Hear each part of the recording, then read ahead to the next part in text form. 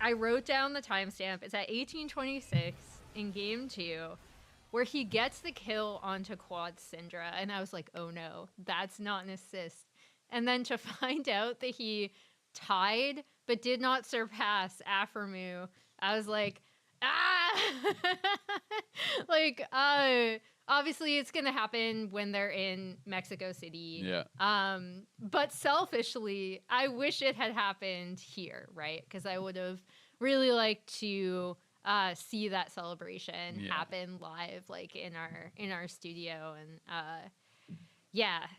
but now he's tied. Like, it's kind of an insane achievement, quite honestly. Like, I know you guys had talked about this in previous weeks as he was approaching the record, but I'm just like, it could have happened while he was here. I mean, it's really, really cool. And yeah, he doesn't have the record, but like, unless Cloud9 fires him and no one ever picks him up ever again, like today, he's going to get the record, right? They're going to do that just to He just needs one assist. Like, you're benched. We're bringing in APA support. Yeah, there you go.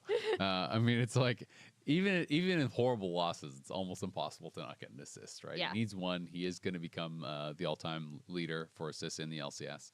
And it's very, very cool because Vulcan has been, so good for so many years. And I thought it was kind of interesting that, this was happening in a week where you were probably the one interviewing, but Zazel was talking about how, like, he's like, even when I gave it 100%, I tried for so many years to be the best player I could be. He's like, just couldn't be as good as Vulcan and Core. Yeah. And no matter what I did, I just couldn't be as good as those guys. And, there is that kind of element, I think, in all things, whether it's traditional sports, whether it's esports. People talk less about like genetics and stuff like this in esports, but I think it's because they are less obvious. Like when you see a guy walk onto the football field and he's like 6'8" and 300 pounds of muscle, and you're like, okay, like he might have a genetic advantage, like over me or whatever, right? In esports, I feel like there are similar advantages. I just think they're less obvious. And at a certain point, it's like, hard work beats talent, but talent with hard work wins every time is kind of like how I feel. And I think that it's like some of the things that, if you're listening, you're like, well, what is he talking about? Like genetics in esports, like anyone can play a video game. Yeah, you can, but like the speed at which you take in information and are able to like understand what is happening on the screen. I do think there is some genetic element to like how fast your reaction speed is, like how quickly you're able to process information, how quickly you're able to like learn. All of these things, I think, is one part nature, one part nurture.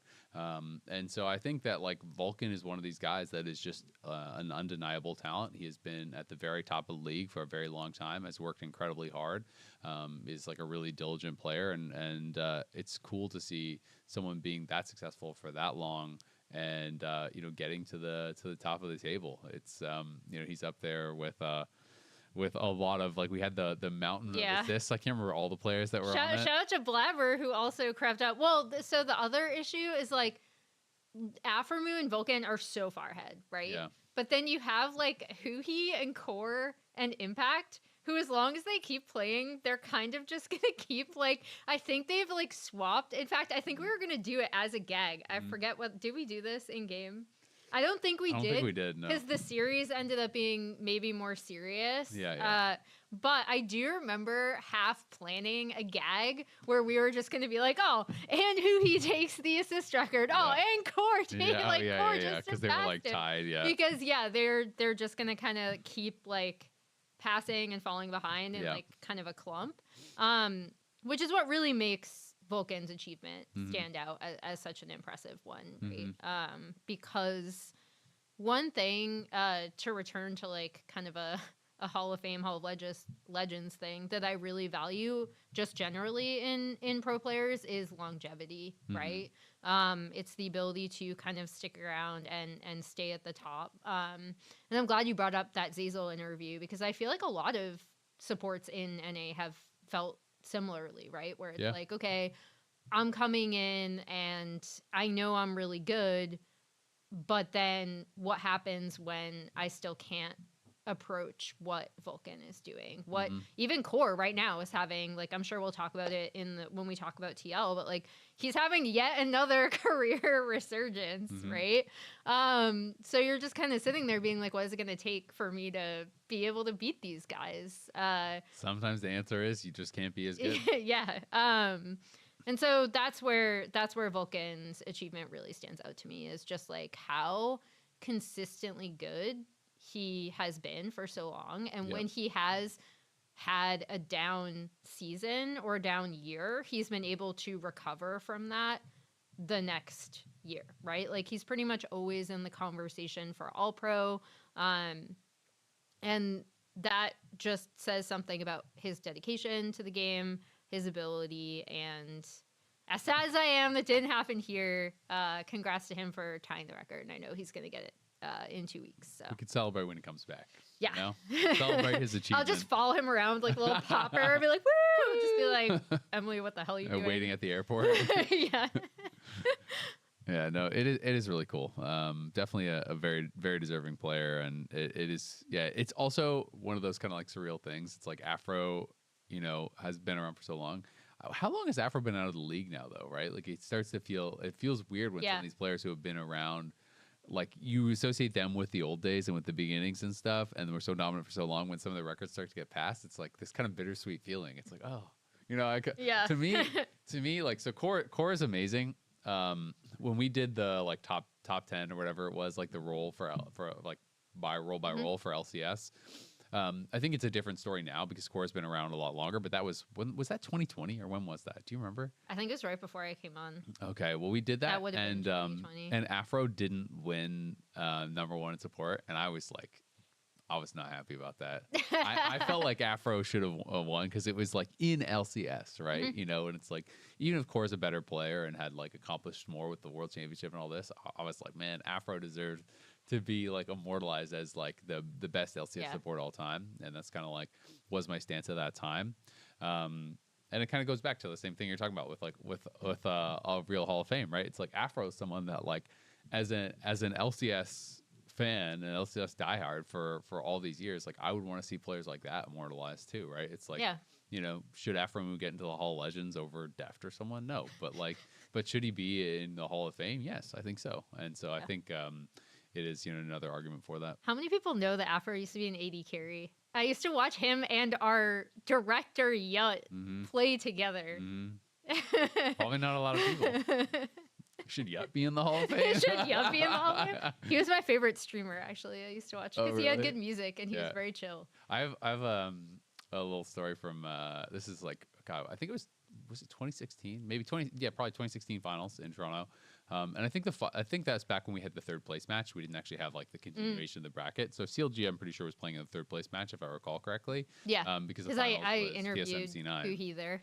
And my brother at the time was a huge CLG fan, and so I had like at one point I had gotten him like he started playing League and he like was like one tricking Nami and stuff, and so like I got him like a Nami plush and all the CLG guys signed it, which was super cool. Sweet. And then my brother got to come to the LCS finals because it was in Toronto, which is, you know, only a couple hours from where, you know, they live in Kingston where I grew up. And so they came and, you know, like after the cast or whatever, I met up with my brother and stuff, and we were walking back to the hotel, and we just happened to run into some of the CLG guys, and like my brother was, you know, it's Afro, it's Starshot, oh my God. And I was like, oh, like I'll introduce you. And like, you know, you didn't really want to bother them. And I just thought that they would just like do a quick hi or like, you know, take a photo or whatever. And went over, introduced them, and they just like hung out and talked to him for like the whole walk back for like 30 minutes or maybe even more, to be honest. And both like took pictures with him, and like, you know, we're offering to like sign a jersey for him and like all this stuff. And they were just like so nice. And it just made me such a fan of kind of like those players. And you know, the realization of like how much of an impact some of these pros can have on people, and just it's really, really nice to see. So that was just like a positive memory I have of Afro in that time. So it's like it's really cool seeing Vulcan pass him, but also I'm like, Afro needs to be remembered.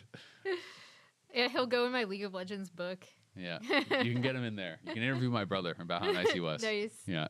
All right, we're going to head to a quick break, but we will be right back after these messages. Dude, this lobby is kind of comfy. It feels different. If this is different, I like different. I'm staying right here. Are you guys serious? We're about to get into game. Emily, let us enjoy it! You guys need to lock in. Maybe this'll help.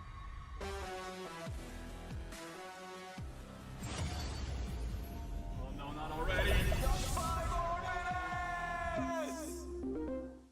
Welcome back to The Dive, driven by Kia. It is time to talk LCS, and what better way to kick it off than to talk about the fact that LCS Championship tickets are on sale now. Another wave of tickets just went up for sale, including one-day tickets October 3rd and 4th at the Gas South Arena in Georgia. Check the link for the description. It should be a lot of fun. It is, of course, our summer finals, which means our teams will be qualifying for Worlds there. It's going to be, they're going to be going off to Worlds. We'll be determining the seeding and everything, so that should be a lot of fun. And the LCS pros are also going to be taking over the broadcast this Sunday, which is going to be... I can't wait for this. It's going to be so funny. This is going to be insane. There's no talent on the analyst desk. So it's my understanding is it's just pros. So they've got to make the segments, they've got to do the things, and I don't know what's going to happen. It's going to be a really heavy lift, I think, on producers. And it's also, there are 2 pros who actually have had to do actual segments, and one of them being Sven, who I think we got some experts. We've both worked with, but I do also remember, and it was hilarious, but I do remember the Cloud9 analyst desk. Yes, Sven trying to corral the rest of his trying team. to herd cats. Yeah, because he's the only one with an IFB, so he's trying to hit the transition time. Yeah, and his team is not allowing him to do that. He's trying to stop Berserker from swearing. That's also not happening. Yep. It was a fun time. So I'm definitely looking forward to watching. We need PAs on standby with an air horn to get them ready for the toss. It's you must toss the commercial now. But it's gonna be amazing. We got some really great guests. So we have Inspired, Dokla, Sven, Zazel, and Blabber. I believe are all gonna be there. So that should be a ton of fun. They're also gonna be casting. Spoilers, I'm going to do a duo cast with Blabber, which I think should be really fun. I was actually so happy that Blabber finally got to cast because I thought he was fantastic. Yeah, no, he's excellent. I think Dokla is also going to be casting. Inspired is making his return. Not as a player, but as an analyst. Yeah, he's going to be here. So that's going to be so much fun for week 5. We have this cool opportunity because, of course, a lot of our top teams for week 6 are going to Mexico City and playing there, which means they have a bye in week 5. So these players don't have to play in week 5. So they're going to all get to join the broadcast, and that's going to be really, really, really fun. So definitely don't miss out this weekend. But let's talk week 4. TL won another series here. They beat DSG 2-0. And I don't know about you. I know you had your Huhi Hambach. That's okay. Yeah. Unfortunately, I wasn't trying to put you on blast. Yeah. No. So at the beginning of the year, for anyone who doesn't know, they asked for hot takes, and usually people have taken issue with the fact that my takes are never hot enough. They're room temperature. They are room temperature. They're lukewarm. My friend Kelsey used to always be like, wow, good, another lukewarm take from Emily. So I was like, okay, I'm going to go really in. And I'm like, something this is a good hot that take. Could happen. Yeah. Isn't likely, but could. And I was like, Huhi and Hambach are going to become the best jungle support duo. And that is not looking good. But it is Jose and Core are tearing it up. There was, when I was reviewing the series for this episode, there's already as early in game 1 at around 11:40, Jose ganks mid just as Core is invading bot side. Sajed loses I think 3 total waves to turret throughout this entire exchange. But so the gank happens mid, that's successful. Jose is immediately able to rotate into the bot side jungle, invade, wait for DSG to respond. Meanwhile, Jan is just hammering at the turret. Again, Sajed is completely off the wave. And then Jose just comes, or Core delays his back with Solar Flare, I think. And then Jose just comes in I think auto attack or like pokes him like 4 times or something. Sajed dies. Another wave just ends up dying to turret. Like they seem to be like Core and Jose are so like synced right now. Like the entire team is in sync, but specifically those two, because the early game is so dependent on support jungle. It's super important. It's been super important all year. And they're like just torturing enemy carries. They see like the best way I can put it, I think, is that a lot of people like this happens to me a lot when I'm in game. I can always see the beginning of the play, right? Like it's really easy to see the beginning of the play. It's not as easy to see the end as you start the beginning, if that makes sense. And the best way I can put what TL are doing on the map is that they're so deliberate about their movements that they can see the end of the play before they even begin the play, which is like they can super impressive too. Yeah, which is like it's just like what they're doing right now is really, really impressive to me. And the fact that they are so focused on continuing to improve as a unit and really trying to hold themselves accountable is also really, really good. I think TL looks really scary. They are just, they're playing really, really well. Core and Jose, what they're doing to enemy bot lanes is just like crazy. Like it's awful. Watching watching Sajed and watching like Masu the week before, it's like they are living behind the tower, and I just love how they play together. You know, even when Core is just on an Enchanter or whatever, like they're still willing to play so aggressively. It's not just like if he's on Bard or Nautilus or whatever. It's like he's on Nami and they're still, you know, proxying behind the tower and stuff. And it is just really, really impressive. And I think it is something they're kind of being allowed to do because all of their players are playing well, right? So all of their lanes are putting on pressure, and it makes it really, really hard for the other team to be able to kind of like keep up. And when everyone is being pressured, the enemy jungler has, you know, really difficult job already. And then one gank happens or one 2v2 kill or a solo kill or anything happens, and it just feels like the map just breaks. Yeah. And all of a sudden, there's this extra point of pressure where, okay, now Quid can help with an invade, or bot got pushed, so now they're invading. And like there's always that extra man that is moving in, it feels like, with Jose and being able to support on these plays because their lanes are all really playing well. And they've been using this to destroy bot lanes. And Jan, I know we've talked about this a lot this split, but like he had not been very good this year, and he was not very good at MSI. But TL were still, you know, doing pretty well. And now seeing Jan play as well as he is, and the whole team is playing at a really, really high level, it's exciting because they are a real threat to win the title. You know, it's not just Lion, and especially there's more uncertainty around Lion now because Inspired has been away for a lot of the split and so on. But yeah, I just feel like they are coordinating better than any jungle support in the league, and they are slamming home advantages better than any jungle support in the league because they're constantly delaying bases. They're constantly forcing, you know, mismatched timers when it's like you chunk out a support, the support bases, now the AD carry gets zoned off, and instead of letting a base, Core and Jose are behind the tower, interrupting the recall 3 times in a row while all these waves out of turret, and Jan gets 2 plates, and then all of a sudden it's like, okay, well, how do we play? Yeah. Yeah, I mean, I think the other thing is especially when Quid also gets involved. Like, I know he was joking. I think he saw the Loki rise stats and thought that was LCS overall rise stats. But he was like, yeah, like I saw Rise has such a poor win rate, and I was like, how? This champion is broken.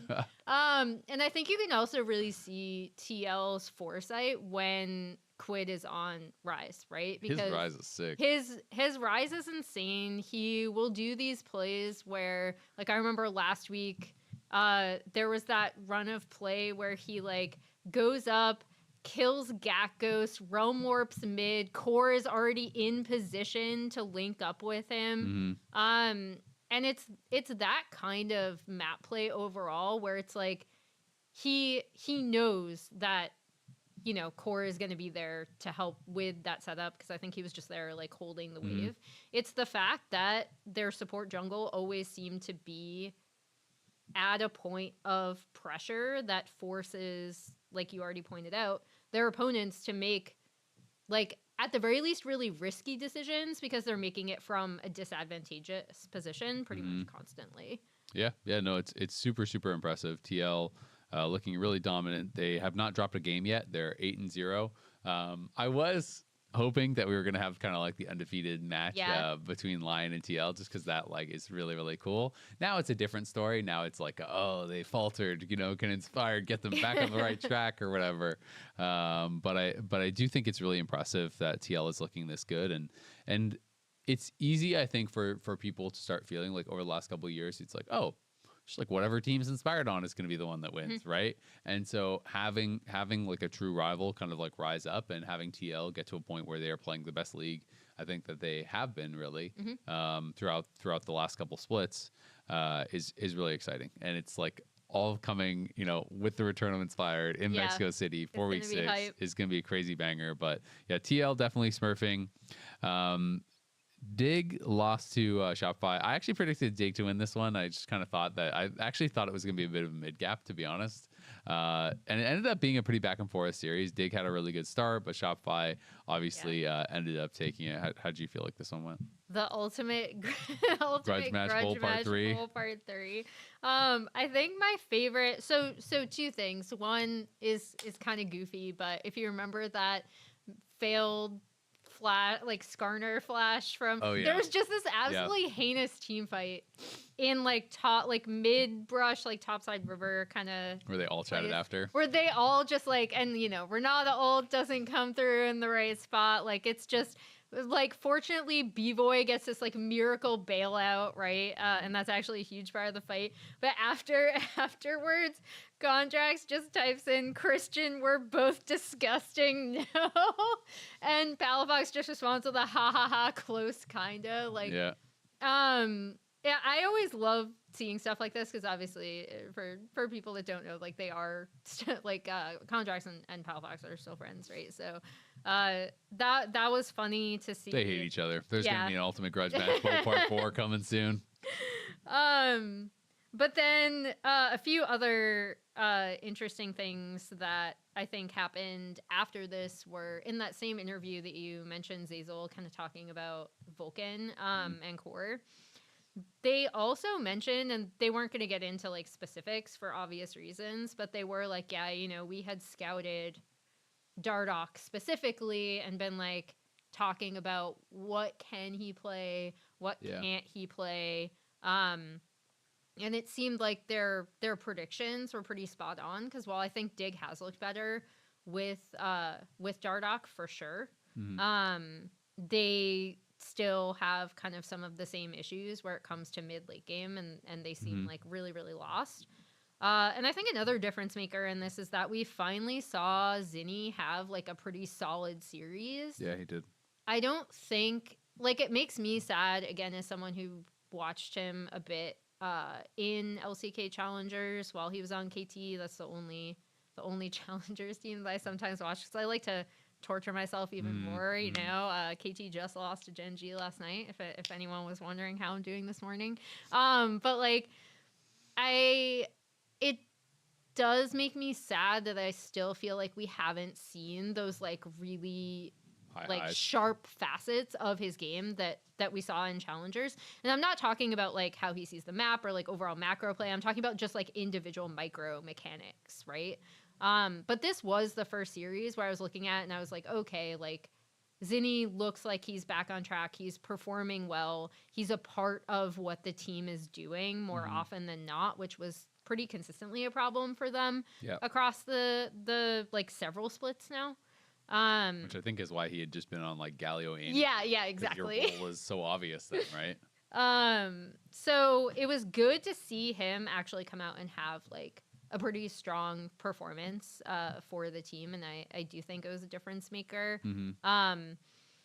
I also just really enjoyed the Contracts Zeyzal banter afterwards. I'm super happy that Zeyzal is one of our pros who's going to be on the pros takeover, because he's fantastic, really hilarious. And for as much as he said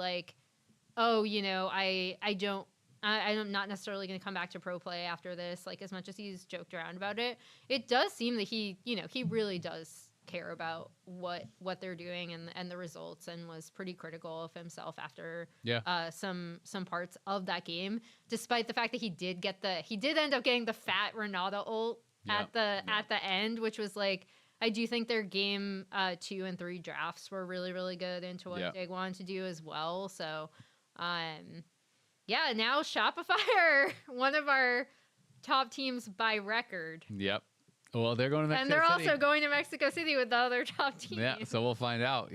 Maybe they'll actually prove it. But no, I thought it was cool. I like that you mentioned what Zizzle was talking about, where he was saying, like, basically, he like you said, he didn't want to give the specifics, but they make some assumptions, some guesses about like kind of like things that Dignitas can and can't play, right? And he was kind of saying that that's true of like all the teams except the very top teams. Yeah, like are good at some things, but they can't do everything, right? So it's like to have the best draft, it is often smarter to leave certain things open because you're just saying, hey, they actually can't play it, even if that champion is stronger than this other champion, right?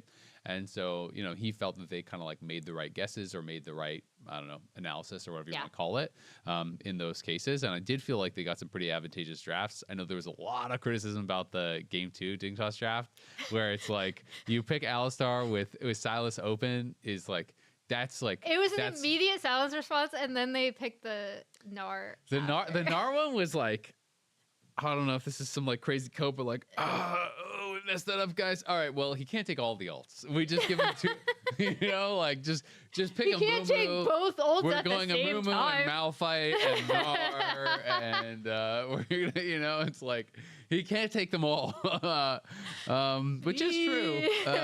But it basically guaranteed he had a Giga ult at all points in the game, right? Like when you have Alistar and it's such a short cooldown, like Alistar ult is one of the best in the game, in any realistic scenario that Silas can get. Gnar is absolutely insane. And even Trundle ult is also really good because it's like he has two ults that really help with his survivability. If and then the Gnar ult is like insane damage and playmaking, right? And so he kind of had the dream setup here on Silas and was kind of like gifted that by I don't know if you want to call it like I don't know if it was an oversight or just like poor drafting or they didn't think he would play it. I'm not sure. You'd have to talk to Dignitas and be like, did you guys forget about this? Because sometimes that literally is just the answer is like, oh yeah, we just forgot about Silas. And sometimes the answer is no, we thought he wouldn't play it, right? And maybe guessed wrong. But that was definitely like one where Zinni got to really kind of pop off and punish them. And it's cool to see him have a good Silas game. And then he followed it up with a good Azir game. So it wasn't just on the same kind of like endless cycle of Galio, Annie and Anivia that it feels like he has been on, right? And so it was really nice to see him having a good series, and I think Bvoy looked quite good too, especially in game 3. The like Kalista game was pretty big pop-off game. I feel like Kalista, the more I'm seeing it, like maybe it is just like when it's picked in specific scenarios, but the more I'm seeing Kalista, the more I just feel like this champion just seems like it does a lot of damage. Yeah. It actually is looking back. pretty strong. She does feel like she's back. It actually has been interesting just tracking overall bot lane picks across, which kind of coincides like on the new patch, which just coincided with a little bit of a rise of Kalista, which we were already starting to see on the last patch. But yeah, mages are kind of dead now, which I knew was going to happen. I think is more of a. This is like a little bit of a tangent from Shopify because this wasn't more. This is a lot less of a B-Boy thing than other bot laners in our league, right? But I think part of it is just that kind of like in LPL and LCK already on the old patch where they're just kind of deciding like, hey, we're better at traditional ADCs anyway. And I feel like the shift was already happening. And then they like overforced it. Yeah, which I think was maybe less of a pro thing and more of a solo queue thing anyway. Yeah. But I'm a little bit sad about it. But no, definitely interesting series and puts Shopify in a fantastic spot for playoffs. And as you said, they are going to be heading down to Mexico as one of the top teams with record, right? Because they're 3-1 right now, I believe. Yeah. So they are 3-1. They're going to be going down. Lion will be there. They're 3-1. TL will be there. They're 4-0. and then C9 are 3-1, right? So it's like all our top teams, yeah, by record, which is definitely going to be exciting.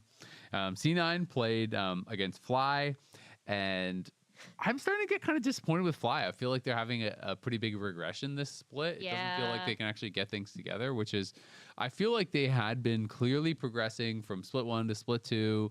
They seemed like they were getting better and better. They seemed like they were working more well together.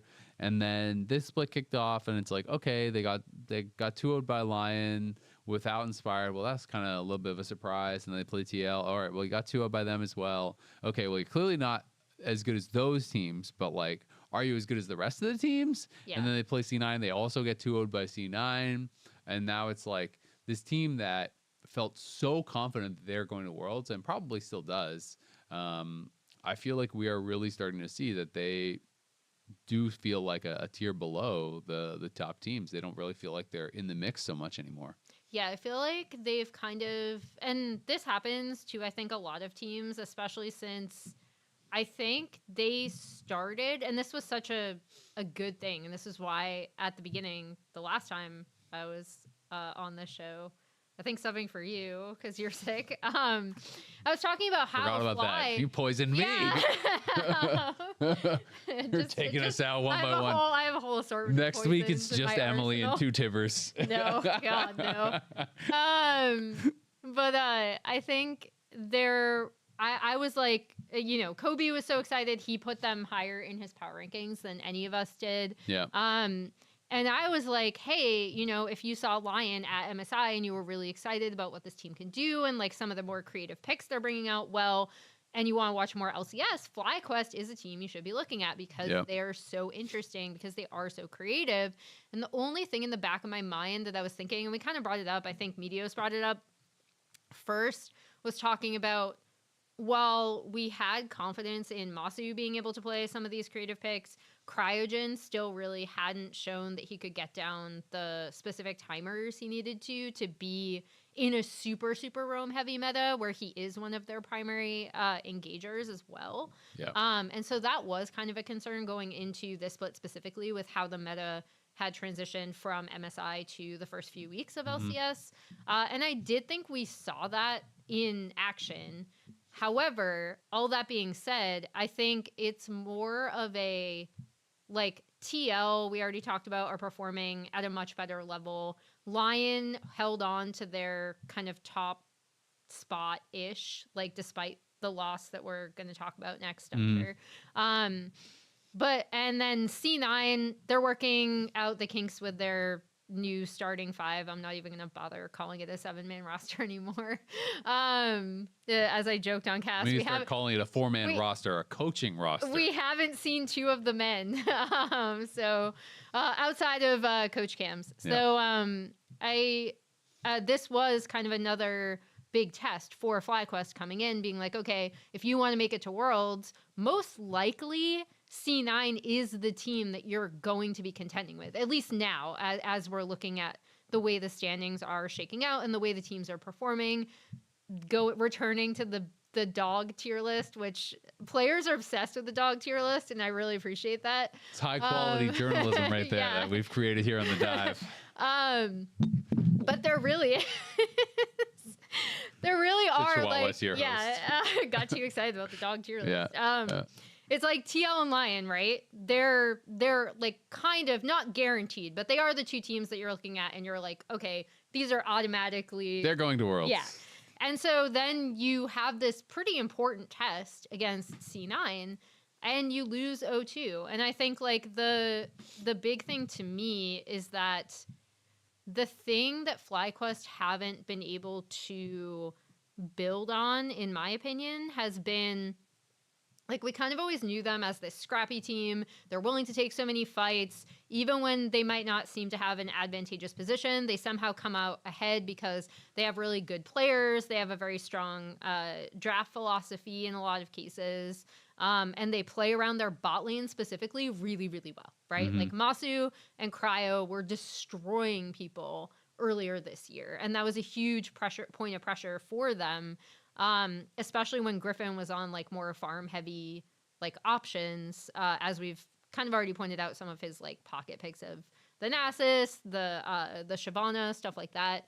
And that has kind of stagnated a bit as other bot lanes have started to perform better during the heavy roaming support meta. I don't think it's a coincidence that this is our youngest jungle support duo, and they've sometimes looked a bit behind the play as opposed to some of the other jungle supports they've had to go up against. This week it was Vulcan and Blabber. And I thought specifically in game 2, because I know a lot of people were really hesitant about the lock draft, but I thought from level 1, you know, with that immediate like flash taunt out of Vulcan onto Masu, establishing this kind of bot lane prio, being like, look, we know you want to play around these pushing bot lanes. We know exactly what you want to do. We have enough CC that allow Locke to go crazy. And he was like, it was C9 had such a really good early game plan to be able to set the map in their favor and really kind of stop what they want to do with the Varus Bard. So, even though, like, I know a lot of people were looking at that draft and being like, I don't know about this, I did think that C9 entered that game with a very clear game plan, and they were able to execute on it really well. That attacked, when FlyQuest has been at their best, it has been through, like, when this FlyQuest roster has been at their best. For as much as we've talked about, you know, Griffin, jungle picks and like quads consistency, it has been through these really strong 2v2 from Masu and Cryogen. And so I did think from really early on in that game, C9 had a very clear idea of what they wanted to do with that draft, and they were very successful. Yeah, no, I completely agree. So someone that I feel like I got to throw some criticism to. It's kind of funny because it's on the weekend where you guys did the top lane tier list. Oh yeah, and I was on that, but yeah. Okay, well Raz did, I guess. Raz had Gakkos, I think, as the lowest tier, and then FlyQuest posted a video of Gakkos watching this, like, and he's like, "What? Like, I'm the worst."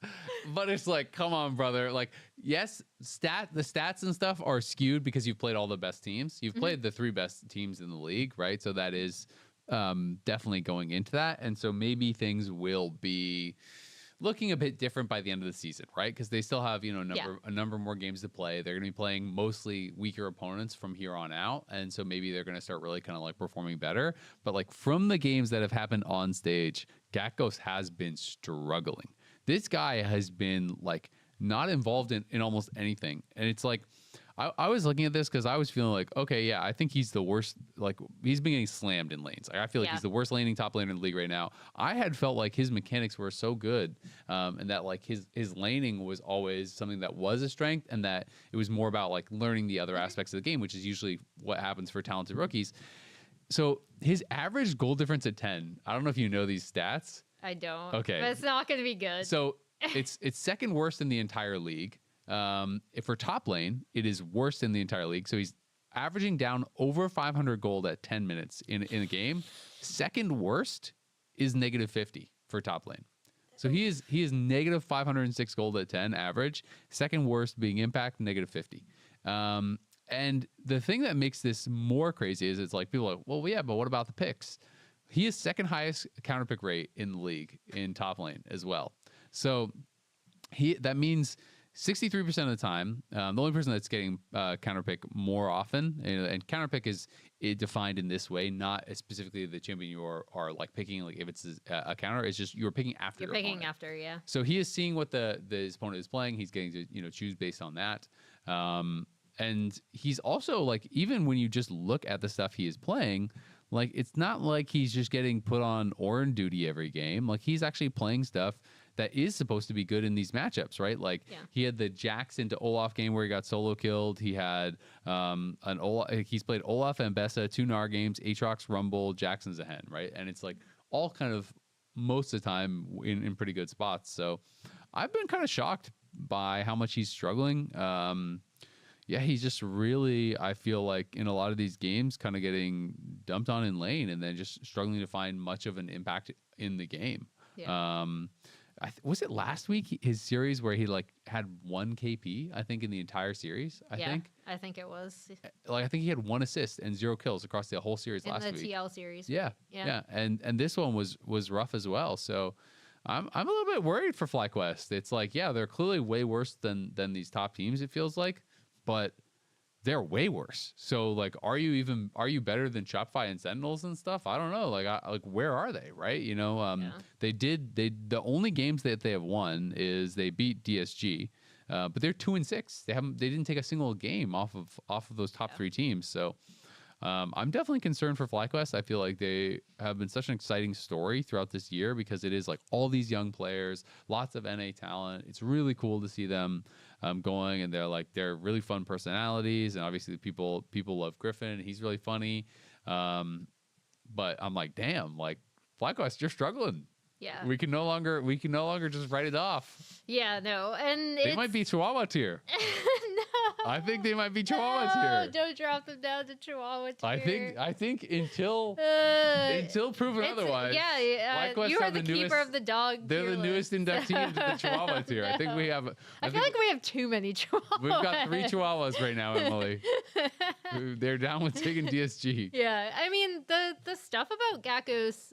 Like, I'm glad you brought it up because just last split in playoffs, we had that Quinn game, right? Where I was looking at that draft and I was like, guys, what are you doing? Mm-hmm. And then they played it super well, right? Like, they found so many angles. He did well in lane. He was able to contribute in team fights, which is my biggest issue whenever Quinn is drafted in pro play. I'm like, how are you going to get her in? They got her in. They set up a bunch of really good angles for him. He took it. So to see how he is kind of struggling along with all the other stuff that we've kind of pointed out, like they no longer can, like, teams are targeting the 2v2, I think. Yeah. I mean, I think bot in general is a party now, like, and has been all split, but, you know, now it's even more apparent with teams kind of being like, okay, we know exactly what you want to do. We're going to attack that. And yeah, it does make me sad to see how they've regressed because, like you already said, like they are a fun team. Like they're a fun group of guys. I love rooting for them. Like I want them to improve. I think it's like overall just better for the health of the league if they continue to improve. So I hope whatever kind of block they're having now, because they've definitely like stagnated, I hope they can work through it. And maybe just cutting their teeth on a few teams that are like theoretically worse than them could help. Although to your point, like, do they beat those teams now? Like, we don't know. Yeah, like, are you better as Sentinels? Sentinels just beat Lion, right? You know, it's like, I don't know. Well, it'll be interesting to see. The last series of the week was Lion versus Sentinel. Lion came in 6-0 in games, hadn't dropped a game, let alone a series. And Sentinels actually took them out. And there is going to be a lot of talk about this. And we obviously even kind of like touched on it from Isle's POV of like, Lion just played bad. But I do think that is an oversimplification and also just like ignores the fact that Sentinels look way better than they have. I feel like Sentinels actually were playing a lot better league than we have seen from them so far this split. And so I do think it's you know, it would be unfair to not be giving Sentinels their flowers for this. They're the first team to take a game off of Lion so far this split, and they actually got the job done, beat them in a series, and I was really impressed overall with how they played. I mean, it's like, yeah, you can say, oh, well, Inspire's not there, or this or that or the other thing, but like Lion has such strong lanes that it just didn't matter against the other teams. They just show up and just kind of beat you, and I feel like everyone thought that is exactly what was going to happen in this series as well. Yeah, I mean, even the game that they lost, it was like they just got giga outscaled by Lion draft. So it was basically like if and they you were make, up like 8K. Yeah, exactly. Like if you make a few mistakes, you know, the Lion draft just kind of takes over the game. But like they set up really well for Hambach to just pop off on Kha'Zix. He had one career game previously, had won it. You could see how comfortable he was on the pick, even if I like personally didn't like draft all that much. And talking to him afterwards, like I did ask, like, you know, how did you keep your mental after having like such a great game? And he was like, oh, well, I had a good game, so it's fine. I entered game 3 and I felt great.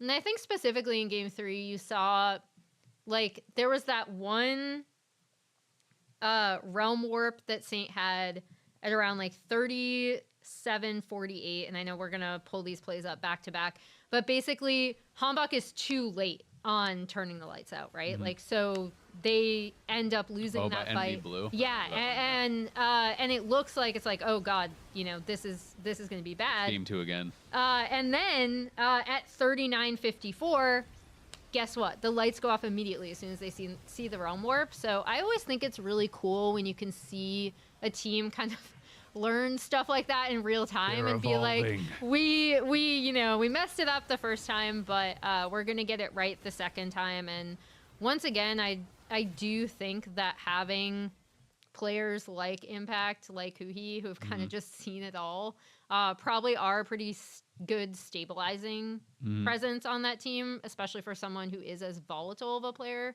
as Hambach is, and who kind of always wants to go in. I also want to give just a small shout out to Darkwings. I think he doesn't get as much credit because Sentinels are kind of this infuriating team where you'll have over the course of a series, players have really bad individual performances and then turn around and have really good individual performances the next game. But he's been like pretty consistently solid for them. And I feel like he doesn't get a lot of credit for what he's doing, but for a player who, like, I think a lot of people expected, oh, he's just going to go in, he's going to get crushed by the better LCS mid laners. He's been, you know, like, wasting away in tier 2 for too long. He should have come into the league, like, forever ago when he was younger. He's been, like, consistently solid for He's them. got second best CSD at 10 in mid lane. Yeah, that's sick. I think he's, like, I fully agree. I've talked about this a little bit myself. I feel like he is quietly really performing well, right? Yeah. I think partially he's also going to get less talk just by the nature of his champion pool, right? Like he doesn't play the kind of like sexy champions, right? He's not popping off on Yone and stuff. Like, you know, he is going to play like Victor and Wei and, you know, and Nivea and Galio until like, and those are strong champions. And I feel like his Wei game was really good. It was. I thought he played excellent in that game. But even in some of the games that they have lost, he has been kind of like the lone gold lead or lone, you know, person who's kind of like even. Yeah. And so I think he is quietly playing very, very consistent. And yeah, he's been a really pleasant surprise for me for someone to come up from tier 2. And my expectations weren't super high. I feel like he's solidly like middle of the pack for mid laners. I think he lacks some of like the super high highs of like a Saint or a Quid or someone. But I do think he is playing very consistently and he is getting them across the finish line in a lot of these games. So no, I've been quite impressed by him. And just kind of like how they played as a team, I thought was really, really nice throughout this series. I know who he has talked a number of times about just feeling like they are struggling to convert what they are seeing in scrims because players still get nervous on stage. And I think he specifically kind of like mentioned Rahel and Hambach getting a little bit nervous sometimes when they're playing on stage. And he felt like this was more akin to how they normally practice. And that's something that's just like really hard to tackle. You know, sometimes I've been in a lot of different scenes. There are some players who really have those stage nerves and they get past it. And there's some players who struggle with stage nerves their entire career or never move past it, right? You know, some players that are like constantly known as the best practice partners, whether it was like StarCraft 2 or various games, and the literal best players in the world are thinking of this person you've barely ever even heard of as the best practice partner in the world because they think that they play at that like insane level. But then as soon as it's their turn to play in a tournament, they're going out in like 80th place or whatever, right? Because they just struggle with those nerves. So it's always something that is really, really hard to combat. But getting reps definitely can help. But I think sometimes it doesn't help as much as people think because reps only help if they go well on stage. When people struggle with nerves and then they go on stage and something bad happens, then sometimes that just gets in their head and then they're kind of like, you know, stuck in it. So it's not always an easy thing to solve. And yeah, I mean, I think things like this can really help build that confidence for some of these players. And it'll be interesting to see where Sentinels goes from here. Yeah, I mean, I can speak to that personally because like for people that don't know, like I get nervous for every broadcast. Like I don't eat during broadcast days, like when I'm on broadcast because of that. So like it's something that I really, I guess, resonate with. And it sometimes can be really difficult. Like even Huhi himself, I think, has said like his first stage games sometimes, like returning to stage, I think it was before he was on Sentinels. I think this is when he was on NRG, where he was like, yeah, like it, you know, some like they didn't play in the arena for a while, and then they came back, and he was like, we were all nervous. And this is someone who's been to like international finals, right? Like, and so I think sometimes you don't realize how nerve-wracking that can be, but then it's a matter of, like you said, like you either get over it and you figure out ways to mitigate it or deal with it, or sometimes even turn it into being able to focus that nervous energy into performance, or you don't. Yep. Yeah. I mean, it's hard. Like I competed for a long time. I was always super nervous before games, but like for me, it was like music that would kind of calm me down. I'd always listen to music as long as I could until they forced me to sit down and get ready to play. That's what I did during track. And that kind of just like helped me kind of vibe and stuff. And then usually once I was in game, I was chilling. But like, yeah, until it started, I was sweating. The lead up is the worst. The lead up is definitely the worst. The anticipation for me was what was killer. But yeah, no, it's always interesting. And yeah, no, it's a big win for Sentinels, and it's a win that also helps their playoff chances tremendously, because they only had one win, series win coming into this, and they did not have super easy teams down the stretch because they were still going to be playing against Cloud9 and Fly, right? And so it's like if you only have one win, 3 is going to make you safely in playoffs, right? I think there's scenarios where you can get there with 2, but 3 is going to safely get you to playoffs.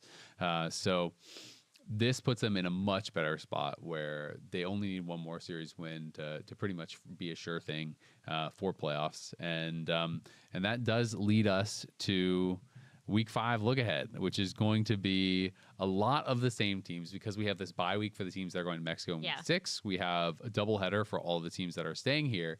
And so this is a super important week for teams, especially for Sentinels and FlyQuest, let's be honest, because Dig and DSG people are kind of... This game is a banger. Assuming Dig and DSG are kind of out of there.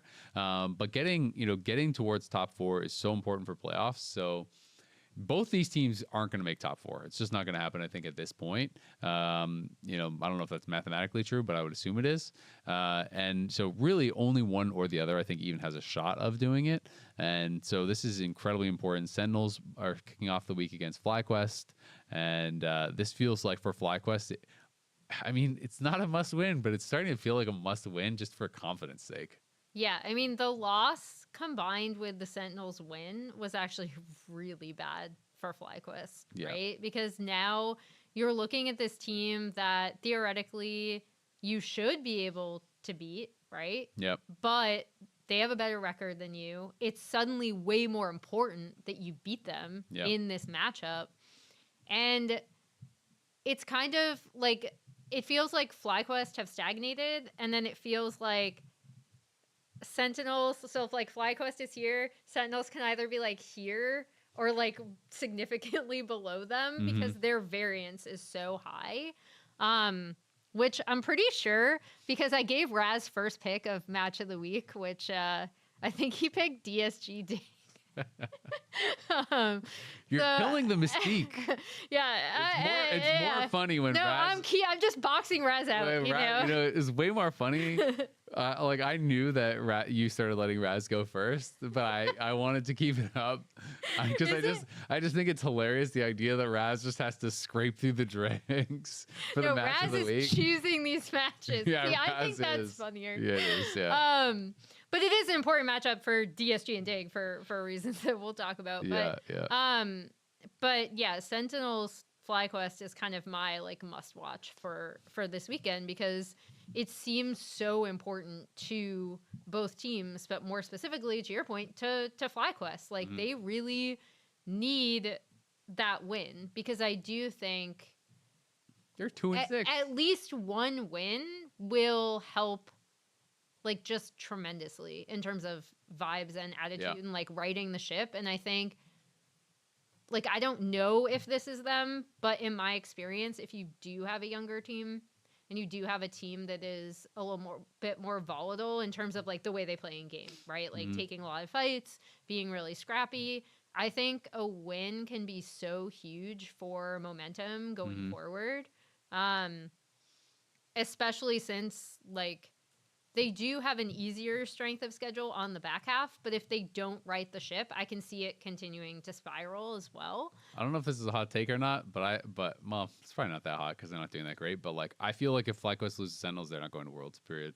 Yeah, I would agree with that. I think it's gonna be really hard to climb out of that deficit. Yeah. Like both just actually based on standings, but then also just mentally. Yeah, I mean, even if you make it to playoffs at that point, I just don't, it's like you're scraping through in the lower bracket, and I just don't see it. And I think especially with a young team, confidence is so important, and having the vibes you get. If they can get a dominant win over Sentinels, then the last couple they have to play Dignitas and Shopify, right? And it's like, hey, if you beat Sentinels and then you string off a couple wins and then you win 3 series in a row and you go into playoffs, we're still going to be uncertain about how they're going to do against those top teams, but at least they will have built some confidence. At least they have some momentum. And if you do win those 3 in a row and you beat Shopify, there's pretty high likelihood that you could be top 4, right, and start in the upper bracket and so on. So I think it's a hugely important match for both these two teams. I mean, if Sentinels win, they're locked in playoffs. They're feeling really good, and FlyQuest is going to be in big trouble. Yeah. What's the other? We'll choose one other matchup. What's the other one you think you're most interested for? Is it both the FlyQuest ones? It's both of the FlyQuest ones. That's how I then feel too. like because like I'm also really really interested and like invested in Dignitas now. Like it's been cool to see Dardoch come back. I do think like for as much as we've joked about like game 1 Dignitas and like Palafox Summer becoming game 1 Palafox or whatever Kangas has transformed his graphic into. Yeah. But now they're fighting other Chihuahuas. So now we get to see who the king of the Chihuahuas is. This is the week of the Chihuahuas, actually. It's Chihuahua week. We got Dig on the versus LCS. DSG and Dig versus Fly, the newly inducted Chihuahua. So, I mean, especially depending on what happens against Sentinels, right? Like that Dig Fly series is just absolutely massive for Fly Oh my God. specifically. Imagine if Sentinels beat Fly, and then you're going into that, you're like, oh my God, what if we don't make playoffs? Yeah, and that's a quicker turnaround than you expect, right? Because it's just next day. That's more of a like international type turnaround where you're playing back-to-back days. Yeah. So prep is a lot harder for sure. Yeah. And you would think if you're prepping more for one series than the other, it's probably Sentinels, right? Yeah. So those are the two I'm most excited for. We do have Sentinels versus Fly, and then Dig versus DSG on Saturday, and then Sunday is going to be DSG Sen as well as Dig versus Fly. So super important for these teams that are battling to try to make playoffs. Dig and DSG have to have a good weekend if they want to have really any chance of making it into playoffs. That Dig versus DSG matchup going to be very important for their playoff chances. This was a fun episode though, Emily. Yeah, thank you for having me, for coming in and joining and poisoning my co-host. And I hope Kobe feels better. I hope Medios has fun. I hope Medios has fun at work. Yeah. It should be good. Next week we will be back, of course, for more of the dive. It'll be an Emily solo dive next week. That'll wrap it up for us here on the dive, driven by Kia. Be sure to subscribe to us on Spotify, Apple Podcasts, and YouTube so you don't miss an episode. And leave a comment about how you want to pre-order Emily's definitive League of Legends History Edition. And LCS is going to return this Saturday at 1 p.m. Pacific. It's going to be Sentinels versus FlyQuest. It's going to be a banger. We'll see you there. Bye.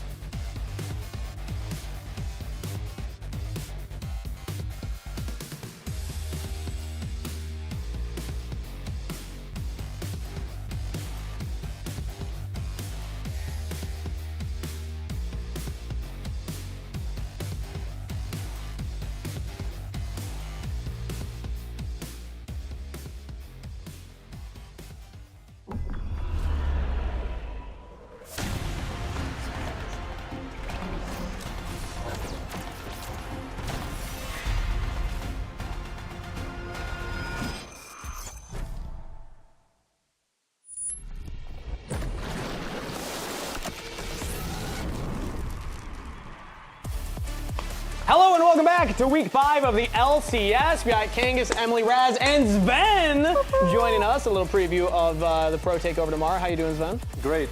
Yeah, warming the bench at C9, now warming our couch here. That's crazy. Just know you're closest to choking. I am, you're true. Right next to him. I think he knows he wins 1v1. So. You want to try an arm wrestle? We can I'm give it a good. go. Pretty sure we've done that before at some point. But honestly, it's awesome to have you on. Are you excited for the Pro Takeover tomorrow? And also just being on the show today? Yeah, because it means I will get rid of you. There we go. There we go. Respect for that one. That's actually, he's going to be the host, I'm pretty sure. He's going to be the host. Yeah, that's the best part. Do you want any tips on hosting a lounge? Not from you. No. Oh my God! Yeah, but here's a reminder that the pros are taking over the LCS broadcast. Are you nervous at all to be amongst such esteemed peers on the desk? I got this. You got this? Yeah. Okay, what are you going to do to immediately ego check Inspired? Because he's just coming back. This is the first time we're going to see him on the show. He hasn't even played it all this summer. I'm not going to reveal my tomorrow plan. Okay. I'm going to wing it. Okay. You're going to wing it. Fair enough. I just have one question. Is it going to be better or worse than the time you were trying to herd C9 on the C9 analyst desk takeover? Ooh. I remember this. When was that? That was like years ago. Years ago. That was actually it was with like Fudge and 3 Berserker, years everything ago. on that team. Yeah. Oh, I do remember that actually. Yeah, that was Yeah. terrible. It did not go well. I mean, I couldn't make Berserker stop swearing. Yeah. I was like, bro, you can't say that word on broadcast. Like, really? I pitched we should have a swear jar for tomorrow for all the pros on the desk. It's not. You don't think so? Oh, I'm here for production. We will have one. No, that's what I'm saying. Like, Okay. they're going to make a lot of money. Yeah. if I you can't do afford that. it in this economy. The problem is no Current one has play salaries? actual change on them anymore. Yeah, it's no, actually I don't good. have money on Yeah. me. Yeah. It's just got to be mouse pads and mice. There we go. Is it Collateral. mice as the plural for like a computer mouse, or is it mouses? I never mice. knew. It Mice. is mice? Okay, I it just think so. doesn't sound right, you know? All right, well, that's neither here nor there. Let's take a look at the schedule and standings so far in the LCS. We still have one undefeated team at 4-0. Team Liquid Alien, we're yet to drop a game and are looking dominant. And then today, though, we got a lot of those teams towards the bottom of the standings, and we get a very fun matchup with a lot of standings implications for playoffs. Sentinels versus FlyQuest, and then Dignitas versus Disguised today. Raz, is it your match of the week here? I don't remember if Yeah, your match it of is. the week It's is Dig here. versus Disguise. It's Dig versus Disguise. We're seeing the dumpster fight. It's my favorite. It's my favorite. And it will decide essentially, like, there's a scenario where it doesn't decide if, like, DSG, we'll talk about the playoff scenario specifically, but if DSG loses and they're 0-5, there's still a slight possibility of them making it to playoffs in, like, tiebreaker scenarios. But that's a very slim margin. Yeah. And we'll talk about it later on. Well, Sven, we have a tradition here, because Emily usually does match of the week. And then Raz jumped on to do Raz match of the week as a derivative of the Emily match of the No, week. mine is unique. Yours is unique. Yeah. Okay. His is always the dumpster fire. It's usually the lowest of the standings. Yeah. We want to get the Sven match of the week, the derivative of the derivative. So we're going to look at tomorrow's matches, because then you can defend your take tomorrow. It's going to be DSG versus Sentinels, and it's Dignitas versus FlyQuest. Oh, God. That's not it then. That's not it? That's not it. That's not it? Okay, do you want to pick one for today then? Well, I think today's match, Sentinels FlyQuest is pretty good. Yeah. It's a pretty important match for both teams because right now most teams just think that TL and Lion are guaranteed to go to Worlds at this rate, which is fair enough. Yeah. And then you're looking at the third place seed, and I think C9 is going to go because they beat FlyQuest last week. That was pretty big victory as well. And you're like, who else can even contest this third seed, right? It will be Sentinels, if anyone. I don't think DSG, Dig, or SR are gonna make it. You're not a Shopify believer? No, I think I will those teams are change your mind what we call later. NGMI, not gonna make it. Is that the industry term? Yeah, it is. Okay, It's yeah, my technical own term. coined term. Yeah. And I think Sentinels, they could rise to the occasion and beat, Okay. FlyQuest, and then that will bring them to the team that contests C9 for third. Yeah, At we this saw rate, right? we saw him do it in lock-in tournament, so they were Yeah. good for one top 3. But if you had to pick one tomorrow, Sven, I'm putting you back on the spot. DSG Sen or Dig FlyQuest, which one? Jesus. Second one. Second one. Yeah. Dig FlyQuest. Yeah. He Dardoch. didn't even want to say the name. He just didn't want to. I was speaking about those teams.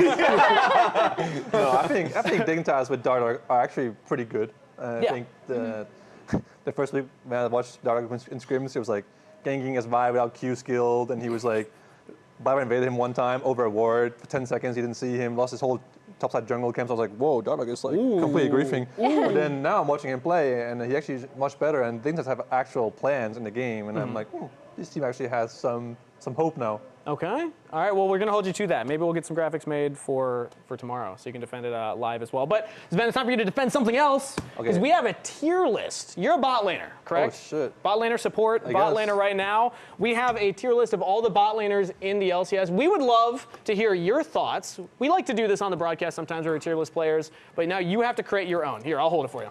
Is this everyone? That's actually, I believe that's all 8, yeah? Okay. You got you and Tactical. You have not played this split. That's effed up. There's 9. That's We got you staring down B-Boy. Look at that. They're putting me on the spot here. It's kind of messed up. Okay, well, let's get. Wait. They're magnets. the magnets. There you go. Okay, there you go. okay. Yeah, we're high tech over here. Get me out of the way first so I can figure out who goes where. Okay. So you're not putting yourself so down big. here. No, I'm just putting Yeah, it different for now. Yeah. Masu and Jan's head are enormous. Yeah, some people have bigger heads than others here. Okay. I think, Honestly, you can even just put them in their place first and then start to I explain. think this one is fair enough. Yeah. Let's get you out of the way here. Okay, wait. Oh. Just placeholder, not there. Yeah, I'm just sure, like, sure, gotcha. I'll get my overview here. So far it's Berserker S tier. I think that's pretty in line with our expectations as Yeah, well. I think you go. He's kind of like big-headed, this guy. I think it's accurate, Literally. too. Do we care about Literally. names here? We just care about heads, okay? Yeah, just heads. That's just the heads. Yeah, we'll move some of these around for you. I think I might have a lot of people in beat here in this one. Ooh. I honestly think it could be something like this. Like literally everyone else. Just everyone B. Yeah, besides. And is this in order of beat? Oh, Watch it. We don't have the swear jar yet. this could be like. It honestly could be something like this. Yeah? I Wow. honestly think this could be a fair list. But I also think it depends a lot on different things. Like, I think Jan and Koji are a good 2v2 lane. While Berserker is better than Jan in many other ways. Sure. Well, every one of these guys and this guy have different things they're good at. For example, I put this guy in Kai'Sa, I'll put him up here. Okay. But I put B-Boy on Lucian, I put him here. Yeah. You know what I'm saying? Yeah. Like, I put Berserker on different champs, he's up here, and I put Masu in a winning lane matchup, he might be up here. Or, But if we put Masu in a losing that matchup, he'll be down here.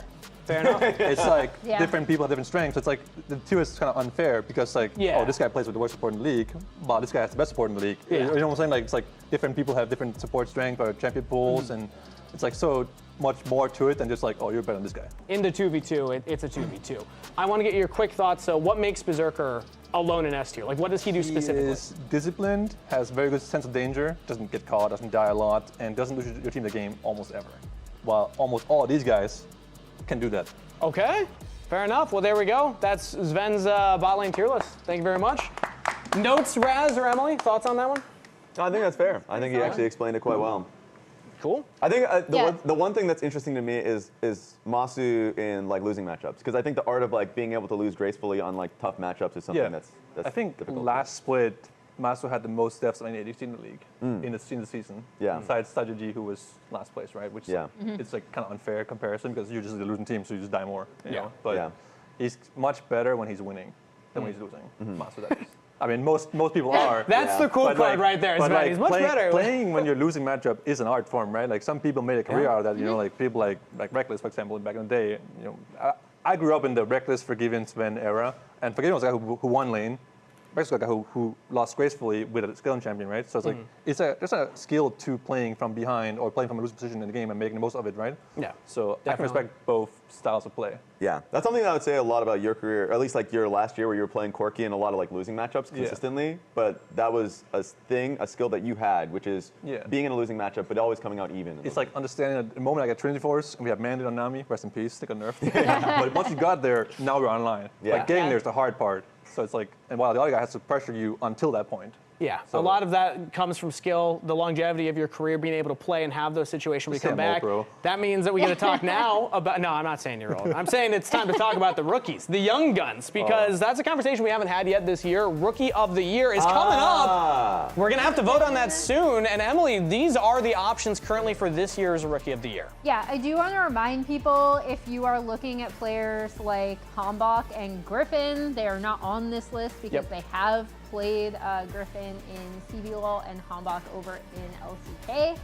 We are not doing a Peanut Rookie of the Year. Yeah, we're not like doing the LPL. did. That's not happening. But I do think, despite the fact that I think Black West bot lane has been having some struggles this split specifically, I think Cryogen has kind of emerged as the as the front runner for me. Okay. In terms of Rookie of the Year, specifically when he first came on in Split 1, they were playing a lot of 2v2 Enchanter to try to dominate the lane. Yeah. And I thought, A, he was just really good in that meta, but B, he was a lot better and learned a lot more in that short amount of time than I was expecting, given the jump he had to make. Fair enough. Raz, who's your front runner? I mean, it's pretty much the same point. I think it would have been one of the FlyQuest buddies, but I think Cryogen throughout the full year was very consistent with Masu. And it's always difficult when talking about a bot lane and discerning which one is actually like leading the lane or doing really well in the lane. But I felt like Cryogen, especially in the Enchanter meta, was doing a great job. So for me, it would have been Cryogen. Yeah. Sven, do you have opinions on Rookie of the Year? I mean, it kind of sucks because like, it can't be Dantor, right? He's only played like, what, 10 games, something in the league. Sajed kind of loses because he's in the last place team, so it's like he doesn't really get a real chance. Yeah. And I don't think anyone on this list has been particularly impressive, to be honest. I would probably just go with Cryogen, maybe. Yeah. Okay. It's All like right. not a very exciting choice, to be honest. But I think pro players have usually the worst takes on this kind of stuff because you base so much of your voting judgment or whatever on scrims or games you play against them personally. Sure. Well, the games you play against them are not the only thing that matters. There's a lot of But they are the intangibles pro as well. players. You know, it's like, Yeah. oh, I beat this guy, so he's bad. Yeah. I mean, Good save. that's not how it works, Good you know? save. Yeah, That's not how it works, but that's how pro players think. So, Okay.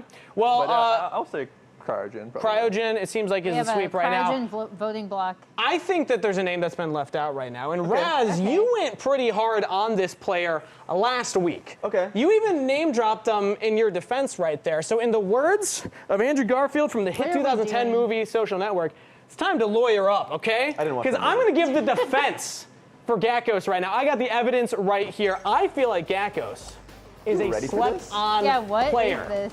Why The do you have evidence is mounting up in his favor, I would even say. Suitcase in the Now, Yeah. one of the takes against Gakkos last week was isolated deaths. He's got 11. It's a lot of That's a isolated lot deaths, of right? isolated deaths. But you got to do the eye test. So I challenged myself to watch every single FlyQuest game and identify every single isolated death I'm sorry. of Gakkos. Why was that a challenge? Because there's a lot of are them. you There's a lot of them. unintentionally But we're going to break them insulting down, your okay? own Because we have game state shenanigans and self-inflicted. This isolated death, he's the only one up when the team's already losing the game, dying at fountain. That shouldn't count against him in the argument against Gakkos for isolated deaths. Here, this one, you know, let's take a look. They're trying to dive top lane. There's a TP flank. He gets isolated from the team. That's a game state situation. I'm not going to hold that against Gakkos.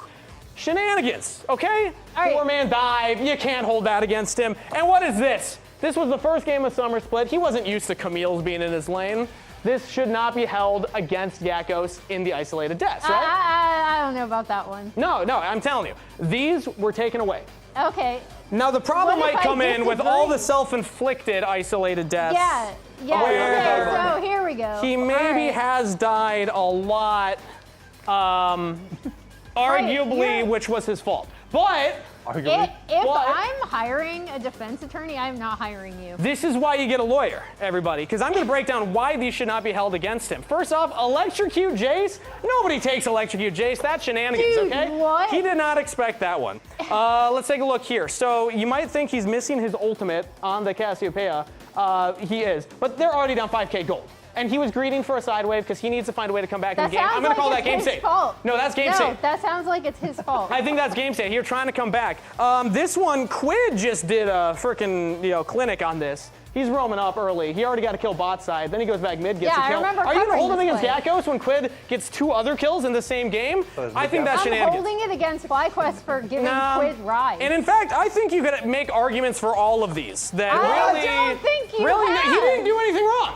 I don't think Gakkos did anything wrong, and we should forgive him for all the isolated deaths. And he's actually, if he gets back to spring form, my front runner for Rookie of the Year.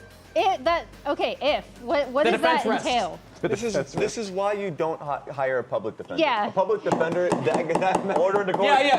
Order in the court. Judge Sven, what do we think? I approve. Yes! Let's go! Under what circumstances? Did you hear the gavel going? That means you don't talk anymore. My bad. Yeah, can we get some order in the courtroom, Yeah. actually? Better call Kangas. Better call Kangas. Paid Exactly. off the judge! Thanks, man. Appreciate it. I'll give you those tips for free later. Oh All right. God. Let's take a look at FlyQuest versus Sentinels, our first matchup. Who Sentinels just upset Lions last week in a very, very exciting match. Sven, what are your thoughts on Lion dropping a game, or dropping the series rather? This series was I don't know, bro. Yeah. It was all over the place, this series. It felt like I could have said one team was going to win and it would be fair enough at any point of any game. There was like so many throws back and forth in this series, and it was just kind of disgusting to watch, to be honest. Yeah, a little bit. The one thing I will give Sentinels credit for is in that Nocturne game where they turn the lights out too late, pretty much like get absolutely slapped, and you're like, okay, they're going to throw. The next time the Realm Warp comes through, they immediately turn the lights out, so, you know. Yeah.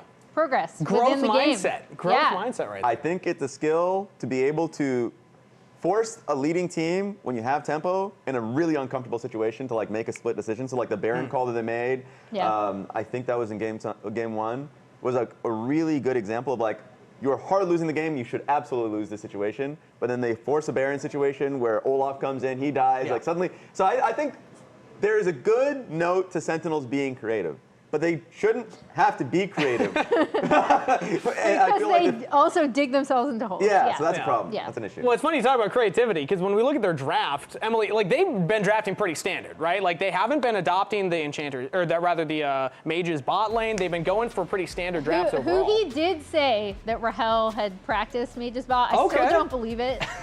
However, I do think, and this is a quote from Golden Glue in an NA-Men interview, it's basically they have kind of an archetype of team composition. And we talked about this previously with like, when you don't let them have certain champions, specifically Bard and Caitlyn and Skarner, in prior splits, they would lose a lot more games, or they just look a lot more volatile in game. I do think there are certain draft archetypes, especially with Rahel on the standard AD carry, where they are playing a lot more back to front, that they look significantly better on. Do we add Kha'Zix to that list now with the Skarner? Have we gotten there yet? They lost that game. No, they lost that game. Actually, Sven, have you been in a situation where like you're in a team that cannot play any other style? You play one style and it's successful. Otherwise, I'm in one right now. well, kind of. What would you say the style is then? I can't leak our strategies. Okay. Yeah, what the heck? Trying to get you to turncoat right there. Yeah. After he defended you, he sided with you. Yeah, and I did come in pretty hot at the start of the day. You know, we'll get back to friendly Kangas and Sven shortly here. But that's a good question that Raz posed, though, of like, what's it feel like to know that you're kind of scouted, or there's a chance that you've been scouted going into the match already? It's scary when you get deep into like the playoffs, because you think if teams figure you out, you can get a good draft. Yeah. But it's sometimes you know your weaknesses, but they don't. In the case of Sentinels, everyone knows their best champs are Skarner in good matchups. It's Caitlyn. It's Caitlyn Bard specifically, and Darkwings is a mage player. Impact's a tank, pseudo tank player, like you know, tanks and bruisers. So you know what to not give them if you can avoid it. But they're still very good at that style, even if you give it to them. So it's like, it's whatever. Okay. But it gets bad when you go deep in playoffs, and everyone knows, oh, just ban Caitlyn and Skarner and you just win the game. Yeah. Like that's when it becomes a problem, right? And another one of the weaknesses, Raz, we've seen time and time again. Sentinels get, fall behind early, and they have to do the Sentinels comeback. Yeah, you talk about the weakness because you're focusing a little bit too hard on the deficit. But it's always about the comeback. I remember really early on in the year where Huhi made that quote where you're always just a fight away of winning the game. Yeah. And I think at first you're like, okay, that's a really emblematic quote. That's nice to hear. But surely they scale up and they don't need to do that anymore. But like, they find themselves often in these situations, but it is crazy to see how large of a deficit it can get, up to nearly 9K. Wow. Some of these gold crafts are hilarious. That's wild. It is wild. That's like segue was so perfect. It happens twice to Lion. Those are 2 gold grabs dedicated to Lion. So Lion is uniquely, in a great position for that. And one of those was C9. Just gonna put that there. I'm also realizing very long games. Yes, they will drag you out into the depths. they hang in there. They hang in there and they choose their spots. Don't ask how they got into a deficit versus DSG. It doesn't matter the opponent at all. It just matters that they find themselves in these holes and they will climb. Yeah.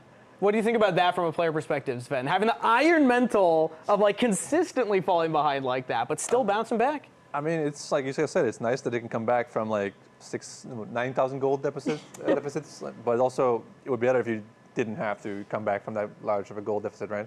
But I think Sentinels definitely are a good team at playing from behind. They don't roll over and die. They try something stupid, and half time it works, sometimes it doesn't, and that's kind of play you want to make when you're behind to actually win the game, not just like losing peace, Yeah. So, all right. I like it. Happy to hear. With that being said, we actually have Jad who's standing by with an interview from one of the players of Sentinels, Huhi. Let's throw it over to him. Huhi, you guys had a big win last week against Lion. And I don't know if you know, but because of their finish at MSI, Lion was a top 3 team in the world, but you beat them, so you now hold the top 3 team in the world belt. That's yours. Yeah. Thank you. Lots of as long as you keep winning, you're guaranteed to be a top 3 team in the world. If you win today, we're top 3. You're already top 3. You keep top 3. Okay. I like to be humble, so we tell ourselves that we're bottom, so we're trying to climb up. Yeah. You guys have also played FlyQuest many times this year. Usually had the upper hand. What do you need to do to beat them again? I think we just have to kind of play our game. I think we can kind of tell in Lion series. I feel like we were more about ourselves than focusing on the enemy team. So as long as we play our game, I think we can beat that. We've also heard Golden Glue talk about how you're comfortable playing kind of your style, but it's a bit of a struggle when you get outside of that style. How are you trying to approach filling that gap? I think to fill that gap, we just kind of need to kind of win on stage more, because I think the more confident we have, the more confident and the trust we will build among ourselves. And then as long as we have those trusts and someone makes a call in game, I think everyone is going to have that faith that this is going to work and everyone is going to all in. So I think that's the key part that we will need. Okay, good luck today, Huhi. And if we can find a spot for this, you can keep it with you while you're top 3 team in the world. Yeah, thank you. All right, back to the lounge. All right. Top 3 team? I mean, he can just wear the belt during the game. Ooh, would that be, I feel like that'd be uncomfortable. No, I think But maybe it'd be good for the core.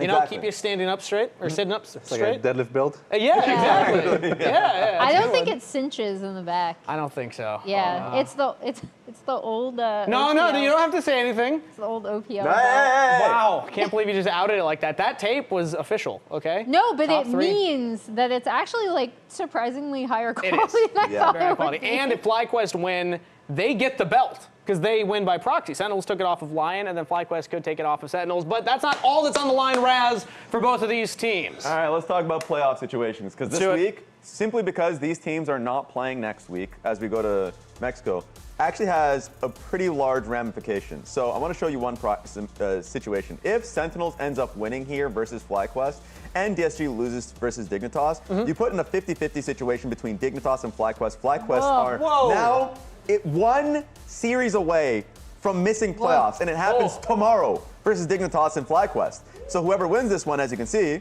FlyQuest has a 100% chance after winning this one, or Dignitas has a 100% chance. So FlyQuest must win today. Otherwise, they'd be put into the blender. So that's the situation. There's also just another situation to throw out there, which is this one scenario where DSG wins and FlyQuest wins, where now you only have 2 teams that are qualified for playoffs. That situation we don't want to see. We want to see resolutions, all right? We want to see resolutions. So this is a scenario that I need to see to give us that Dignitas versus FlyQuest banger tomorrow. That would, hey, that's your match of the week, Sven. So Dignitas FlyQuest could actually become very, very interesting for playoffs. Yeah, you can change your match of the week. Yeah, exactly. You mentioned That's it. what he said. Yeah. There it the is. second one, as he phrased it. Yeah. What do you think about a world where FlyQuest don't make playoffs? Like, how crazy? Because for me, that would be crazy. I felt like this team was pushing for a world spot just in spring. Is like the conversation around how good they looked in the spring split. Yeah, I never felt that way about them. No? I'm not a hater. Like my head coach Dom is a FlyQuest hater. He's very outspoken about it. He is a huge FlyQuest hater. I do think FlyQuest are a bit overrated. I think people give them a lot of benefit of the doubt because they're young and stuff, so they're really talented, blah blah blah. But it's not that simple, right? Like you can be young or old and still be bad. It's like, but anyways, I think Fly. It's the old man yells at Cloud. Yeah, literally. Those kids. Just going on a tangent for a little quick second to say I don't hate FlyQuest and say why I hate them. Anyways, I think Fly are talented in some ways. I can see it. Sometimes they have mechanics in some ways, but they just don't have anything going for them outside of their individual play. And their individual play isn't even that good. Sure.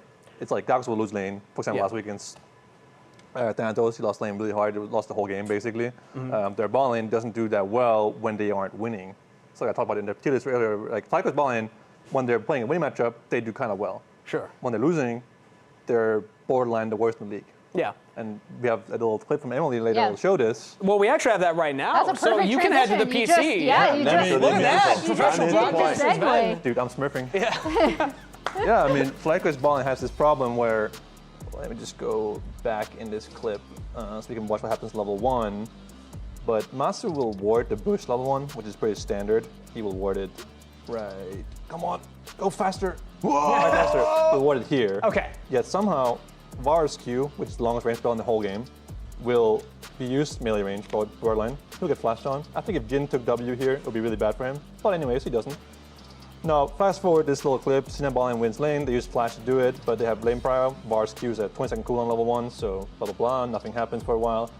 C9 will invade with bot prio. They will use Poppy to do it, because in this jungle here, Poppy is really strong, because there's no way you can stand where you can't get wall stunned, basically, besides like this little spot right here. FlyQuest balling will often die in a situation where like either C9 will take the camps, or they will dive bottom, if Griffin decides to go into the topside jungle of C9, right? And in this situation, FlyQuest often makes mistakes. And I don't think this is like, I feel like Bard is kind of trolling, to be honest. I'm like, whoa, you really want to die here, don't you? Because I feel like just let Vars catch the way bottom, use his TP to get back to lane, and then Jin is like half HP, no TP on him. He might lose a whole wave here at the end of this. So as long as FlyQuest just take their own Grump, make Blabber smite the blue buff, and then trade camp for camp, it's not even that bad for them, right? Because then at this point, FlyQuest clear the whole jungle, have their camps respawning as level 2 camps faster than Blabber's camps, they're still up, right? And the crab isn't even up yet, so like, Griffin might just be able to take both the crabs and let Blabber go take his blue and then go hit back to his own jungle, right? The point is, it isn't even that bad for FlyQuest what's happening here, to be honest. But Cryogen makes it really bad, very easily. I don't think this is like a very difficult angle to see that Poppy can, let me just go back. This thing's kind of hard to use actually.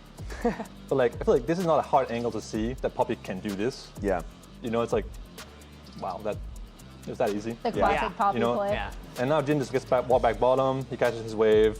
Whereas if this didn't happen, Vars could have just stayed back, waited by, had an XP advantage. And I feel like this is kind of like FlyQuest in a nutshell, where they will give the angles very easily when they're losing. Yeah. Sure. But when they're winning, and especially when they can have certain conditions in the game met, like if Griffin's playing like his Nasus into Vi, or his Shyvana into like an engage comp, and they have lane prio elsewhere, and he can just farm, it's when they're best. But when they're put under pressure, they kind of crumble a bit, I feel like. FlyQuest as a team, they make mistakes like that one where they just hand over a free kill, and you're like, well, now you made this play Really bad. Worth it, yeah. It's like, yeah, you're going to lose one camp. You know, Blabber smites the blue buff, you smite your own Grump, now you're even, kind of. He has more camps to kill than you, so he's up one camp technically, but like you can make like 2 crabs maybe, or like something like this, right? You can use TP to get like some mini advantage on Varus, but you just hand it over. Yeah. And that's like kind of the trend for FlyQuest. When you're going into like FlyQuest, like when you're facing a team like FlyQuest from player perspective, is that something you kind of can rely on? Like, are you going in being like, you think they might misplay this? Yeah, I mean, against every team you have like certain like player and team profile. Against FlyQuest, I'm like, that's a scouting report. Yeah, I mean, literally, they're gonna make a mistake. Just do not give Griffin an angle where he can play one of his funny champions in a good game. Yeah. Like, I don't think Shyvana and like Nasus are good champs necessarily, but they're good when they're good. Yeah. So don't give his angle, right? He has like 5 counter picks to Vi. It's like his whole personality is like counter picking Vi. So teams are like, yeah, I'll spend Nasus and Shyvana and I'll pay Vi anyways, right? Well, and don't give Master and Cryogen like Karma Ezreal or like Lucian Melio in a good matchup, because it's like the only way they can win. You know what I'm saying? Like, don't give Quad Cassio no matter what.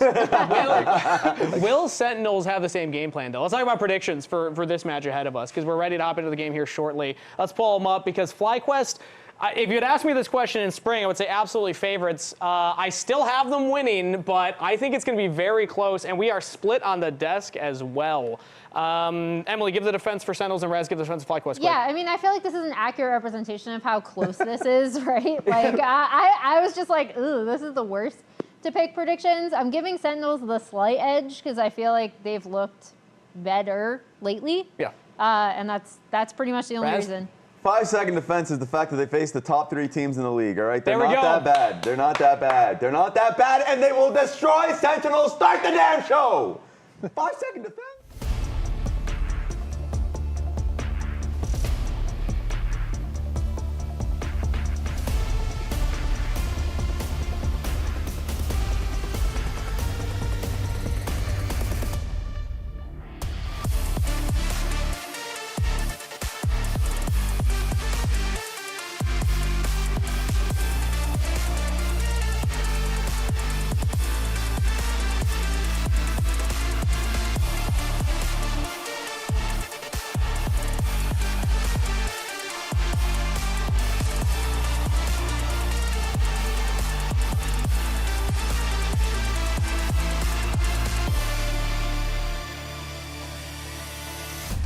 Ladies and gentlemen, welcome back to the LCS here at the Riot Games Arena as we are ready to kick off week number 5. And that kickoff is going to happen right here with a little battle of red versus green. It is Sentinels going up against FlyQuest in this one. A battle of two teams really just clawing their way through the standings here at the middle of the pack. FlyQuest has had a pretty rough schedule against the other top squads that they've fallen against. Sentinels with the upset against one of those top squads in Lion just last week. I'm Captain Flowers here with Jat for this series, and it's part of Pro Player Takeover Weekend. So, of course, we have a pro player here helping us with that takeover as well. You just got done listening to him on the lobby. Now you're going to listen to him here. Sven, it's good to have you back, brother. Welcome. Thank you for welcoming back. I don't know what I'm saying. You're ready. You're ready. So many hats these last. I mean, especially if we go back like 3 or 4 years, you've worn the support, the 80 carry hat. You're going to have like, you've hosted an episode of Pros. You'll be on the lounge tomorrow. You're casting. Dude, what can I do? You're coaching. He's got a whole handful of hats. That's like 5 different hats. What can this man do? Yeah. The ARAM Mayhem late game build where you just have. God. All of them stacked all the way up like a skyscraper. Okay, well we got Sven here. We obviously saw your prediction on the lounge, 2-1 Sentinels. I believe you ended up predicting. Yeah. All of the predictions were 2-1, and there were 2 for Sentinels and 2 for FlyQuest. So it seems like at least in the lounge, you guys had some pretty split opinions on this series right down the middle. Yeah, I mean, it could go either way. Like Emily said, it's like, if I flip that coin, it might be more accurate than like, thinking about the game. So okay, it's like, really, bro, just give it to whoever you want to give it to. Like team colors or like jersey difference. Like it doesn't matter, bro. Just the logo you and like I feel better. like for predictions like that, to be fair, you always end up 2-1. But then you're not shocked at all if it's just a sweep. Yeah. Because if FlyQuest loses game 1, tilts a little bit, Sentinels could absolutely just easy. Yeah, and just like draft difference. You remember I said on the broadcast, don't give quad Cassio. Well, they banned Cassio. That's the one. Having a good draft. They banned Karma Ezreal from Masu, right? Like team preparation can matter so much because like you're doing these like worst case scenarios in your draft meeting, and you're like, oh, if they ban this, we're screwed. You go on stage, they don't ban that, you're like, nice, we can win. Okay, we're through. After you spend 2 hours, of course they're going to ban that. We're not even running through that scenario that happens on stage. Early on, FlyQuest with potentially even Lucian Melio later on, I thought the start of their split in draft was really weird. I'm curious about your opinion. Like their first series against Lion, they were playing Silas bot lane, Ziggs bot lane, didn't feel like them at all. Now I kind of feel like they're trying to adjust back to what was working for them in spring. I think everyone was like on the, whatever goes. And Master's always been playing like top and mid and solo queue. He's like, he never went ball lane. So you guys like the practice on those like fine champions in those lanes. So I think he was kind of guy who wants to play that way. But it just wasn't as good as people thought it was. I think people took it a bit too far with the whole, mages, bruisers, whatever. Like, they cooked too long. A little bit too much time at the stove. All right, back to your marksman. Back to your plain bread and water sandwich of your traditional standard marksman. But we are about halfway through the draft already. Karma, Olaf, Cassio banned out by Sentinels. FlyQuest removing the Vi, the Nocturne, and the Bard. Ezreal first pick for Sentinels. I feel like this is such a go-to for pretty much everybody in the league right now. Game 1, pick one on blue side. You're going to take that Ezreal. Seraphine and Jarvan picked with it. Meanwhile, FlyQuest, Lucian Melio, like you said, Jat, and the Syndra. It's interesting that Sentinels banned Karma, which is the most common pairing with Ezreal, but then picked Ezreal anyways. Sentinels is playing the same comp as Genji last night. They played Ezreal Seraphine as well. It was with a different jungler, I think it's Pantheon, but still, Seraphine is like maybe a worse laner in some ways, but she's a much stronger team fighter than Karma. She's more, aggressive, has CC, has engage tools. And speaking of those engage tools, I feel like, you're saying the Genji comp, you had Pantheon in the jungle. But Pantheon and Jarvan, at least from Seraphine's perspective, they can do the same thing, which is stand in front of her and enable Encore to fly through everybody, right? Jarvan, much rather have a Seraphine ulti and the E to follow up than like a Karma Mantra Q. Yeah, it's like, okay, here's a shield. Let's go, guys. Seraphine actually has real follow-up, so it's more of an aggressive engage comp, which I think fits Sentinel's profile a bit more than the slow Enchanter shield type style. Yeah, and a fun fact, Ezreal is currently on a 6-game LCS win streak and has actually won 9 of the last 10 games that he's been locked in. So not too surprised that Sentinel's just slamming it. Might have been tactical. Oh, actually? Yeah, it was did you know that? I didn't know that, actually. It looks kind of sus. It looks kind of sus. Wait, hold on. Like he's 3 of the 4 Ezreal losses in the LCS. Oh, That's really? Crazy. Okay, well, We ended up getting a surprise stat here today. Anyway. Second half of the draft, though, we do have some mid lane focus coming out from FlyQuest, as they already have their mid laner in the Syndra. They know that Sentinels don't have their own, so it's going to be Orianna and Victor, two of those standard control mages banned out, so they can't use that in response for Darkwings. Meanwhile, over on the Sentinel side, they're banning out Ambessa and Shyvana, looking towards those potential jungle picks, thinking about what Griffin might be able to bring to the table, but FlyQuest are going to respond and lock in the lead for Griffin. Yep, nothing too crazy here. I like the FlyQuest are targeting the mid lane. I think Darkwings is like a somewhat limited player. I think he mostly likes to play the control mages, so picking one early when there's already one banned in the Casio, and picking one, bang two more, not 4 champs off the list of mages. I think it hurts him more than most people. This could be a Yone angle potentially if they log in Rumble. Okay. Rumble Jarvan Yone is like a very common 3-man combo on top side. With Seraphine, it would make sense to have like huge wombo. The more engaged you have, the better, because then there's more people you can hit with your ulti that extends the range of Seraphine ulti. So I can see a Yone being logged in here. Last I checked, though, Yone is not a Darkwings champion. It is not, but he has played it. He has. Well, but he goes for the very he's not playing it route. here. We are 3-9 in the LCS on Rise in summer. Rise has not been doing well. Yeah, we had a talk about this with Loki. Apparently he's 0-9 on Rise. Yeah. He was like, yeah. Am I bad or is it the champ? I'm like, do you want me to ask that? Do you want the truth? But yeah, Rise is like, I don't like it that much with Rumble specifically. I feel like Xante will just build like a Kinect Rooker, and he'll have Mercs, he'll have like 500 MR at this game. You'll have Ezreal and Seraphine as well, so like, who's gonna kill Xante at this point? You know, he's gonna have like 1,000 MR. Yeah. I like it more when you have like Rumble Yone, and he buys Kinect Rooker, and then you put Yone with Blade against him, and he just murders him 1v1, or like something that Rise can roam to at least in top lane, like a Jace, or like something that wins lane, and then you play off of that with Rise roams. This feels like not the greatest combo, but Jarvan Rise is strong early game for what it's worth, so it could be a bottom game. It looks like FlyQuest comp is very straightforward. Yeah. Ezreal Syndra, good mid jungle, Lucian Melio, good scaling, and then a really good slot to pick Cassante, because unless he's matched up against Ezreal in a team fight, he's going to be unmovable in the side lanes against the double. Fly have the coach dream. Winning ball lane matchup after level 3. We have a mage mid and a tank top. Yes. That's LCS coach 101. That's what the coach wants in the book every single time. It's very simple. It's strong bot 2v2, strong mid 2v2, and we have some scaling, we have a tank, we have some CC. It's like, it's not too bad, you know? Okay, so that's the coach point of view, but I'm going to ask, this is the Azael question, because he always likes to ask this when we have pros on the casting desk with us. So seeing the two compositions, if you had to slot in for one of these 280 carries, which spot would you rather play? From the Ezreal perspective with that composition, or from the Lucian with this one? I would take the Lucian side, because I think it's the winning side in terms of team comps, but I wouldn't mind either. I think Lucian will probably like lose push in the early levels, but then they'll win once they get level 3. Also, Masu won the cleanse exhaust coin flip, which is like, if Rahel takes exhaust, you want cleanse. But if he goes barrier and you go cleanse, it kind of sucks. Right, because it's like, so what does it's kind of a risky gamble, and most people just take barrier on Lucian because like you don't want to lose the downside of the flip, which is like you have cleanse, he has barrier, it's really terrible. Yeah, you don't do But he won, against it. so he's a goat. Okay, he Also, managed to win the coin toss. It's a reminder, this is Emily's match of the week. In case you didn't know, she's really pushy about this. She always gets in first with whatever her match of the week is. But welcome back to the broadcast. Sven, hey, we got a lot of accolades for you here. 9th season.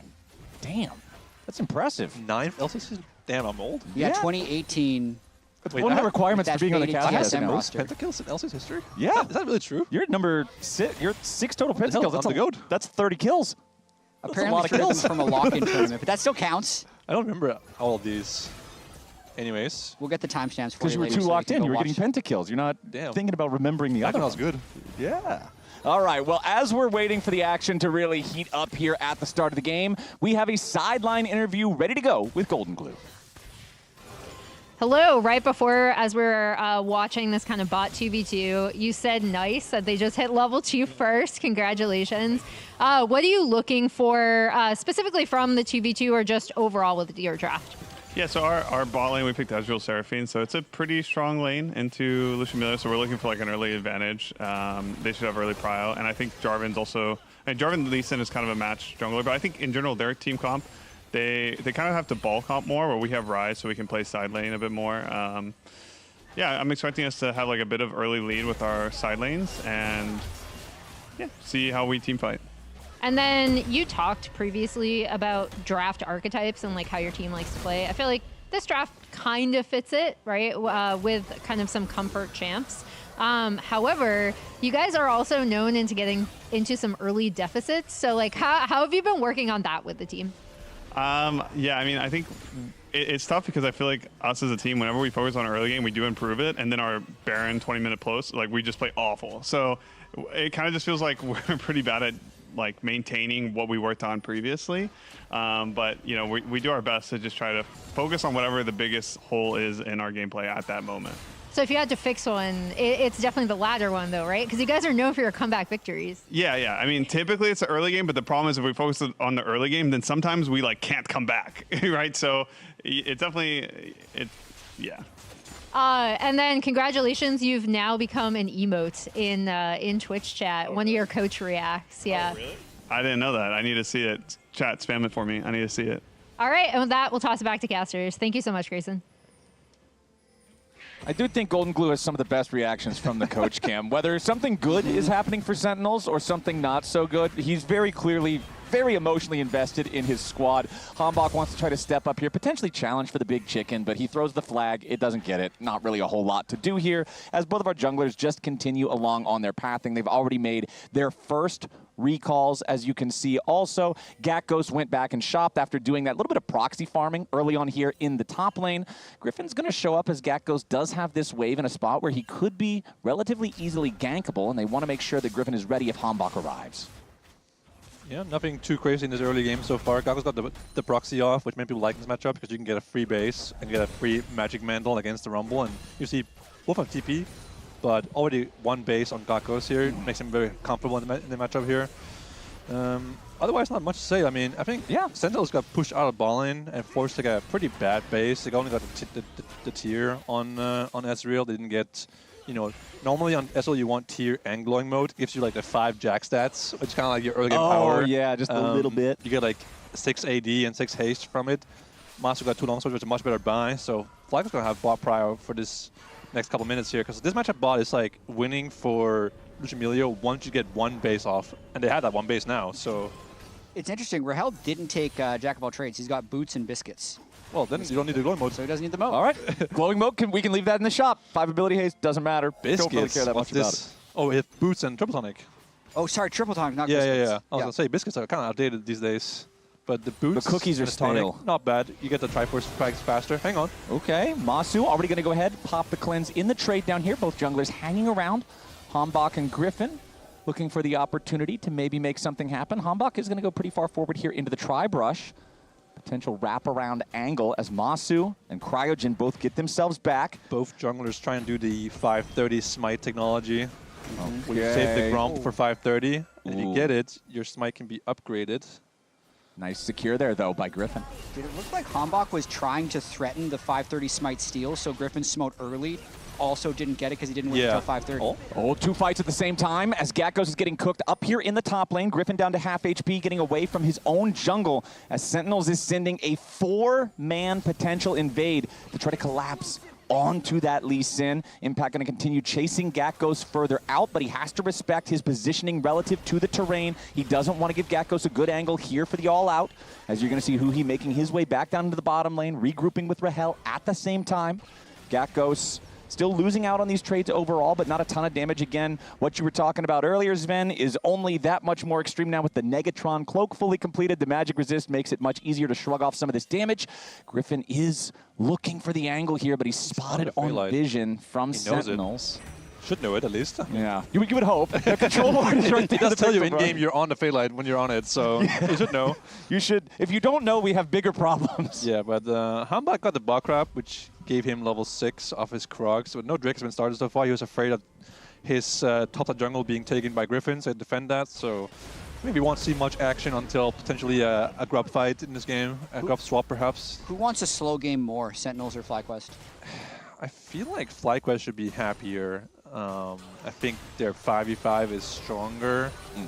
I feel like it really depends on what happens, because like sometimes scaling is like a relative term. Like you outscale, sure, 6 items, right? Yeah. But like if you're down 2k gold off of a Drake fight, it doesn't matter if you're outscale at that point. You know, you're also down one full item. So I think it's more about like the timing windows. For example, Lucian has Essence Reaver, which is cheaper than Triforce, packing in the whole tier, right?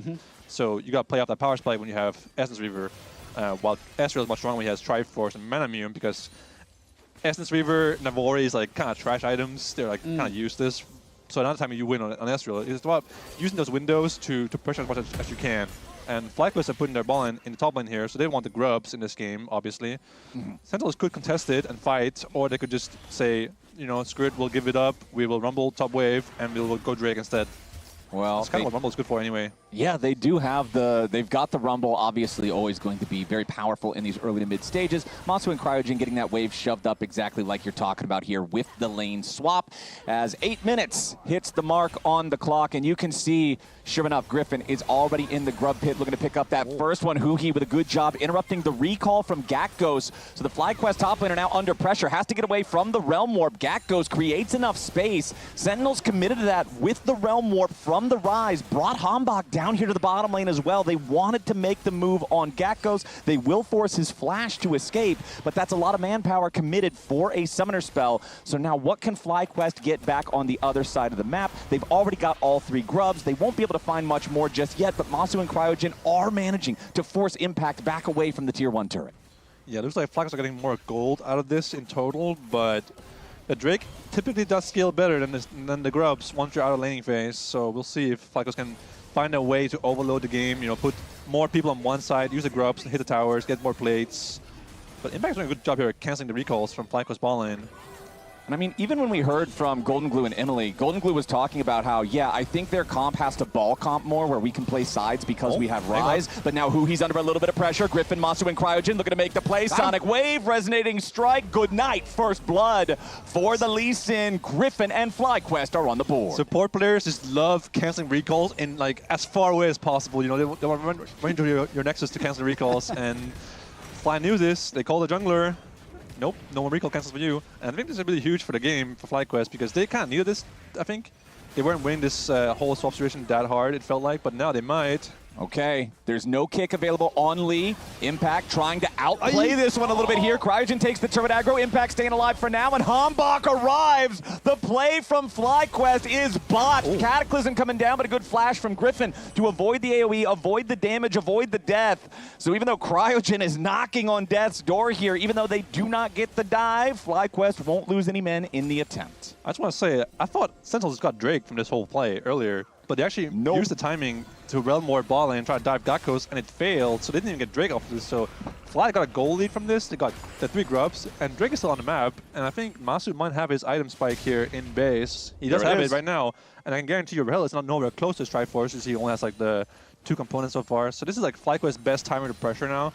They have Flyfire Torch mid, which is a strong item, while Roa is a much more scaling item. Yeah. So you have like the Eclipse jungler, S-River, ADC, Blackfire Torch in mid lane versus like, you know, these weak items like Triforce components and Roa components. Maybe it has Roa in base here on Rise, but this is time to FlyQuest for them to like pressure the game now, try to get Drake, try to, you know, dive bot, use the grubs to get plates, or just do anything. And meanwhile, in top lane, they have a champ who has so much MR that there's no way you can go down there. There's no point, you know, like Rumble and Rise can't kill him. Jar and Rumble Rise can maybe kill him, but at what cost? So, yeah, exactly. If I go top, you go bottom, it's bad for me because, you know, bottom's more important than top lane in this game. And we already saw FlyQuest respond well to Sentinels trying to overload on manpower in bottom lane earlier to try to kill the Cassante. It just didn't work. And now, here's that Drake that you were talking about. FlyQuest will pick that one up. It is a very late first Drake, almost 11.5 minutes into the game, so no rapid soul stacking here in this first one. But FlyQuest still comfortable, still having a great time. Both neutral objectives are theirs thus far. Still 3.5 minutes until the Rift Herald spawns, so nothing else to fight over right now in terms of that neutral territory. Sven, where do you expect to see the next action happen here, considering we don't have those essentially big flashing lights that say, come fight for this? You know when top lane say they have an island lane? Yeah. Or they want to be on an island? This is it. Okay. Gakgos will never see his teammates this game. Tropical destination. Gakgos will never see any of his teammates this whole game. Okay. He will never see them. Ever. And he's not supposed to. He will only see Griffin, you know, briefly when he's on his Krugs on the way down the ball in. It's like, oh, hey. Yeah, hey, you're still here. Oh, I see you. But I think this game will be a mid-balling game. It will never be anything else than that. I think both top laners are kind of hard to kill. One guy's a tank, the other guy's a Rumble ult. Yeah. So it's like, you go up there, heal with wave. Well, that was time waste, so now I'll go back to blind ball in.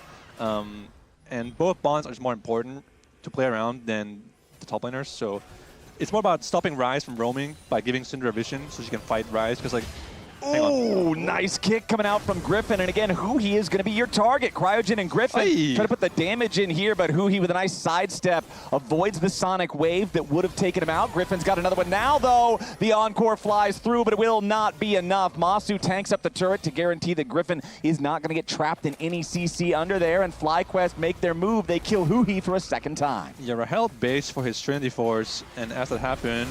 Ooh, nice. Scatter the weak coming out from Quad as Rahel tries to get away, but another resonating strike again. It's Griffin finding his targets. Hambach tries to re-engage here with the Cataclysm now as Darkwing's into the fight with a Realm Warp. FlyQuest got to be a little bit careful, but the cozy campfire is keeping everybody healed up over the wall. The damage follows, and that's a kill for Darkwings. Griffin is finally down. Gakkos and Impact both making their way into the fight as Sentinels reinforcements arrive. Darkwings with the flashback over the wall, looking to continue chasing Cryogen. A nice scatter of the weak coming out from Quad, but it will not save the Melio.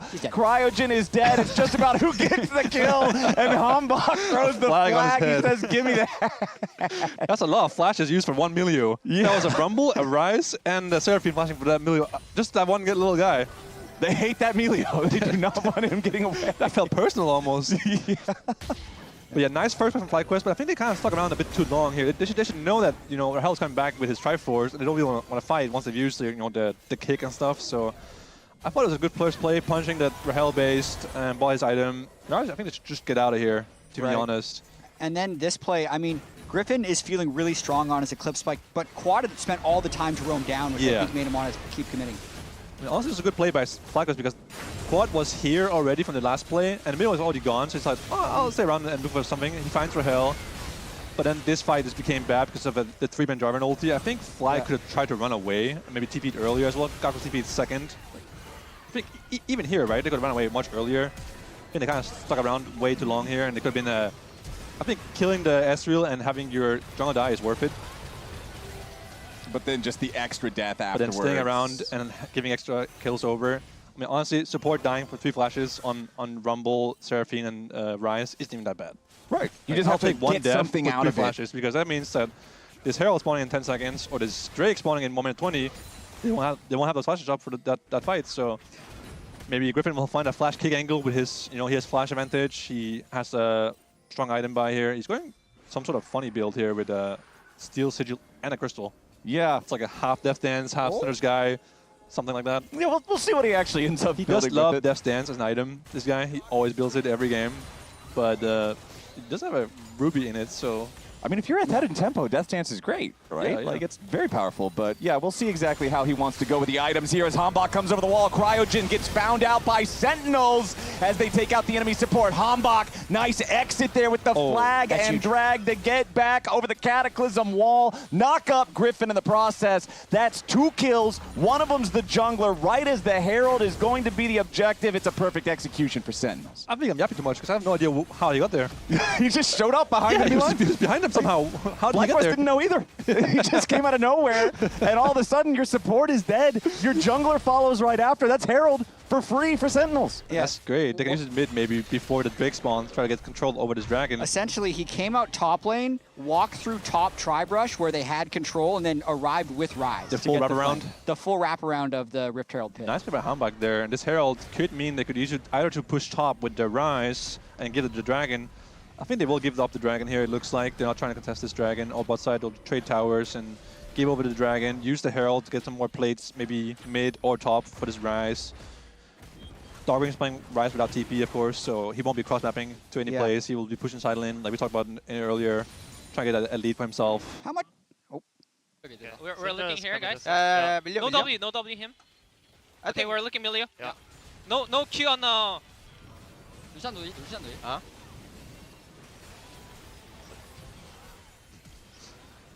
Nice.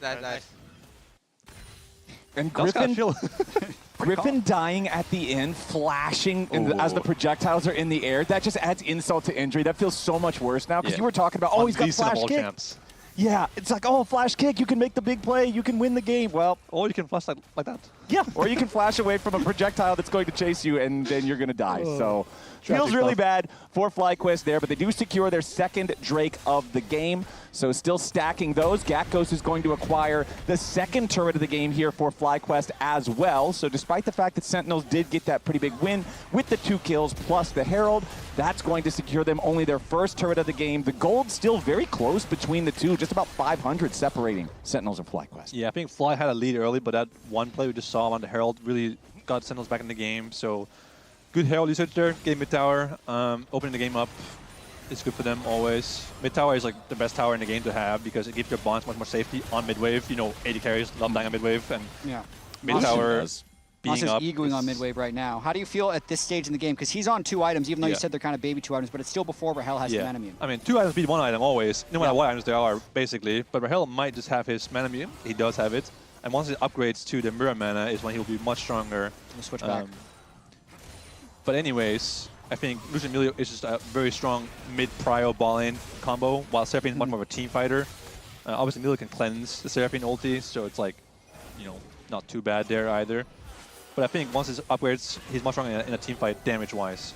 I feel like this is the stage of the game where you get a lot more freedom into what your choices are because, like, Fly has sent quad mid, and they're all inning on mid-prio, so it means they want to fight. Yeah, Rahel jumps in towards Masu, who's going to get healed up immediately by the power of the Melio, who he's got to be a little bit careful now on the Seraphine. Gakos and Griffin both looking, continuing to do their frontline jobs here.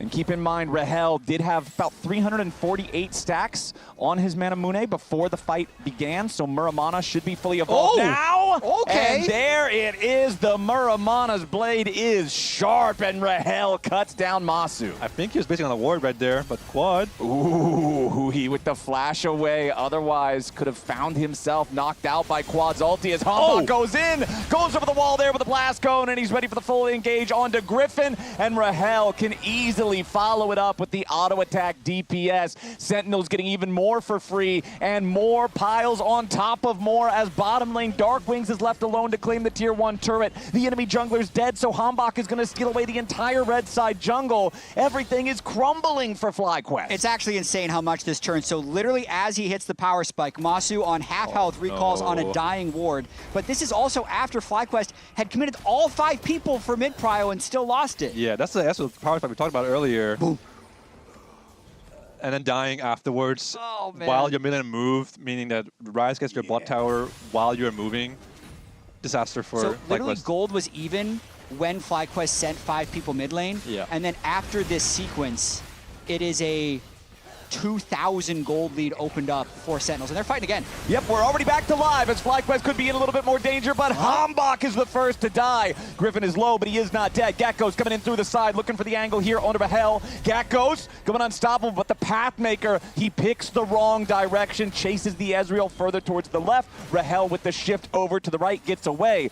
So that's going to relieve a little bit of that lead that Sentinels has been building as FlyQuest finally find their move. Didn't see what happened there, but Hambok seemed like he was way too deep for a comp that doesn't really have that kind of juice. All right, let's see. Big blast cone. We were coming out of the replay, but they realm warped in, or they were at least faking the realm warp. No, yeah, that was an EQ flash after a mega blast cone. Yeah, so yeah, that was just never mind. No realm warp. pedal to the metal all the way. We saw the play in mid as part of the 2,000 gold lead where he took the blast cone and found the angle on Griffin. The blast cone giveth and the blast cone taketh, because that blast cone was not the play that he wanted it to be. So Yeah, Cryogen once again taken low here. FlyQuest kind of feel like they're stuck on the back foot now, Sven.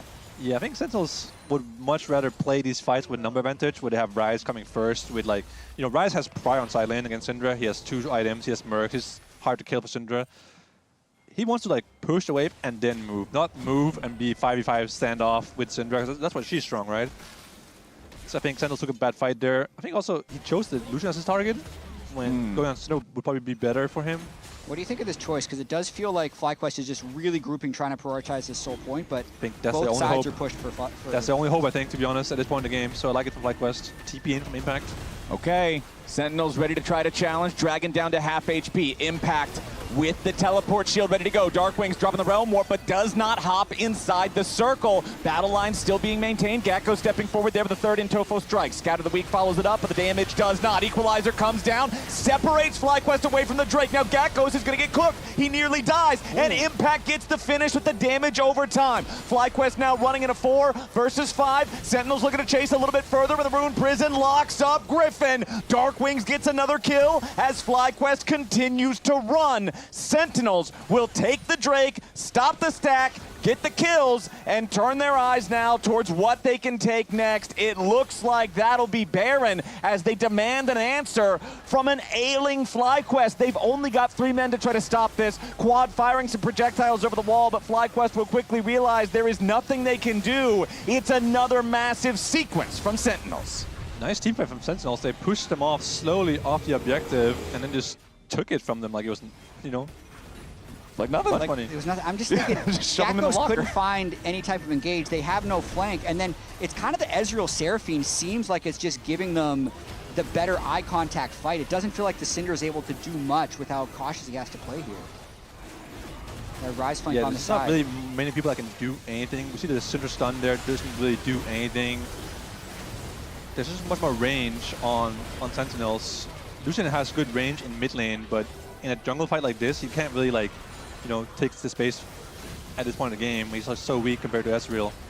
Ooh, and we're already back to live. Impact the target here for FlyQuest. He's trying to sidestep some of the skill shots. He gets away from the Sonic Wave. Griffin's still looking for a little bit more. Hotbox shows up and kills off Quad. It's a 1-for-1 trade here as the solo laners fall. Impact dies. Quad also down. Griffin still trying to get away. Regenerating the energy. Gets enough for the safeguard over the wall to the ward, but Hambach and Huhi are ready to follow. Griffin wants to turn his attention over to the Seraphine. Try to take one with him, but no. It's still a 2-to-1 play that favors Sentinels. Darkwing's getting away on the bottom side of the map here now as Masu's ready to try to follow him. Darkwing still running, but that's another shutdown over to FlyQuest. Masu grabs that kill. Meanwhile, the rest of Sentinels here with the Baron up top side. They're going to push the tier 2. There's blood all over the Rift. It's a mess in top. It's a fight in bottom. It's still going to be more for Sentinels, though, once the dust settles. I'm not sure they actually got more gold out of this than FlyQuest, because those massive shutdowns on both Impact and on Darkwings. I think I saw 600 gold for Impact. I'm sure it was more for Darkwings. It's gold even. Yeah, it's gold even. Yeah, 4,000 before anything happened and 4,000 gold at the end of it. Not really the best Baron power play unless Quad makes it a bit better here. Yeah, Quad should be able to at least take that tier 1 turret, but the True Shot Barrage surely will deny his escape. They fire the Encore. I don't even really think the Encore was entirely necessary there, but screw it. Sometimes it's just give me the assist money, right? Give me it there. Throw that thing out. Get yourself a little bit more cash. FlyQuest now do have 3 turrets down, but Sentinels have already claimed 4. Masu and Cryogen trying to defend the tier 2 in mid. Still 45 seconds left in your Red Bull Baron power play as FlyQuest struggling to keep the turret standing. The Enchanted Cannon minion just continues to plink away at the turret, and they've got it down to 10% HP. Masu with the calling, trying to clear away the last little bit of the wave. Rahel just needs that next wave to walk up. 1 auto attack, and the minions will finish the job. I like the fact that ever since Sentinels got pressure, they've just kept trying to take more and more and more. They're not asleep at the wheel here. Game feels a little bit loosey-goosey to me. There's deaths all around the place in 3 lanes at once. You know, Quad dies top, then he goes mid and dies again. Impact dies on a shutdown. Meanwhile, that does feel very FlyQuest, though. They're fast and loose all the time. As Gat goes through the front line, trying to get something, but the rest of the team is nowhere near. There's no follow-up. Gakkos pulls out the Mad Max Witness Me, and all they witness is another death for FlyQuest. And your best engage is Cassante doing that. Realm Warp 2, they're in! Yeah, Realm Warp all the way to the back line. It's a crazy play from Sentinels. Darkwings dies, but he trades his life for Quad. Masu's forced to flash up the Cataclysm to stay alive. Sentinels, it's full Sentinels. They make the play happen between the tier 2, the tier 3. They go all in, and they're up 6.7 thousand gold. Oh, hell no. That's a full send. Okay, so we're starting off with Gakkos trying to frontline, but there's just no one who can follow up. He's doing it with everyone else zoned out by the Rumble All, so they just can't walk through. Not a good time to engage at all. No. Even if it was, there wasn't any follow-up anyways, so... And then look at this. The Realm Warp, and look at Darkwing's flash after he Realm Warps. Like, that man wanted to get in there. I think he saw the stun from Syndra, and he was like, Go time. Now look at him. He's like, oh, he's so. Oh, he got kicked back and then flashed sideways. Honestly, I like it. He sees the scout of the week from Syndra and he gets in there immediately.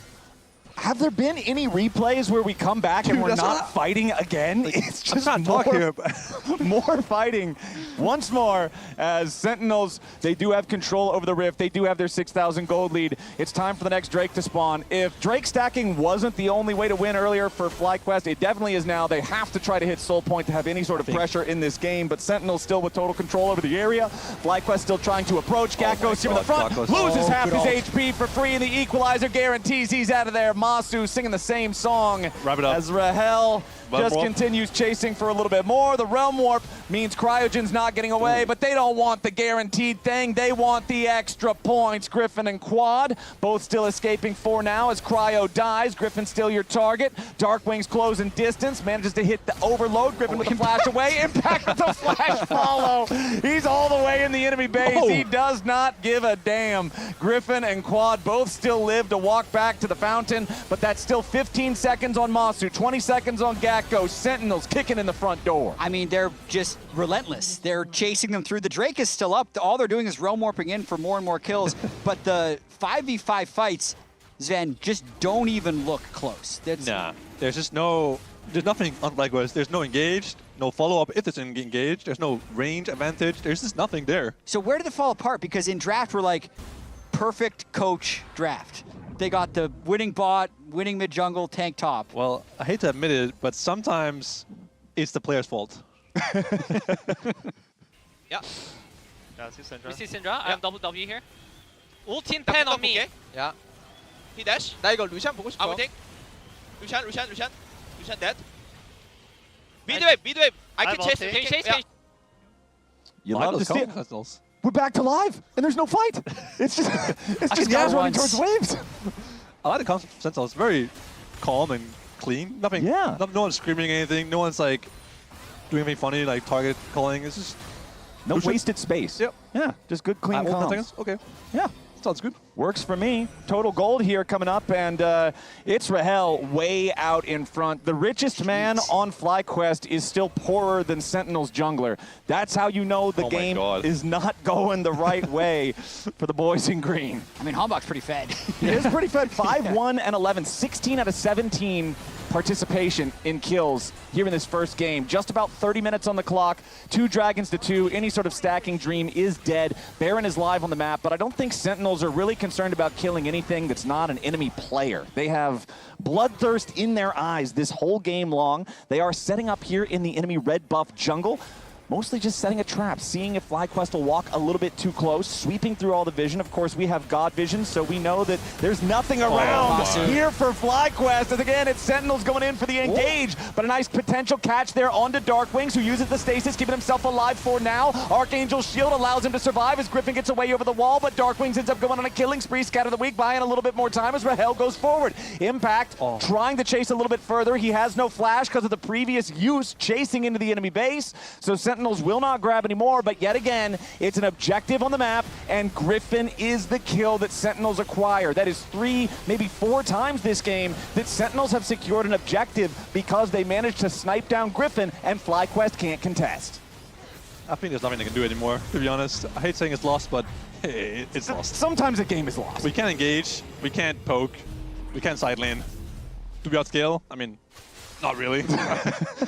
And this brings up a bigger question, because if FlyQuest loses this game, they are in a little bit of trouble. So the remaining schedule for both of these teams, knowing that FlyQuest is already only on 1 win, if they lost this game, lost the series, they're still 1-4, and that Dignitas game tomorrow would become super, super important for the last playoff spot. I think it's crazy that we're in this situation where start of the year, we will make worlds. The thumbs up gets it every time. Will they make playoffs? It's actually going to be a question. But this is literally, I'm being a pre-game 1 Andy. We're not even done game 1. We're done. We're done. We're done. All right. I think right now, like, if one guy from Sentinels DCs, they might still win. Yeah, like, Huhi just disconnects right now. Impact or Huhi. They're not in the game anymore. They can still probably just take the 4v5. I think so, yeah. I mean, look at Ryze's items, man. Full stack Roa, full stack Archangel, fully completed Zhonya's Hourglass with Actualizer. It's got the It's crazy. Whole bunch of nothing. And now Swift Marsh, Proto Build, you. Yeah, it's like, okay, what does this That guy do? Hazley doing damage, I think. Yeah, this isn't doing a whole lot. But Sentinels are looking to do enough to end this first game. Gakko steps up, wants to go in towards Darkwings, but immediately Hambach's going to respond. Wow. Gakko dies before he can even press ulti on Cassante. It's that bad. It's that one-sided. And FlyQuest can't fight it. That'll be it for Sentinels as they gun down everybody on FlyQuest. They will shove this minion wave straight into the Nexus. 23-7, 14,000 gold. Sentinels take the first game. That's a fun game. Yeah. Something we also have to do is you have to pick your player of the game, like right away after this game. Who do you got? Rahel or Hambach. Okay, we'll lock it in after. Lounge, what do you think? Left out a name there. I think Darkwings had a great performance as well, but there's a lot of performers on Sentinels that stepped up to the plate. Can we call it a comeback, Emily? Technically? No. This team's come back from 9K. Like a sub 1K gold deficit is not the deficits they're trying to talk about. But it builds the fixing. narrative, you know? Yes, but sometimes you can't just shove everything into the narrative. I mean, you can try. You could try. You can make it a attempt. People just call you out on it. Like I just called you out on it right now. And then it promotes discussion. I and think then we you're wrong. Fill 30 seconds of airtime. I guess that ended the discussion. I guess so. Well, it's our new discussion because Raz, you got our Rift Vision. You wanted to break down a couple of plays there. Yeah, so let's talk about this Samsung Rift Vision breakdown here because for me, a lot of my focus is going to be on actually Darkwings. So take a look. This is going to be the vision that FlyQuest have. They've littered this entire bot side with wards. They've had a proper setup around this. So now this next wave is going to be coming in, and Griffin eventually is going to be looking for a dive now bot lane. So let's play this through. And you're probably wondering, where the hell is Jarvan? He's topside. He's not going to be a part of this play at all. So it's going to be on Huhi and Rahel to be able to survive this play. Clearly doesn't happen. Rahel does. He bases. He's gone. Yeah. But in this situation, Huhi is now going to be the next target. The Krugs are going to be another one. Quad, who had pushed through mid, is now on the way just to see if they can get a little bit more. So they do eventually get Huhi. So Quad's like, okay, I guess my play is over. What they're going to do here next is that Masu and Crygen are going to base, and Griffin's going to be locking in on the Krugs. Now that is the mistake, because now Darkwings does have push through mid. He's going to clear out the wave, and while this skirmish is happening, Rise is going to be the difference maker, because now Rahel is dead. Darkwings recognize there might be a cataclysm. I'm not stuck in with you. You're stuck in with me! He ends up not only just getting the kill on towards Griffin, of course, but also chasing down the rest of them, and it does also end in Cryogen dying here. So I actually really like this specific play, but then I'm going to go to a few others. I actually really like this one. I think the big question that a lot of people have was, when is Darkwings and Hambach going to really be coordinated, synced up together? This is a moment where you're seeing Fly just really try and push down mid, maybe get a plate or two, but the loop from Hambach and Darkwings was really essential for them being able to pick up the lead. So it was just a 1K deficit. This isn't a huge comeback here, Kangas. Insane comeback. But that one's nuts. But that wraparound, I thought was very good. This is another. This is just going to be a quick one. And this one's just going to be around Dragon, because this was kind of like turning into a 50. Actually, I was on the wrong timer. This is it. So it's going to be.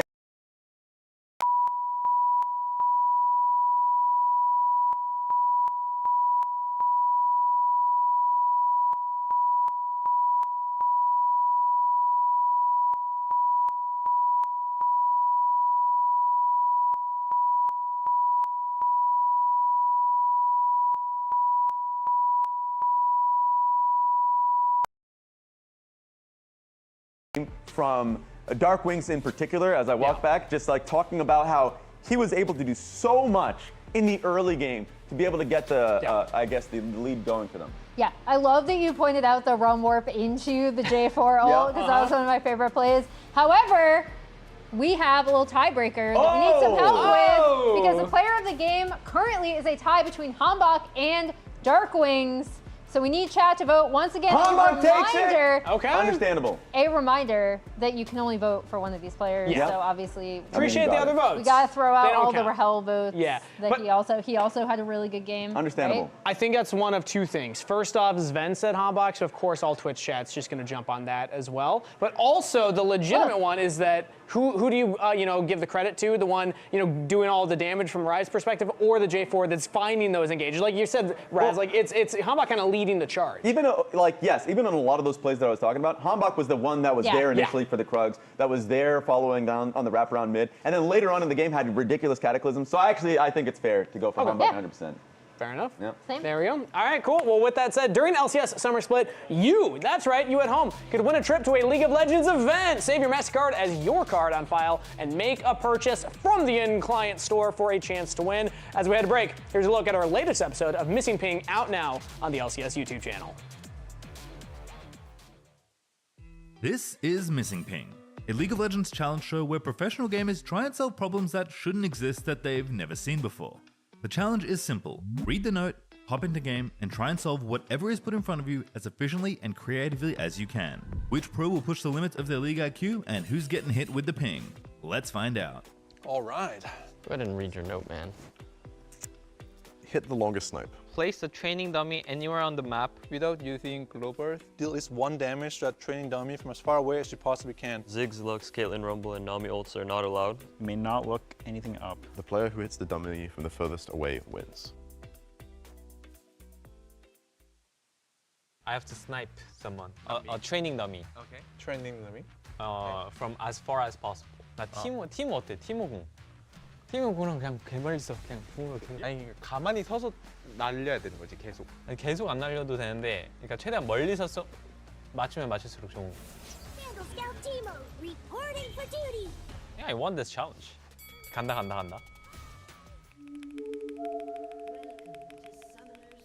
It's coming. Are you blocking? 봐줄래? 가고 있나? 막히면 말해줘. I can see. Oh no! Oh, sorry. 아니! Sorry. You're ruining! Is it going? Yeah. But it's not good way. Not good way? Is it not going the right way? 가고 있네? A little bit left way. A little bit.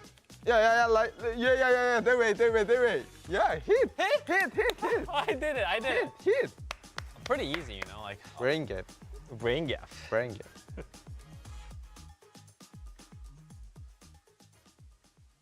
Dude, this lobby is kind of comfy. It feels different. If this is different, I like different. I'm staying right here. Are you guys serious? We're about to get into game. Emily, let us enjoy it. You guys need to lock in. Maybe this'll help.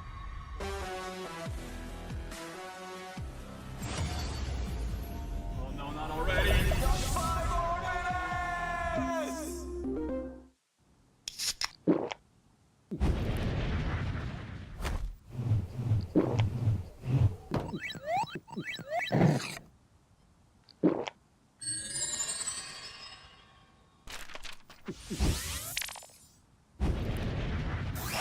Red Bull gives you wings. Rich in the ground before Dub can even get there. In time to try to knock out as Impact gets bursted. Don't feed. Get fed. Scan the QR code for deals only on Uber Eats.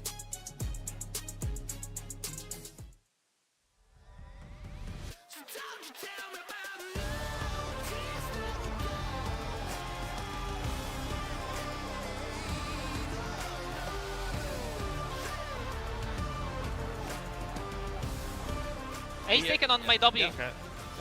Listen, no flash. Shield dash. Fine. It's fine. Fine. This is dead.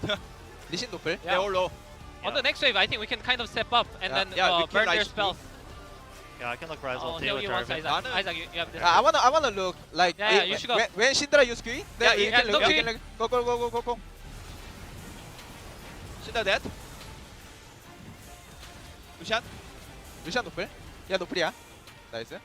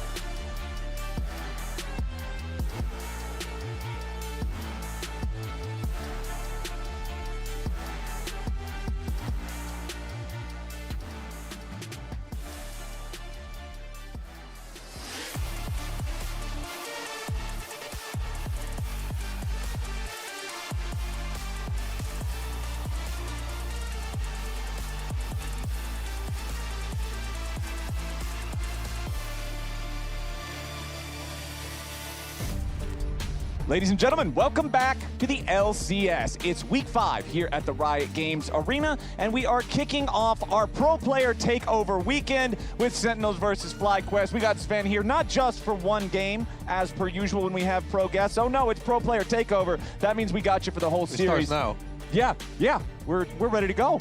We're ready to go. Sentinels were really ready to go. FlyQuest wasn't.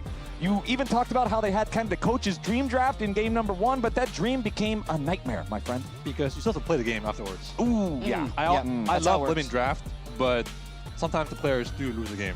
Yeah, you've got to, you still got to make sure that you're clicking the right places, making the right choices, and unfortunately for FlyQuest, a lot of those clicks were straight to a black and white screen. So let's see how things change here in this second game.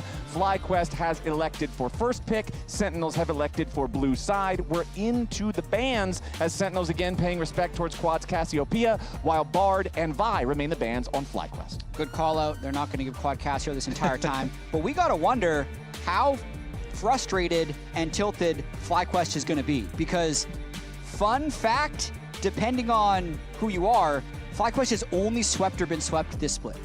So if they lose game 1, game 2's always been a loss. And they've looked very frustrated to me at the end of their series when I've been watching them. Well, then why are we here? Wrap it up. It's over. It happened 3 times. It'll happen forever. This is the antithesis of you got to play the game. It's like, no, you don't really have to play the game. Just wrap it up. Look on their faces says it all. But no, FlyQuest definitely have to bounce back from this, because we were talking about it a little bit between the games. This is a FlyQuest team that has not performed the way that they were expecting, the way that a lot of fans were expecting. Obviously, the first half of their split here in Summer was up against the other top teams in Lion, in Cloud9, right? Up against Team Liquid. But even despite those losses, now you're up against FlyQuest, or now you're up against Sentinels, excuse me. You're already on 1-3. You lose this series, you lose this game, you're going to 1-4 in the standings. That's not a spot you want to be in. I'm pretty sure. Now, I'm not a pro player. No, I agree. Okay, all right. Just making sure we got the approval here. I was just going to say, Karma first pick without Ezreal usually means Caitlyn, but Sentinels taking it away from them without the Bard, so they're playing Caitlyn Lux here? Oh, they're going to go Karma Jhin, aren't they? They always do Karma Jhin. Oh, yeah. wow, I hate like that. Karma Jhin, but it's going to be Caitlyn Lux. It is going to be Caitlyn Lux. Ooh, the solo queue terror. But Fly must know this, right? Because they know where hell loves Caitlyn once there's no more Ezreal Lucian in the game. So you pick Karma to play with Caitlyn, knowing if he goes Caitlyn, you go Jhin. So FlyQuest must have decided they wanted this side of the matchup over Kate Lux's side. Okay. How do you feel about it personally? Because I feel like we don't get a lot of Kate Lux in pro specifically. Yeah, I think it's just the burden of execution is too high for most teams to perform well with, when there's other things that can do the same but easier, or have more, like, you know, safety nets. Jhin Karma is a winning lane, and I think the best champ for CryoGen is Karma. I don't think Hui's Lux is like his best champ at all. It doesn't fit his style as well as the Bard does in this case. So I think FlyQuest got a good draft here in this sense, because of what they want with what the end team wants. But you know I like to cherry pick stats like I did with the Ezreal win streak last game. Yeah, hit me. On the year, Rahel's 8-1 on Caitlyn. It's by far his best champion. So even if you're going to have to pick it with Lux, oh no, they're going to take it every day of the week. This champ, however, I don't like. Okay. Jisoo. This guy right here, I hate him. He always loses lane and then loses the game. Jace? So, yeah, the champ's useless, bro. Well, he's also going to most likely be piloted here by Gakos, who has also been having a pretty underperforming summer split overall here in the top lane for We talk about NA Jace. What about Turkish Jace? Turkish Jace. Is it better, worse? Yeah, I'm not different. Sure. We would have to. Okay, Chat, I will say, do you have any obscure Jace stats about Lux Turkish Jace? Is better. On the year, Gakos is 5-3 with Jace. It's actually, of champions he's played 8 or more times, his best champion. Okay. How many champions has he played 8 or more times? Jace, Cassante, Rumble, Sion. Okay, that's actually more than I thought. I thought it was going to be 2 or something. Yeah, the only one. So I had to ask. Long range poke is good against Caitlyn Lux, but I just feel like Jace so often on stage, he like goes up 10 CS, dies once, and now he's completely useless the whole game. Okay, so we're in the second part of the bans, but it's not showing the third pick for Sentinels, so... It's a Victor. It's a Victor. Yeah. Okay, cool. I was about to ask producers, please tell me what this is. Okay, so everybody just imagine that there's a... Yeah, we can't draw on We don't have the drawing thing? I was going to... Victor from Arcane try is to right draw there. Victor on there, but we don't... they got Kill and Victor. Yeah. They got Arcane synergy. They're up against Jace, though. So, But that's still 2-1. Yeah, we've still got 2-1 Arcanes. We'll see how the second half of the draft goes through, as we do have Yorick and Akali banned away. The Yorick, one of those pretty common answers into Jace in the top side that can make his split push 1v1 life not very enjoyable. I am imagining now something with a lot of armor in the top lane against Jace Jhin, and it feeling very useless. Where's my Malphite? Jace Jhin. Give me my Malphite. I mean, Lock it's it in. Impact though, so he's Ornn, Sion, Malphite. You got last pick the Malphite though if you want it. Yeah, you gotta wait. Since you can't give it the Silas angle. Yeah, Silas, that's a Victor nightmare. Victor pick on 3, like it, ban Akali, get Darwin's his best mage champion. It's a very standard Sentinels draft. And you've got the Trundle ban away too. I mean, that tells you 100% they're going for one of these Ornn, Sion, or Malphite angles. Sinzao. He's often kind of picked by Trundle. Both teams want the same thing here. They want some sort of like tank / bruiser. Nice. Yeah, there he is. Okay, we've got the Victor in there. Skarner going to be the last ban of the draft here. So Hambach Skarner. Getting rid of the Hambach Skarner. Exactly, the respect being paid. As over on Sentinels, they do have 2 picks left to make, the top and the jungle role. Hovering the Sion right now, we've obviously already mentioned how they're thinking about it, and it looks like they want to just go ahead and lock that one in for Impact here topside. They could put Jace jungle at this point, like Quest, and then hard counter the Sion with something like a Gwen or a Gnar. I don't know what kind of Sion more than that, but Vayne. Pick's kind of risky. Vayne, yeah, I mean, that's a lot. Feels kind of risky to pick Sion like this, as opposed to picking Sinzao or whatever jungle you want in this game. That's what I was thinking. Is I was almost like a bait, like, hey, come on.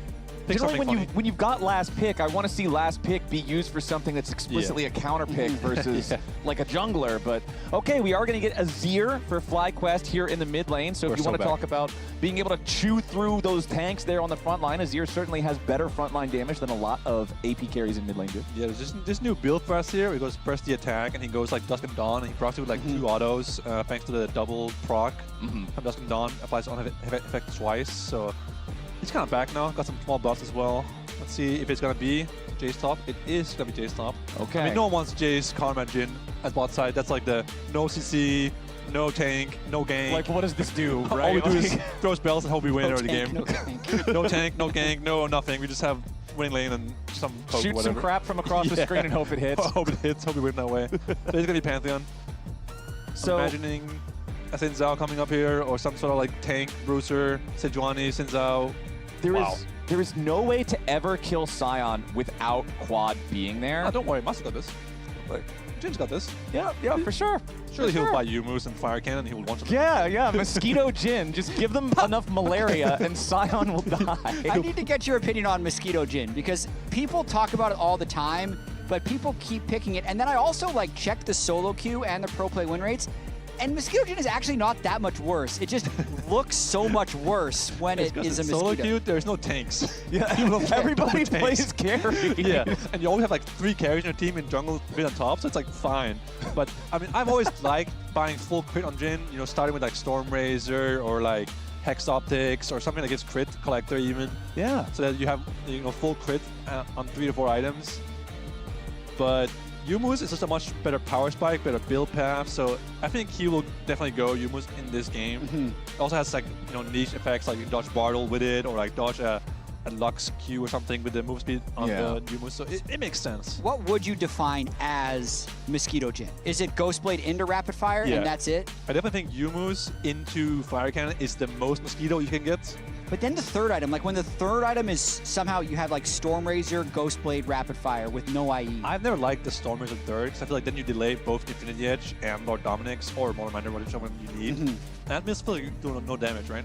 Yeah, I feel like always on AD carry, if you don't already have Infinity Edge earlier than that on like item number 2, you've got to have IE or Lord Doms as third. Yeah. Otherwise, you just do in this game, Sion's going to have like, what, 5k HP? Oh, and yeah. LDR basically deals...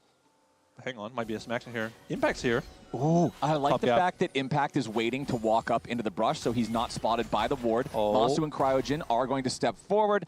Of course, they don't step far forward enough for that to really matter. Impact's going to go ahead, take his recall, and head towards top. I got one more crazy stat for you, Sven. This one is pretty cherry-picked. But when Impact is 30 CS down in 15 Oh, minutes. I heard this one last week on the broadcast. It's Actually, a I was watching this. 62% win rate, which is higher than his career win rate, which is 59%. Wait, what? So he does best when he's behind at 30 or more CS. I mean, that's very believable, to be honest. It's kind of crazy. It is kind of like his style, right? The last couple of years. It's just, he's the guy. Pick a tank, hold ball and wins. The reason that this happened, oh, geez, they paused because they realized I was about to go on a tangent. Okay. Oh, nice. You've got time. It's probably just from lane swapping. Like, it's not like he's actually losing lane this often. Usually, they're probably getting something massive on the other side. It's like those 80 carries down on CS. Oh, he played Senna, and he was the support. Oh, Yeah. I see.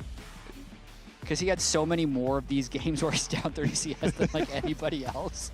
But he is a good laner, especially on tanks, is one thing I've Yeah, really like, noticed about I mean, him. it's like something with the 80 carries, right? Like, there's like a certain, like, beautiful charm or whatever to playing the losing side of matchups and playing it better than the other guy plays it. Because, like, some tanks are good in lane, like Sante and Sion were good in lane, but some are not. And playing the matchups can be really hard. Just fast. Anyways. Do you know why everyone's dropped Sion Yeah, kind he of got away nerfed, from this yeah. game? He got like a pretty big nerf to his range matchups, and there's like so many Jaces, Nars, Vaynes, and all these other cringe champs. The champ the top laners hate. Yeah, The lane I mean, Is Grasp a little weird for him in this matchup rather than something like Spellbook? It doesn't seem like he's going to be able to proc it that often as he's going to get one here. Yeah, honestly, bro, like top laners, like I just don't care. They just lock some stuff. If you're a tank, don't lose lane too hard, I guess. And if you're Jace, just hope you win lane. Because at some point in this game, you're going to be useless. We all know it. Like, I mean, I know it, Jad knows it, Flowers knows it, Chad knows it probably. Like, I just hate Jace, man. Like, I mean, Jace is like the Jhin of top lane. Yeah, he might win lane, right? That was... Look right now, Jin's win lane, Jace win lane. But then look at it in like 10 minutes from now, and Sion's down like, 10 CS, something like that. But then guess what, right? Sion kills a minion, he gets 4 HP. 4 HP. He kills 100 minions, that's 400 HP. Yeah. And he gives you more on cannons too, right? Yeah. If you get them, of course. So it's like, yeah, I have 10 CS advantage on my Jace, but Sion has a 400 HP. That's for fine. killing 100 minions. So yeah, it's the Sion HP. I feel like every time we see this guy up against a lane bully, most of the time when you check in at 20 minutes or whatever, he's still got hundreds and hundreds of HP on Soul Furnace. So it's like, who really cares that much? When Jace pulls up with like a Yumus and what, a Manamune, you think he kills Sion? No, I don't think so. No, probably Does Jhin not. kill him? I don't think so. So Quad, I hope you carry, bro. And this is also why I was concerned, because you've got the Jace Pantheon top jungle duo. Both of these guys really high physical damage, but that's what they contribute. And Impact will be more than happy to just stack armor whole game long. I think all bot laners hate, the Jace, Vayne champs that might win lane and carry the whole game, or they might just, lose the whole game solo. Griffin might be looking for something bot. He's stuck around for quite a while after his crap. No, he's just going to go for a reset. They have a very good dive with Pantheon W into Jhin W, but Sentinel's balling not low enough. Yeah. Meanwhile, Darkwings getting the better of Quad in these mid lane trades, forces the Azir down below 200 HP. And critically, look at the teleports. They've both already teleported back to lane. So this means Quad's got to go ahead, take the recall, heal back up, and his TP is not available to return. Yeah, we got to look at the two bot laners, Sven, in this game. We got Masu and Rahel. We were looking at their all-time LCS careers. We thought it was kind of interesting how many games Masu's actually played, because he still feels a little bit like that rookie player, but he's very experienced. But then it's just top lane. You said it doesn't matter. So Don't worry about it. Yeah. Just don't look. As we were doing some digging, we realized that actually, Sven, you're actually way more than these numbers. And this is just your 80 carry in NA stats. 10th amongst all players in What are you games. saying? I'm mocking these guys, or what? Is that the whole point of this? Or? Yeah, kind of. Yes. And now you get to talk about the I agree. Yeah. This is the Sven praise segment. This includes your support games. These are LCS all-time stats. I see. This is career. Top LCS 10 in all career. these numbers. We had these numbers for Masu. He was like, Rahel was like 538th in total games. Yeah. Top 10. No, just saying. It's impressive. I mean, I will say, like, Rahel, we call him Mr. Composed. Okay. In C9, because his whole playstyle is usually just farm in lane, but he will never, ever lose you the game. Almost ever. He doesn't do the crazy stuff where you're like, oh, I'm feeling the pressure, I've got to make the play. Almost ever, like Master last game, for example, dying on the ward. Like, he will not base there. He'll base somewhere else, more safe. He's kind of like very, very reliable and will almost never lose your team the game. He might not carry the game hard like Masu will when he's ahead, but he will never lose you the game. So he's Mr. Composed. That's why killing a champ that scales really well on 4 items is like perfect for him. Right, because you're never going to get set behind on your scaling. You're always going to be the threat. You don't randomly get one tap before the big Elder Dragon fight or something. Yeah. It's like the ups and downs of players like Masu and Rahel is that Masu might go up 3k gold against Rahel in playoffs at one time. You remember like last split, I think it was, when he was like up 3k gold every game. Hard carried. Masu in lane phase is very strong in that regard when he's winning. But then the downside is that last game, for example, we just saw it, Masu will die mid-wave to Rahel and kind of lose that whole part of the game, right? Yeah. Well, Griffin wanted to start up the first Drake very early this time around. Remember that game number 1, first Drake kill happened after 11 minutes. This grab is topside. Ooh, he's got baby smite, so he can't actually contest this if he gets matched. Well, we do have Impact eating the apples first. He makes his way over here, just wants to slow Griffin down while the rest of Sentinels makes their approach, and Griffin is going to be forced back away from this one. Hambach has already arrived. Impact has prepared this delicious crab dinner for him, and that dinner will not be contested as Hambach is eating good. He'll secure crab. No contest from Griffin on this one. Nicely played from Impact. It's honestly not too bad when the crab that gives level 6 sometimes is spawning on top side, because then you can't do Drake right afterwards with level 6 advantage. But Hambach actually didn't get level 6 off of it anyways. Must have lost some of his Krugs or something. But anyways, nothing big happening around it. Sometimes when the crab spawns on bot side, and it's like, it gives you level 6, right? Yeah. Then you get Drake, still level 6 versus level 5. It's like, everyone will kill themselves for this crab, yes. right? I mean, trust me, I've been there, right? Especially with Blabber on the team. Yeah, I mean, it's like all units of crab right now. Everyone but go. When it's topside, it's fine. We can give it. It won't do anything. I'll just get my 6 off my chickens or my Krugs. You know, Pantheon is like, he's fine. Yeah. So sometimes it's like a, all units on deck for this crab. There's no grubs to fight over yet. Those are so still like fine. 2 minutes away. Nobody really cares as much. We do have ultimates online now for both junglers like you're talking about, though. Obviously for Hambach, that means a lot more team fighting power. But for Griffin, it means a lot more playmaking. Where would you want to see this first Pantheon ult go? Because I feel like first Pantheon ult, it needs to be successful. Yeah, I mean, honestly, last game was the same thing. This game is the same thing. We're just going to go on the ball lane, probably, or mid lane. And Asir has this thing where he can shuffle people really easily and get a flash from them. And, like, even though you can't solo kill him, if you EQ on the Victor as Asir, he might just flash instantly because he thinks you're ulting on him with Pantheon, right? That's like the power Pantheon. But he's looking top right now. I think both teams know that ball lane beats top lane in most cases. Even though Dakos has been laning very well this game. He's up a lot of gold. Yeah. So he's not doing quite well in that regard. But Impact does have 273 sulfur in his stack. That's almost two ruby crystals. Yep. That's almost 800 gold. Yep. So who's ahead? And that's 823 gold for Gakko. So essentially, it's a 23 gold lead. That's melee minion. Okay. Grubs. Okay. FlyQuest going to be forced back away from the grubs here, as Sentinels do have a 4-man contest ready. Both top laners are on the bottom side of the map. Gakkos has his teleport available to join this fight if they want to, but Impact does not. First grub secured. Here comes the ulti out from Griffin. They want to make the play on Rahel. Instead, he immediately flashes out. He knows that he has to use that flash before Griffin can try to stun him. And instead, this is just Sentinels being able to secure the grubs for themselves. However, Quad tries to go in, find the shuffle there on the Hambach, but he's not going to get it because of the flash away coming out from Sentinels. Griffin with the flash follow, ready to go after Hambach, who wants to turn it back around. Here with the audacious charge, but he has no damage. First blood over to Griffin, just like the first game. I feel like that was kind of scuffed from FlyQuest at first, you know, flashing on a guy who had to flash away already, and then this whole chase here, Asir flashing for Sinsa flash is not worth it. But the Juno actually slowed down enough for Pantheon to get in range to kill him. That looked kind of scuffed from FlyQuest, but they get a kill, right? So, yeah, 1 kill versus 3 grubs. Not too shabby, I'd say. You can't hate on it, but at the same time, this mid gap is growing. It's a 20 CS advantage in the mid lane for Darkwings. In the first place, he was here the whole time, right? Darkwings, Victor killed the grubs the whole time. Then moved back, cleared the way, and then is here to support Hambach, who had a really nice flash, but as you mentioned. A lot of mid-prio for Sentinels this game, giving him a lot of control over the game. Honestly, it was quite a reach to get this guy. Yeah. But they got him. They got him. Still counts. It counts. So, dog tier list. A lot of people have been talking about this. The what now? Have you heard about the dog tier list? The dog? There's a dog tier list. Oh, the dog. But this is just a closer look at specifically FlyQuest. So in lock-in, they were kind of like, they were actually better than expected, like a little middle-aged dog. And then they're like a full-grown dog in Spring Split. They almost made playoffs. Does this imply that big dogs are better than small dogs? they're more mature. They know what they're doing. They don't throw themselves into walls and off of tall buildings and stuff. They can run faster. Yeah, they run faster. But what's interesting is it does feel like they're Benjamin Buttoning a little bit, and Summer Split is like the smallest dog. They're regressing. Yeah, a little bit. It's are they puppy regressing now. or are our teams getting better? I like that take. But do you think that's true?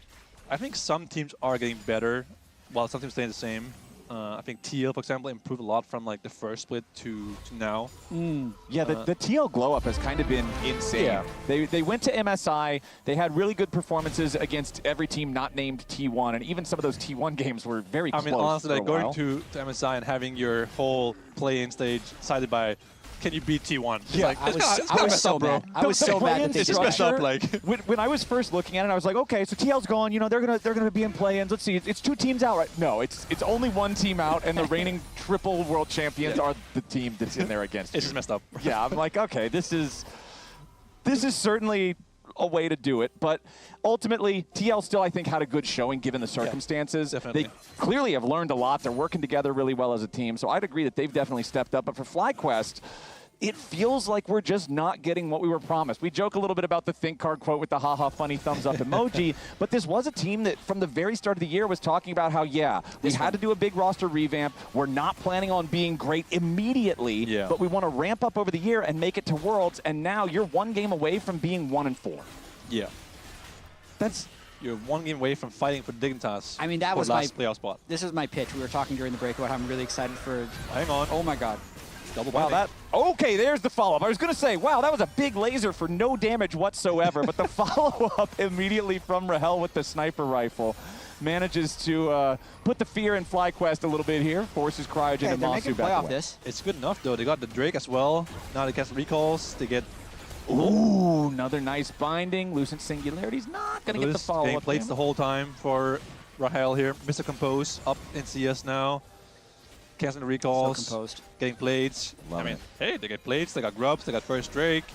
So who cares that Jason had the gold? They're actually just back. They lost that first blood. They're down 700 gold. This whole sequence, they've gained it back. Well, now Darkwing's going to take some damage quickly from Griffin. Turns it around to the Masu's Arcane here. Storm. Gravity Field also used here as Hambach is staying alive with the Crescent Guard for now. Griffin down to 50 HP himself. Quad also very low as the final shot misses from Masu, who he joins up in the fight, and Quad is down. Wind becomes lightning from a nice slow. Masu chases further, but he can't get anything. Meanwhile, the entire time, knock, knock. Who's there? It's Rahel in bottom lane. Taking turrets, FlyQuest sequence fails. Rahel is pushing bot. I think he got 5 plates, didn't he? I think he did. He got the entire tower, you know, full max volume Spotify while watching his team winning 3 versus 4 in mid lane. Yup. And it happened last game too, right? For FlyQuest, they had a fight around this time of the game where they lost the whole game, and now suddenly Sentinels are ahead. 1,000 gold. But this one wasn't And even like look a at Eddie Carey. Masu or an Oh my- overgroup overreach. It was just the fight in the river that went wrong. Yeah. But FlyQuest probably feel like, okay, we're losing bot lane, we're losing mid lane, we have Jace top, so he's useless. Lost Drake, lost Grubs. Gotta fight somewhere, right? Yep. And I chose this to be the fight, which I think was a good fight, because Numbers Masu was here advantage, first, 2-3. right? With his ulti. But he just missed the last shot. But to be honest, Sidestepping that, if it this last one. If it comes down to like the Jin 4th shot, maybe the fight wasn't that good in the first place. But this feels horrible I now. mean, it's really the fact that Caitlyn got the full turret. Yeah. That's the biggest outcome of this entire fight. I mean, when you know in the back of your Golden Glue's having the time of his life, dude. When you're in the back of your head, knowing that Kalen just got like 1,000-something gold, and his quest complete now, he gets more gold faster than you, it feels horrible. And you lost the Drake, right? Yeah. Also, the first 2 grubs. You don't really outscale because you have Jace top and Jin against Sion. Yeah. So who kills him, right? When he gets like 1,000 armor soon. So you feel forced to make a play, but then the play fails, and now it's even worse. Here's the other problem. We're talking about how, you know, the gold is a 1,500 lead for Sentinels. The only reason it's that close is because Gakgos is up 1.3k individually, so it feels like the game is actually even further away than it really is because of the fake Jace gold. Yes, He's even got that exactly. cull. That cull's going to juice it a little bit more, too. The inflation. The That's good. inflation. Well, then think about this, right? Impact has 600 HP. That is 4 Ruby Crystals. That's 1.6k gold lead. So actually, the Sai is ahead 400 gold right now of the Jace. Or 300 gold, rather. And everybody else in the team is also ahead a few hundred That's gold. an amazing stat. LCS Jace record with greater than 1,000 gold difference of 15. Just 34 and 27. Was that barely like 55% above 5%. or something like that? It's a little over 50. Yeah. And I'm honestly surprised it's that positive. gold lead to get that? Now tell me, what's the win rate of Kaylin with a 2 gold lead at M15? Probably higher than a You think little so? over 50% would be my guess on that one. But also, let's. I want your professional opinion here because we're seeing something we don't normally get hubris from the gen. Yeah, how do we feel like hubris in pro play? Because to me, this always feels like the quintessential solo queue item. You just want to get the stacks, Yeah, it is. become God mode. But I feel like pro play has probably not got the same tempo for that. Yeah, I mean, the thing is you need kills to get this thing going. And so far it's been 1 kill in the game. Which is why pros don't normally build hubris because you don't get 20 kills like you do in scrims every game. But, I mean, comparing it to Youmuu's, it is the stronger item. It has 5 more AD, I believe. And it does scale if you do get kills in the game, so it could pay off late game. But I feel like lethality isn't so good against tanks who have like 200 armor at 20 minutes. Yeah. Impact right now has, what, I'm guessing like 150 maybe? 127 on Impact. Oh, that's not bad. Yeah. He buys tabbies. Yeah, I was going to say, he doesn't have his boots yet, and his second item is a Spectre's Cowl to have some MR up against Quad. He's buying 2 longswords. I hope, for his sake, and for the series' sake, that that's Going- oh, yes, that's pretty nice. Yeah. I was going to say, if he buys a collector here, I'm going to like go on stage and just, you know... Just kick him out? Because it would still be Mosquito even though we built Hubris. I mean, at least with LDR, you get, you know, a lot more arm penetration. Makes this build kind of useful. So, not too shabby. I feel like Hubris isn't it. What do you think But speeds this game it's up? fine. Or is it just going to be slow? Because Yeah. essentially all Sentinels have been doing is they move her hell around. This might Pantheon speed it up. speeds it up. This speeds it up. Griffin makes his arrival, and Darkwings again is the target over and over. It's FlyQuest looking for this mid laner from Sentinels. Remember that the first blood play that claimed Hambach's life was originally aimed at Darkwings. The play in the river that got turned around was aimed at Darkwings. This play is aimed at Darkwings. It's Darkwings chase all here. day as Impact versus Gakgos. TP from... whole lot, but Somehow Quad does Bui arrive. is top lane alone right now. Yeah. When the Drake's up. Split push Not me. ideal. I guess they're giving the Drake over, but why is my support top lane? I mean, I guess you can mid top anyway, so it's fine. He can And now Victor's going to TP and continue to collect plates. It actually is I going to kind work. of like this play from Sentinels, giving up the second Drake when they, you know, they had a dead Victor, so he wouldn't be here for the fight anyway. So, ooh, Gakgos bringing down the damage here onto Huhi, but not enough to actually kill him. Huhi is forced to use the flash to get away. Gakgos now going to fall back as Sentinels reinforces their support, makes sure that Huhi gets out. Meanwhile, Darkwings still putting in the work on this turret. Earlier, Rahel got to take the entire Tier 1 turret bottom lane while fights were happening elsewhere. Now Darkwings nearly going to get the entire turret. Make that, yes, definitely the entire turret. they got mid here tier 2 in the and top top side. tower. Yeah, they're just getting so many structures. I think if I'm Sentinels right now, I have a tank top, I have a carry mid, a carry ADC, and you know I want to supportive such as tanks. I'm very happy to give up 1 Drake at 18 minutes for 2 towers. Yeah. Well, I mean, it's kind of what you were talking about in game number 1, except this time it's Sentinels doing it. It's like the coach dream, right? Yeah. You've got the solid tank in top Tank, side, tank. control mage mid, winning bottom lane, jungler that can make plays and engage. It's kind of just checking all the boxes. Yeah. I mean, I agree. There's not much to say about it. And at this point, it feels like Rahel base plays IE now. He has it in base here. Yeah. 2 items on him now.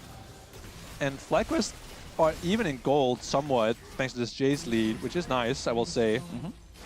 But it just feels like, is Jace going to just carry this game in team fights? Maybe he will. I mean, maybe I'll see will scale as well.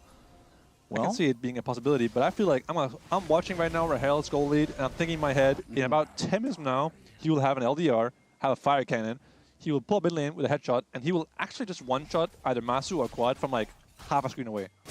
Yeah, that's my current visualization of this game.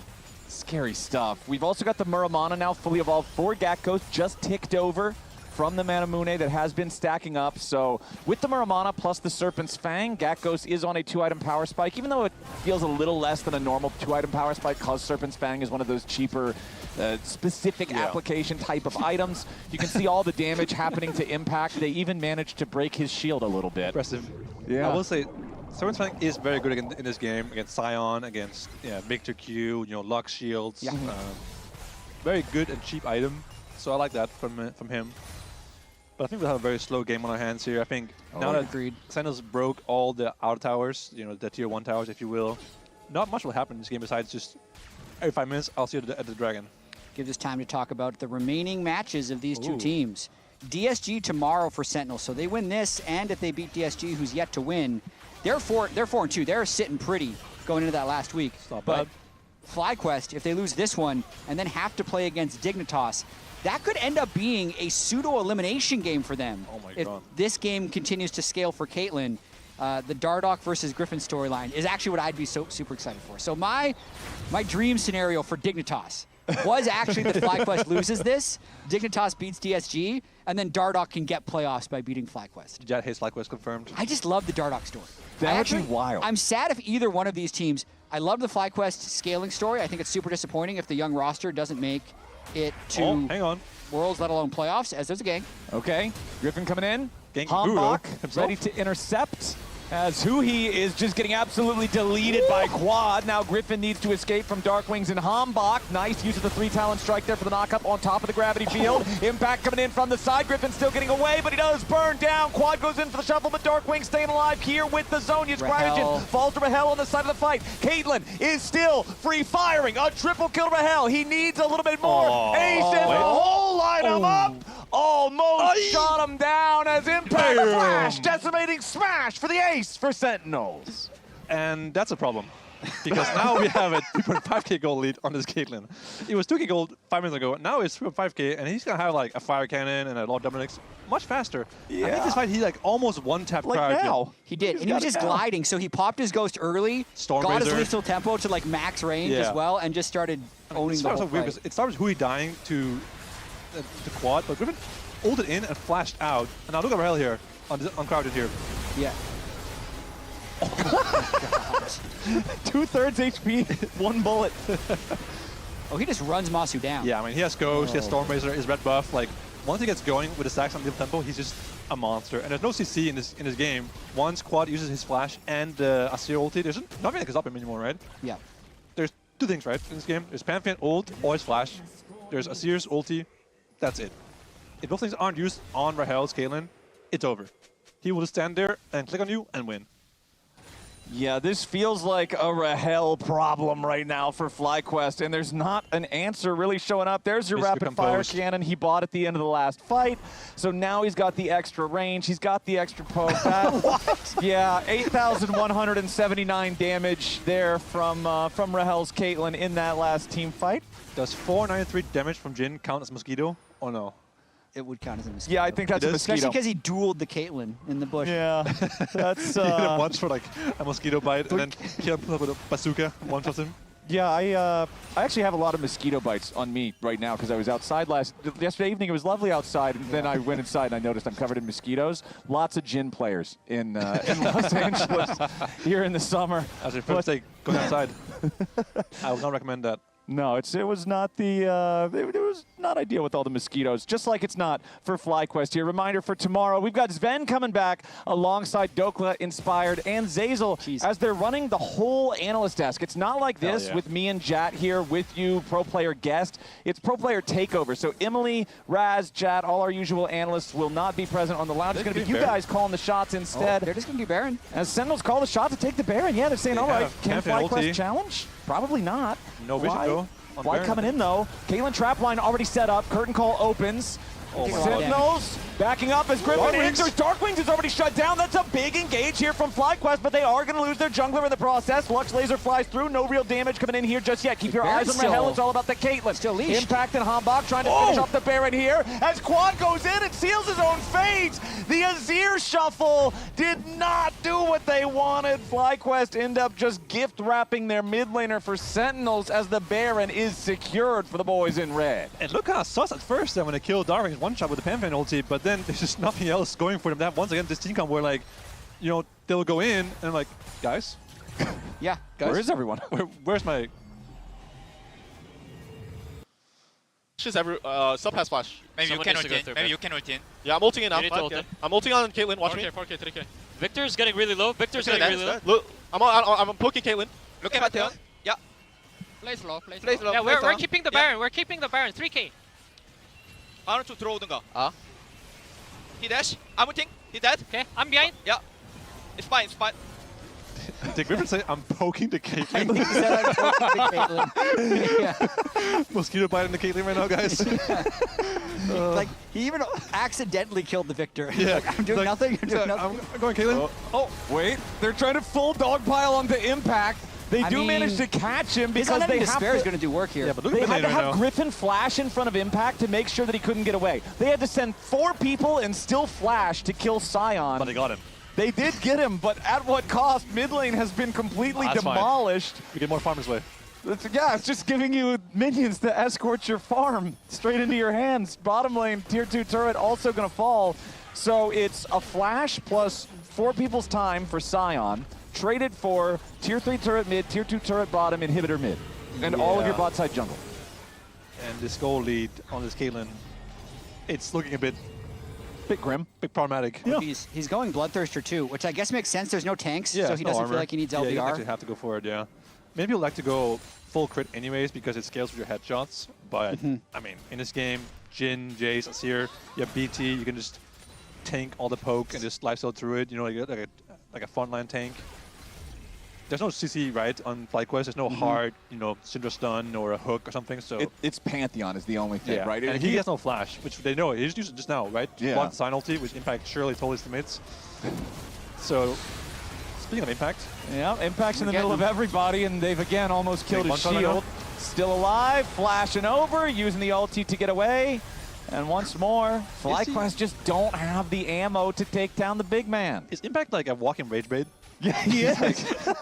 Rahel's like just tuned out, like pushing side lanes with max volume on. He's like, yeah, I don't care about any of this. I'm just gonna push side lane. In fact, you go rage bait him or something. It's like, yeah, sounds good, Rahel. Yep, that's I'll what he just does. Walk somewhere and be annoying, die or flush out if I have to. Take some short shots. Yeah, why not? I mean, why not? You know, I'm tanky.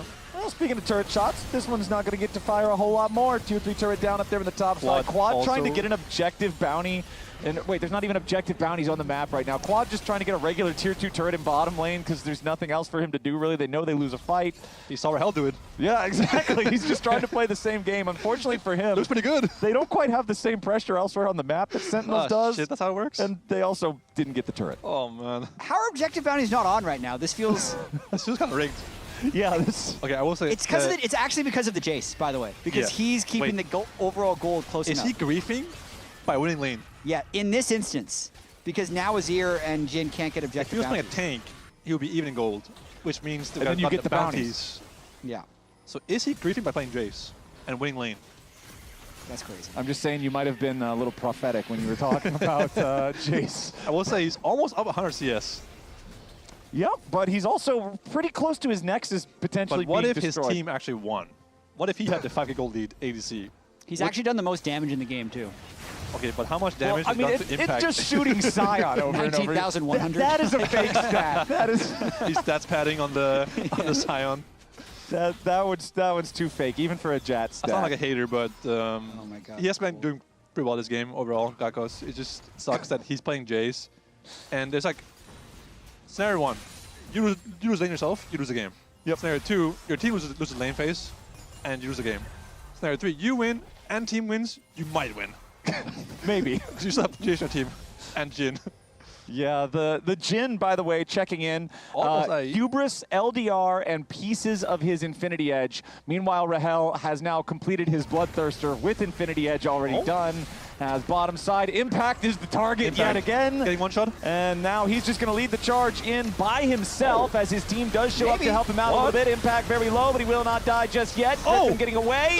Impact does get shot down by Masu. FlyQuest finally take down the Sion, but it cost them their Azir. Cryogen flashing away. He'll stay alive. Everybody else on FlyQuest except Masu, very low on HP. They got to go all the way back to the fountain. A 1-for-1 trade is a big win for Sentinels. They already have super minions marching down mid lane and top. Now they're going to knock down the remaining inhibitor here in bottom side as they continue their push. He's frontline. 4v4 to end the game. They're on to Nexus turrets. FlyQuest trying to fight. Griffin jumps in, going after Rahel, but he won't be able to kill him. Rahel running and gunning, but he finally falls. But it costs too much. FlyQuest can't pay the bill, and Sentinels have come to collect. Cryogen, the only one left standing, running from Super Minions as the Nexus turrets fall. They're trying to get this last kill, just to have a little bit of fun with it on Sentinel's side, but it will not matter. It's a 2-0 for Sentinels, and they take down FlyQuest. Nice game from Sentinels, honestly. I agree. I think Rahel had an amazing series. He had the Ezreal game into the Caitlyn game, ends 6,000 gold up over the Jhin by the end of it, and now they move to 3-2, knock FlyQuest down to 1-4, puts them in the danger zone now for missing playoffs. The Dignitas Dardoch game, if Dardoch is able to win this next series, he's going to have momentum for tomorrow. That's my reason to tune in to the winless match. All right, well, that's going to be coming up here a little bit further. I got to say, here in this last game, my player of the game, definitely Rahel on the Caitlyn, just the absolute X factor. And we're going to toss it back to the lounge now to hear their thoughts as well. Rahel, definitely a popular vote. Raz, you seemed a little undecisive there at the end. Was flip-flopping to the end. Classic flip-flopper. It was very tough, Yeah.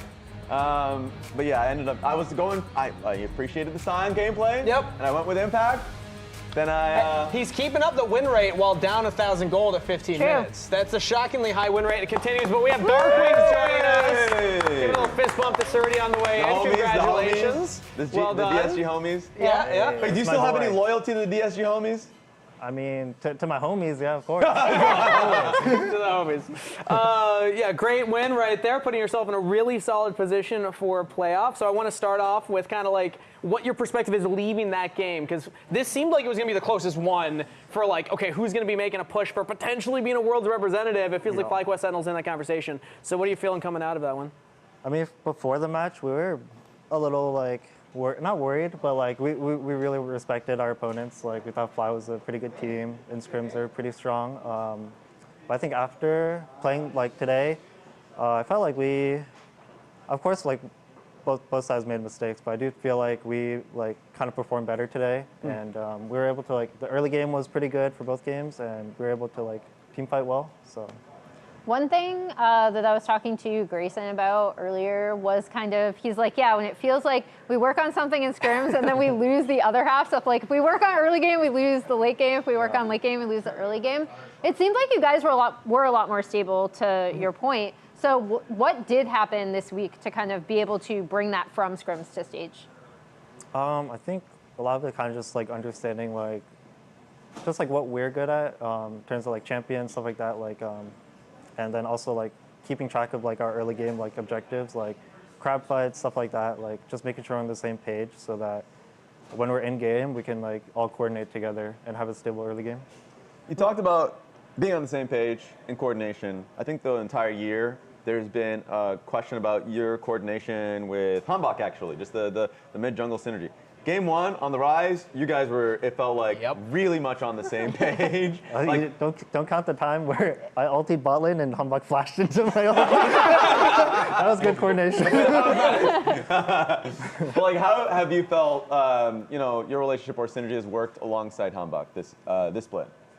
I think just like, what's it called? Just like he kind of says what he wants to do, or I'll tell him like what I want to fight over. Yeah. And it's just like very short things. Like he asked me questions like, "You have mid crowd this wave," or like, "We can fight this crab," stuff like that. And I'll just give like very easy answers like yes or no, and then we just go from there. Yeah.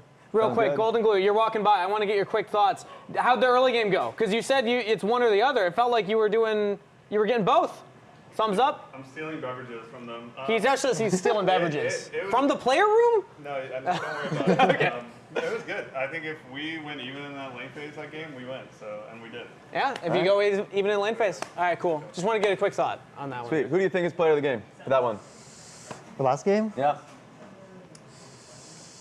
It's a tough one. That was close. I think me. You? You're wrong.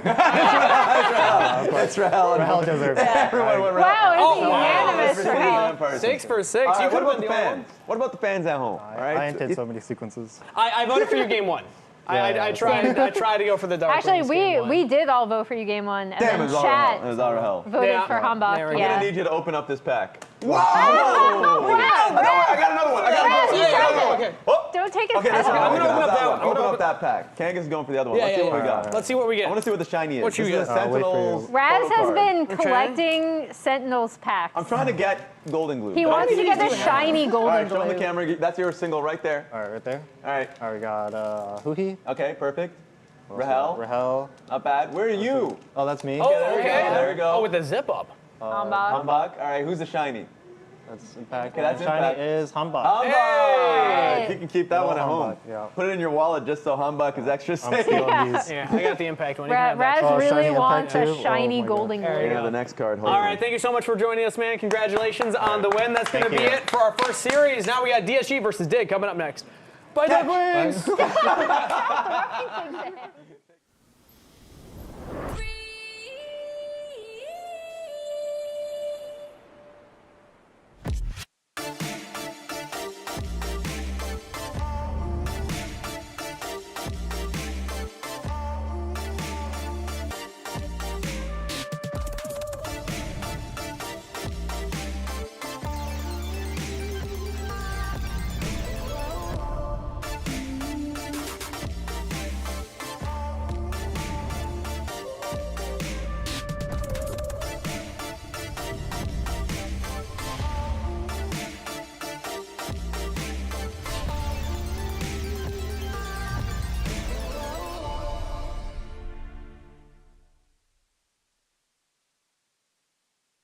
Hello?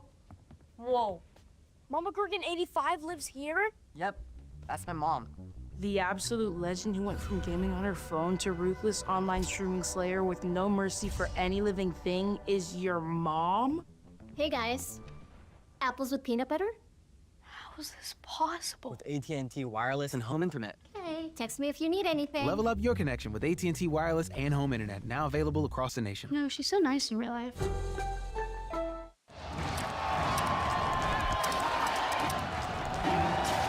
Red Bull gives you wings.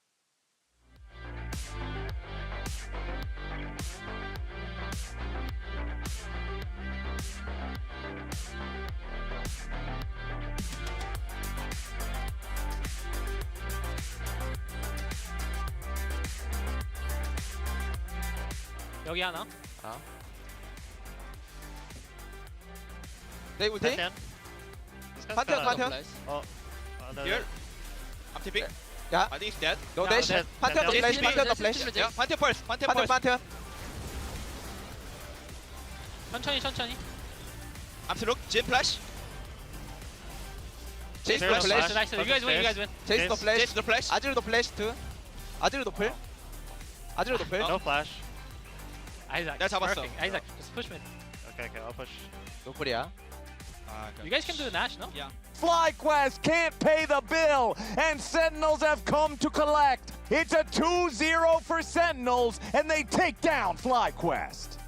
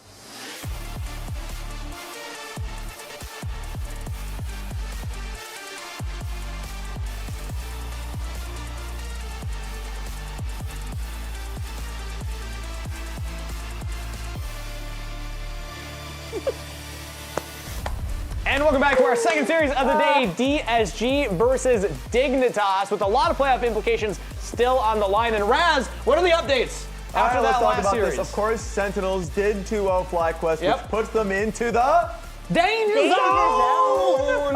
Yeah, so essentially what's going to happen here is DSG is going up against Dignitas. If Dignitas wins, no matter what happens, it's a 50-50 situation between these two teams. Dignitas and FlyQuest. Tomorrow, they face up against each other. Whoever wins that one ends up making it to playoffs 100%. But the ramifications of this specific series is, it's like a greater than 99.9% chance that Shopify Rebellion's in playoffs. Yeah. But the stats guy, Liam, is probably going to tell in my ears, don't say 100%. Can you click DSG? That does mean that the scenario that puts them like out of playoffs is so convoluted. Liam is immediately saying don't say 100%. Yeah. But what it does mean is that it's like lower than 1% because of the amount of playoff scenarios that would get them into playoffs. You asked about DSG. I did ask about DSG, yeah. So if DSG 2-0s, then it's a really grim situation for Dignitas. Still really high for Sentinels either way. Exactly, but DSG are now in a pretty high position, and it really depends on what the next few games. He also, Sassman Liam, may have told me, don't talk about the other days because the situations, there's too many of them. Okay. Way too many of them. Also, did you say Statsman or Sassman? Because I heard Sass. He is a little sassy. He's a little sassy. He's a little sassy. Don't take his cannon if you're ever playing with him, because he's a little sassy as well. So like, just to talk about it a little bit, just to simplify it for everybody. Yep. If Dig wins, we're in a 50-50 situation for playoffs that gets resolved tomorrow. Yes. And if they are going to win, I think it's going to have to come from Dardoch, right? Because he has been a huge difference maker. We heard from Sven, and I fully agree that he has made a difference on stage, especially in their early games. Yeah. And now it's about being able to close out a series. No, he has 100%, team first blood participation. He's participated in all 4 of Dignitas' first blood. But did that influence the predictions? I want to see the predictions a little bit here. And overall, it's also, I believe, 4/5 of the games they've gotten first blood. So not only is he 100% of his team, but he's also leading the charge. I got a 2-0. We're all Dig here. Hold on, Kangas. Why you're not giving DSG a chance? Have you seen their games recently, Rez? Have you seen Game 1 Dignitas versus They can't lose Game 1 and 3 Dignitas? Yeah, fair. But I do think that Dardoch is going to be the spearhead to get Dignitas that win and give us a very exciting match of the week from Sven tomorrow. With that said, let's throw it back over to the casters for game number 1. Hello and welcome to the caster desk here. Azale joined by Kobe for Dignitas versus DSG, which, thanks to the results of the last series, became a lot more exciting because playoffs may be in the cards for these guys. Yes, it may. You know, some power here in the bottom part of the LCS. I like it. It's very exciting. And even though this year, DSG, they've beaten Dignitas, both times. They beat them in spring. They also beat them in the EWC qualifiers. However, Dardoch was not present for any of those games. Nor was Denethor. Yeah, Dignitas have made some changes in the top side of the map. And honestly, both of those two players have been positive changes for the team. So I'm very excited to see what Dignitas can do this time around, because right now it is the moment where they do need to have their best performances, because these are the critical ones. They can make their way into playoffs. They can be the ones to kind of change the look of the LCS. Yeah, I mean, it's crazy to think that they have a real shot. No one was really expecting that. But, I mean, if they beat DSG today, which, based on recent performance, Dignitas has been looking better, and then they would have a chance to knock FlyQuest out of playoffs and secure playoffs for themselves tomorrow, which would be absolutely massive. And, as much as you're saying FlyQuest, they're not going to lose Dig. Well, Dig actually has more game wins than FlyQuest does so far. The only wins that FlyQuest has gotten is actually the 2 wins against DSG. They're 0-8 in their other 8 games. So Dig with 3 wins and 1 more series here to play to catch up to where FlyQuest was. So if they win here today, it puts themselves in a pretty important spot tomorrow in that match. Okay, so they're leaving the Orianna up and open, dangling here, and it's dangerous. They're just going to run for top lane power. Surdy just insta-locks this Olaf. Right now, Olaf has determined the meta. 2 of the big counter picks that have emerged, primarily in Korea, as the most used and most effective are the Jax and the Kled. Yeah. However, there are more that you can delve into. We saw even like a Kale hover there. That I think is kind of crazy. But it is very interesting here. Everybody has really become just okay with insta-locking blind Olafs. And if you have a support Shen to back you up too, that makes me very confident. Yeah, it is really interesting. I mean, it's just skyrocketed in priority. You know, obviously it started coming out of as at MSI, but kind of like situationally as a counter pick. And then people are like, hey, it's actually pretty good. Let's start playing in this counter pick matchup more. And then they started realizing, hey, it actually kind of just wins a lot of matchups. Now we're blinding it at this point. We're first picking a blind Olaf top, which is not something I thought we would be saying, but definitely has really risen in prio. And a little bit surprised to see Dig not actually picking Denethor's top lane here, because now you can even throw out some protection bans, things like the Vayne, things like potentially the Jax or the Kled. We don't know, if Denethor really plays much of those, but DSG obviously having scrimmed against him are going to have some pretty good insight. So that is going to narrow the options here quite a lot for Denethor. Yeah, I mean, some people even like Fiora. I don't think that's like a pro champion either that we'll see in pro play, but so hard to that or like, a Trundle stat checker either against him. So we'll see. But the Lee Sin here is nice with the mobility. Always is pretty nice to be able to dodge around a lot of those skill shots here with that Olaf access with the Jhin as well. And so they are remaining fairly safe. There's the Orianna, finally does find her way onto the ban list after nobody willing to pick a low mobility carry in this day and age anymore super early on. Especially with both of these guys looking for possible counter picks. Palafox loves trying to counter pick stuff like that and look for kill angles. Hey, the Trundle that I mentioned, maybe you stat check him. Yeah, that would be really interesting. I mean, I'm not exactly sure how that matchup goes. I feel like the crazy thing about Trundle is he's known as the stat check guy, and I think in a lot of jungle matchups he wins those 1v1s. Last time I started playing much Trundle top, I felt like I was going to win a lot of those stat checks. I was not winning a lot of those stat checks against some of these modern champions. So I will say it didn't go as well. My Trundle kick did not last very long. Zale dies. He's like, what are my stats at? Hold on a second. Yeah, what is going on here? Are these stats correct? All right, I got my Triforce. I ulted this guy, and he beat my ass. Like, I auto attack, then I use my chomp. Yeah. I pressed W. I played it perfectly. Yeah, what are we doing? I'm inside the circle. Yeah, I'm in the circle. I pressed my R. I right-clicked him. Where did I go wrong? Oh, man, this is a crazy global comp. We got Pantheon TF Shen. This feels like they want to full send it top. Yeah, guess what? You've got an Olaf you blind picked, and then you have the Avengers you picked with him. Literally everybody's super long-range follow-ups here, so... I actually like this, Surdy on the team ever since he joined DSG really has fit in, and he's always been a carry-first style of top laner. So we'll see what they can get done. As far as counter picks, we waited so long for our exciting counter pick here, Isaac. And it's Cassante. Our fifth pick, Cassante. Yeah, well, I mean, I guess he's just saying. I will to his credit say, I'm not really that keen on playing Kled or Kale or Akali or like all this, any of those. Those things are kind of considered, some spicy matchups or whatever. Yeah. And then, you have TF and Shen ult and Pantheon ult. You're kind of like, well, all the carries are kind of high risk. So you're probably going to get slammed by all these globals. So I guess his choice is then, well, I'm just going to mitigate loss. I'm just going to farm, and we're going to hope that this Olaf is not that useful later. But I will say it also leaves them in this situation where you got no engage.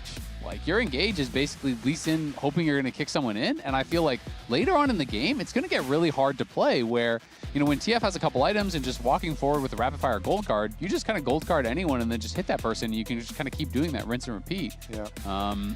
So it is a little bit scary, I feel like. And they have good go buttons, obviously, with Pantheon ult plus Shen ulting in on top, point and click stun with the taunt guaranteed to follow up right thereafter. So I feel like there's a lot of good tools on that side. I've got the engage for you. I can see it now. The Gat engage from bot lane. They realm warp in the Cassante with this W on. Oh. So he's unstoppable, and then he gets timing. the big push. You get the genius realm warp, and all the enemies are standing like close to a wall. Five man path maker. Very close to the wall. You hit the realm warp 5-man path maker. That's nice. Clean, huh? Well, set it up.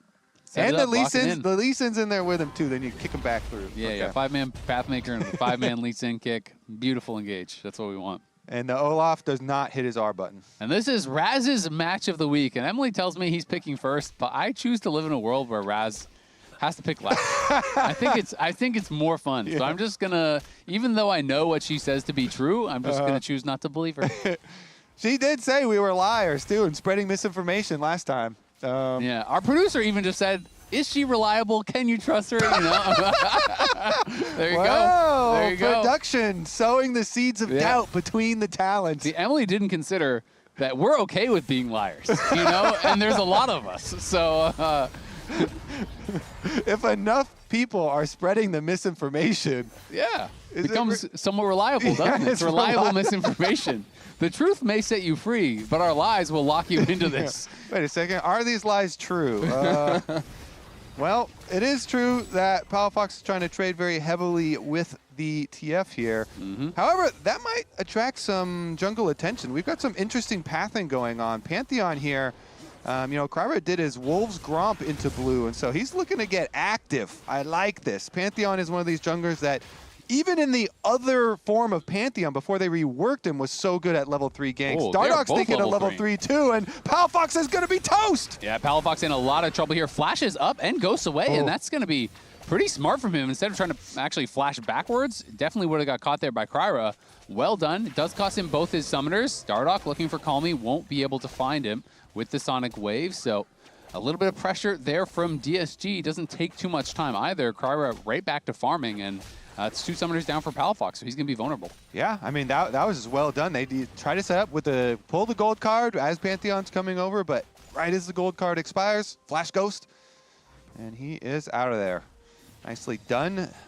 Survival of Palafox, and both junglers will be back to their kind of delayed rest of their clears on the top side of the map. Both of them trying to go for the level 3 camp plays. Dardoch, of course, had an idea for the invade. Playoff is pushing bottom lane. Ezreal, Karma, you're always looking to try and use that early push advantage and poke that they get to also help with jungle pressure. But because of the modifications that Kryra had, it ended up as nothing there for Dardoch, and doesn't end up getting ahead either. Even when enemy jungler does usually do a level 3 gank like that, usually you're a little bit more efficient, but because of the plans that were laid already, they're still at parity. Yeah, nice little hold there from the Karma, but Dardoch going to spot Kryra, was trying to wrap around, is going to connect on that Sonic Wave. Ward hop forward, looking for more here. Lions going aggressive, Ignar very low. The 4-shot not enough from Sajed to take him down. Ignar was, of course, freezing that wave on him. As Dardoch over here on the scuttle does have a pretty big health advantage. This looks like a bad fight for DSG, but Calmy's walking in anyway, bold as he likes, because Lions is coming up. Kryra put low, the heal used there from Lions, goes for the taunt flash, but does get flashed away from there by Dardoch. And it looks like at the end of the day, Dignitas with that HP advantage, even down a man, are going to push them out, and Lions has to be a bit respectful, has no flash, and will walk out. Yeah, good flash from Dardoch here as he sees Lions coming, knows what he's going for. But mid lane, Lions isn't done. Gold card into... We'll see if he can catch for the taunt. Palafox just walking away, and that will keep him safe yet again here. And is back towards mid lane to collect this wave. So Palafox not losing much of anything. Palafox and Dardoch doing a good job there, winning out in that 2v3 at the end of the day. This has been a fun start to the game, even though nobody has died. We still get our fill of action. Lots of attempted plays, attempted ganks going on here as the skirmishing does continue. Yeah, Calmy getting pretty low here. Palafox just doesn't have the mana to actually finish him off, unfortunately for him.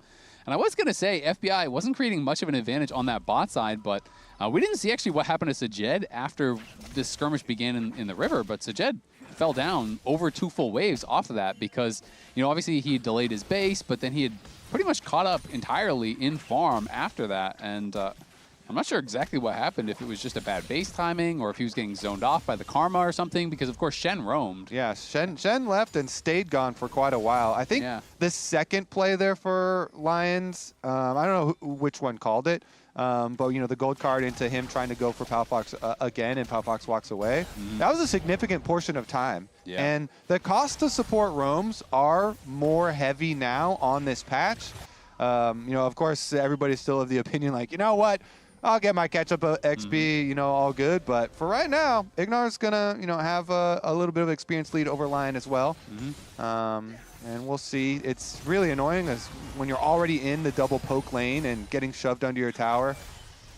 See if they will sustain any further damage. You're always playing for extra plate money here, and good plate money already for FBI. Yeah, exactly. I mean, it's, you know, it's not just the cost of the roll quest that you're talking about. It's, if Sajed's getting zoned off, that's an expensive roam, right? You know, if you're losing 2+ waves, that plus the experience, like that is equal to a kill, right? That is a lot that he is giving up there as Palafox pops the early ghost. Kryra going in. Goldcar going to get locked in here for Call Me onto Dardoch. But again, 2v3, they just fight it out, and now the bot lane is roaming here. Lions will be pushed back. Ezreal and Karma did move up.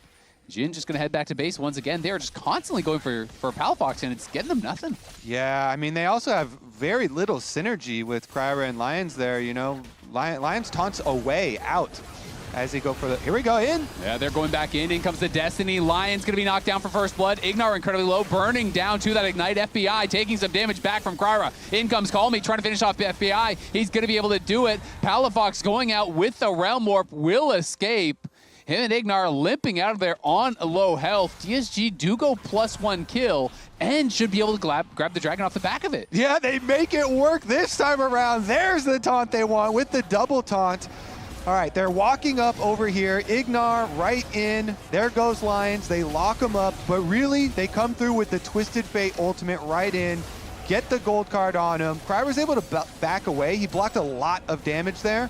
And is able to get the kill onto Dardoch, so that secures them the Drake here. They do get their victory after all these attempts skirmishing around mid lane and buy the dragon. DSG finally get their extra kill. They do get their dragon, and Lions went for another roam towards top side. He is still level 4.5. And we'll see as Ignar is headed back to the bottom side where FBI continues to knock off more turret plates. Yeah, so Jed going to be able to pick up some of this farm, of course, but landing Mystic shots too. Yeah, he is very far down at this point, and it is, you know, 12 CS plus the plates. FBI 500 gold ahead right now.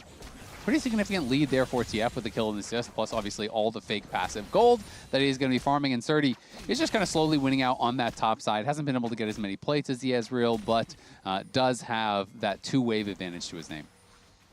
Yeah, pressure is going to continue down here.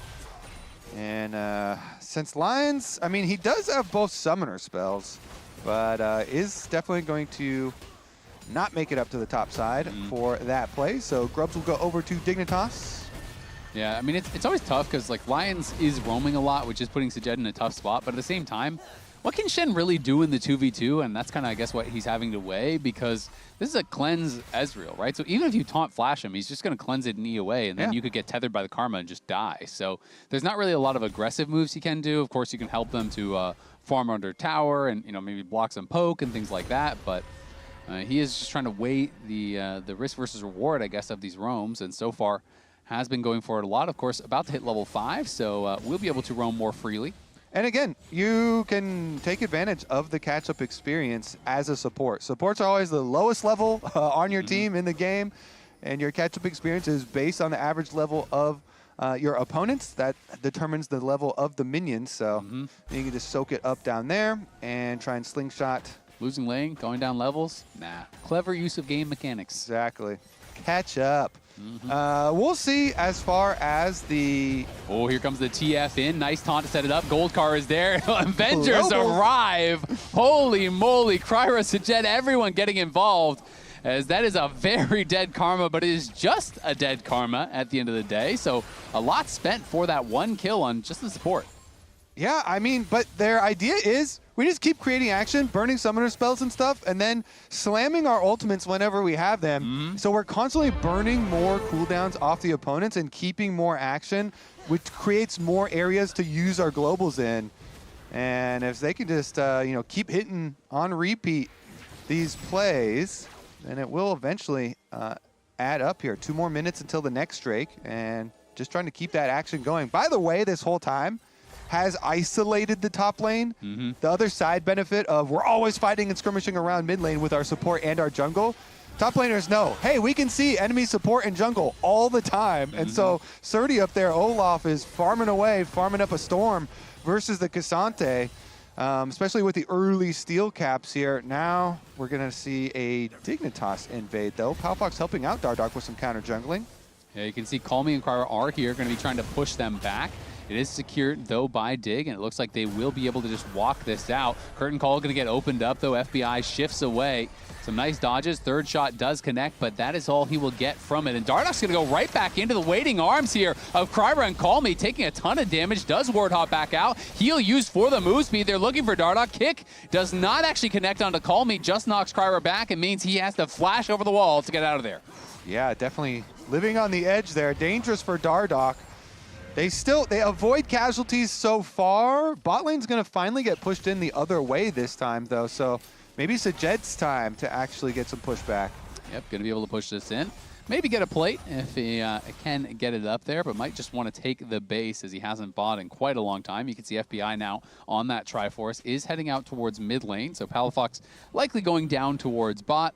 And role quest just completed there for Surdy. So he will have his TP available, of course, even with that Ghost Flash. And we'll see if he can find an angle to do something. I mean, DSG, despite having this losing 2v2, they're the ones with the early Dragon, which is a pretty big deal. Yeah, good early action created by them. And those globals are almost back up. So Pantheon Ultimate is ready. They're just going to fire off another one. Lands a taunt, and it's just a nice buffered shift there from FBI. So even with the Deadly Flourish connecting, is not going to mean much of anything. We'll see where Ignar wants to go, but of course, Mikhail's very high value against a team like this that does have so much chain CC. But the problem being, there's a lot of CC to layer thereafter. Exactly. And all the globals are just walking down to bot lane instead. So you got Alliance, you got Kryra making a roam down bot lane, trying to see if Palafox is going to make a mistake, but Palafox is not giving them the angle yet. Yeah, Palafox does not give them the angle and does spot Kryra, and there's a taunt in from Lions. They are looking for another engage here. Twisted Fate arrives. Sajed is there hitting Dardoch. He has no flash, and I don't think he has any real way out. Kryra flashing out to help get that kill, gets a stand united. Call Me is in onto FBI. FBI is going to have to flash away. In comes the man drop from Kryra. Can't find much of anything. The curtains are going to get called. It's Palafox being slowed up into the gold card. The taunt misses on the stun target. Lions, what was that? He might burn down as well as Call Me is running for it, has to flash over. Denethor arrives, Pathmaker misses. FBI takes down Lions. The Dragon helps to get the kill on the second one. Call Me gonna fall as well. And Palafox says, try again, suckers! They cannot take him down! They keep throwing everything at Palafox. He keeps walking away every time. And DSG, they do stumble a bit. They're still in the lead. But we'll take another look here. So Lions does get this taunt onto the two members. Good start. Remember, it is Dardoch with no flash, so they focus down Dardoch. Good play here from DSG. They get their pick. They do use the Shen Stand United in addition to the Twisted Fate for this play, but here's the follow-up on that Jhin W. They open up, they wait for extra vision, boom, they see him, and then Lions, yeah, just shorts it there with his taunt, then has to flash out, and then with the teleport coming in from Cassante, they got to bail. Yeah, they both end up dying at the end of the day. Denethor helps to get that one. And FBI picking up the other. I also got to say, Kryra maybe could have just kept chasing, but instead just farmed the Raptors there. You know, they had the gold card, they had the CC to follow that up.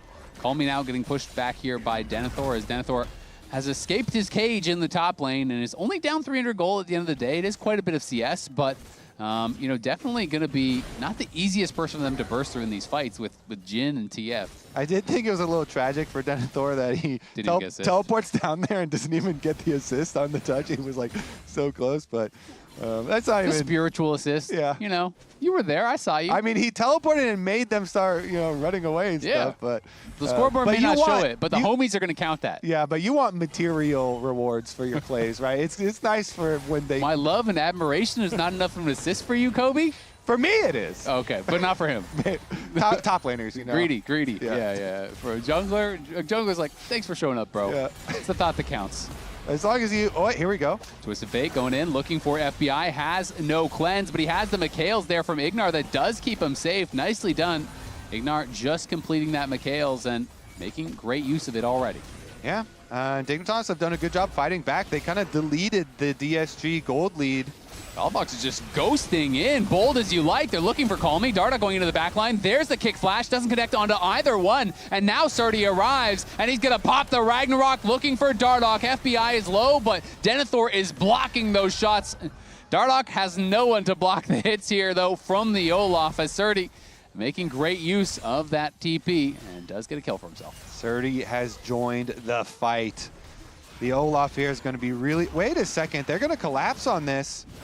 Yeah, looking to see if they can actually fight here. They are down their jungler, which is going to make things pretty difficult.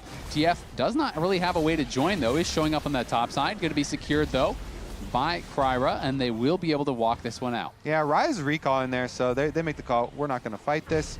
There is a dragon up on the other side of the map, too, so we'll see about the rotation over. They're going to keep Call Me on the top side. Twisted Fate with no teleport, with no ultimate, pushes in the rest of the wave. I was tripping for a second. The Spectator client wasn't updating the roll quest TP from Surdy on the teamfight UI, and I was like, am I crazy? Did he not TP? Did he walk in there? But no, his TP's on cooldown, so he did TP in for that fight.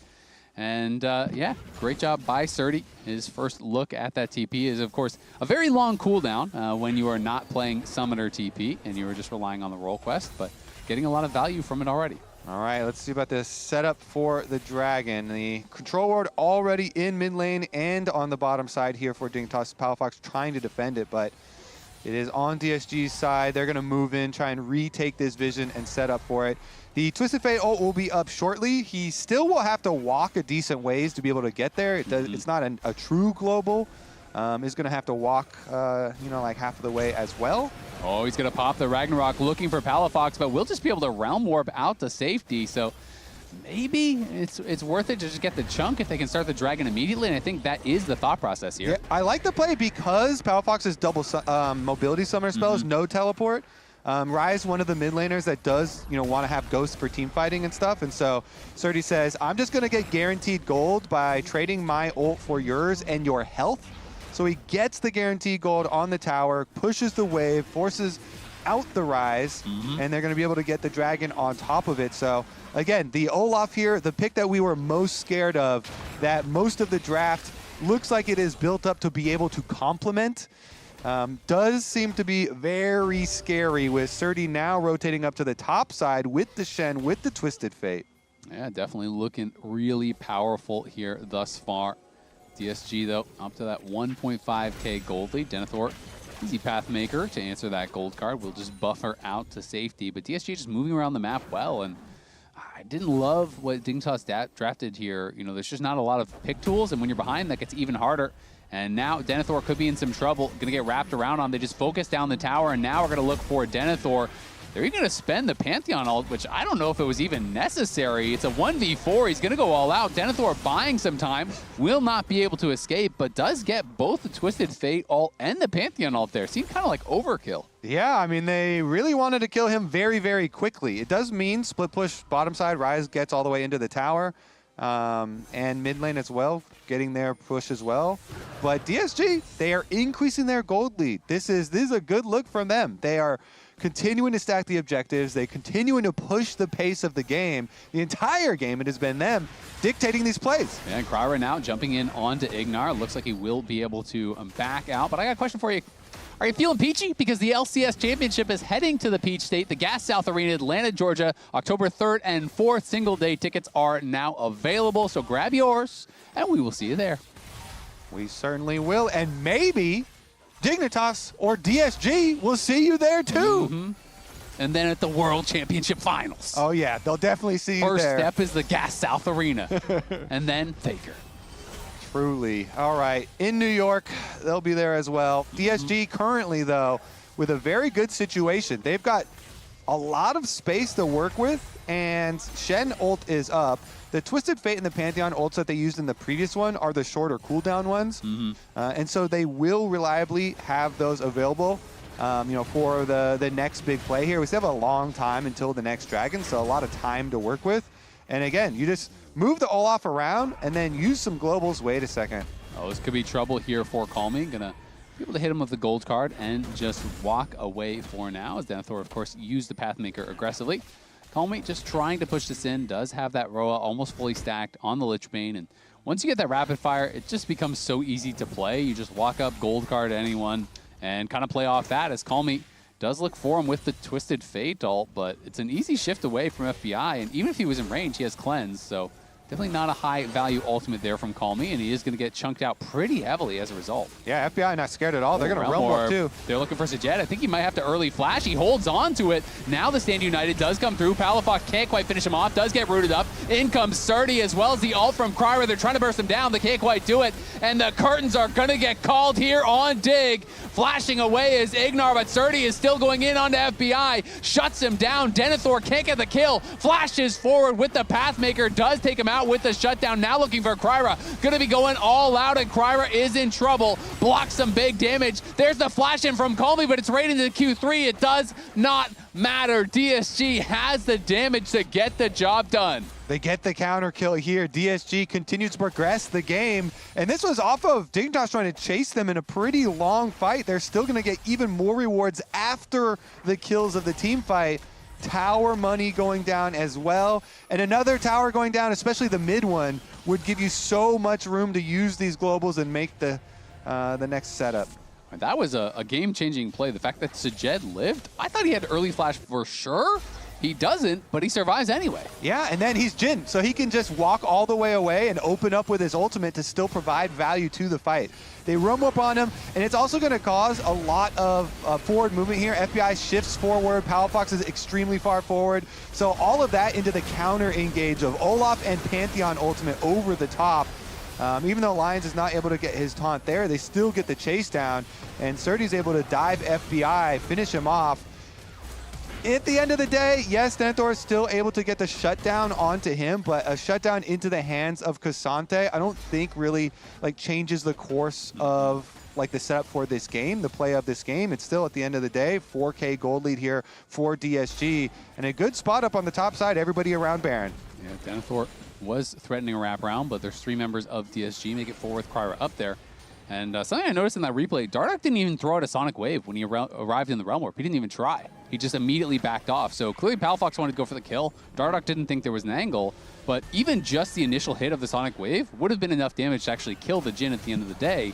So sure, it could have got flashed, but not even trying is a little bit surprising there, and it definitely felt like split comms from Dig. And now the TP coming in here from Surdy. It is Cloud Soul on the table. Of course, this would just be the 3rd dragon for DSG, but Cloud Soul, if you can get that for Olaf, is insane. And both teams definitely wanting to fight for this 3rd dragon. I want to see how much poke damage FBI can get done early here. He has license to be fairly aggressive, but with no summoner spells, you definitely have to respect the CC that is available on DSG. He's trying to land some Qs, trying to play fairly aggressively, but DSG looking.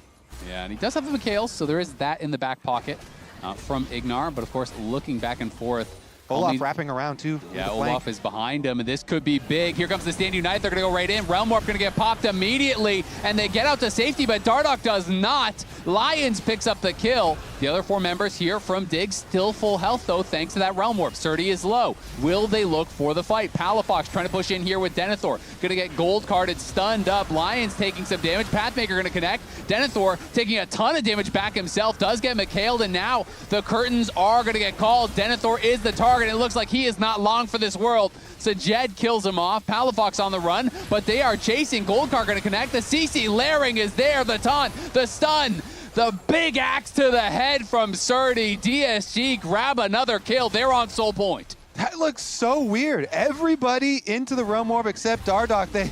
The team just bailed on him. He was out of there. They're still dying. Yeah, Kryra's behind Ignar, and Ignar's got nowhere to go. It's another kill going their way.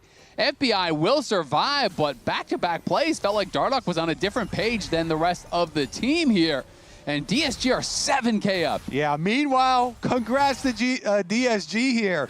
They have been on the same page the whole game. It is the wraparound gank here from Surdy. Shen in on his back, and everybody's like, get out of here. But Dardoch walked down to the other side towards the Scuttlecraft speed. He's the only one that doesn't get into the Realm Warp.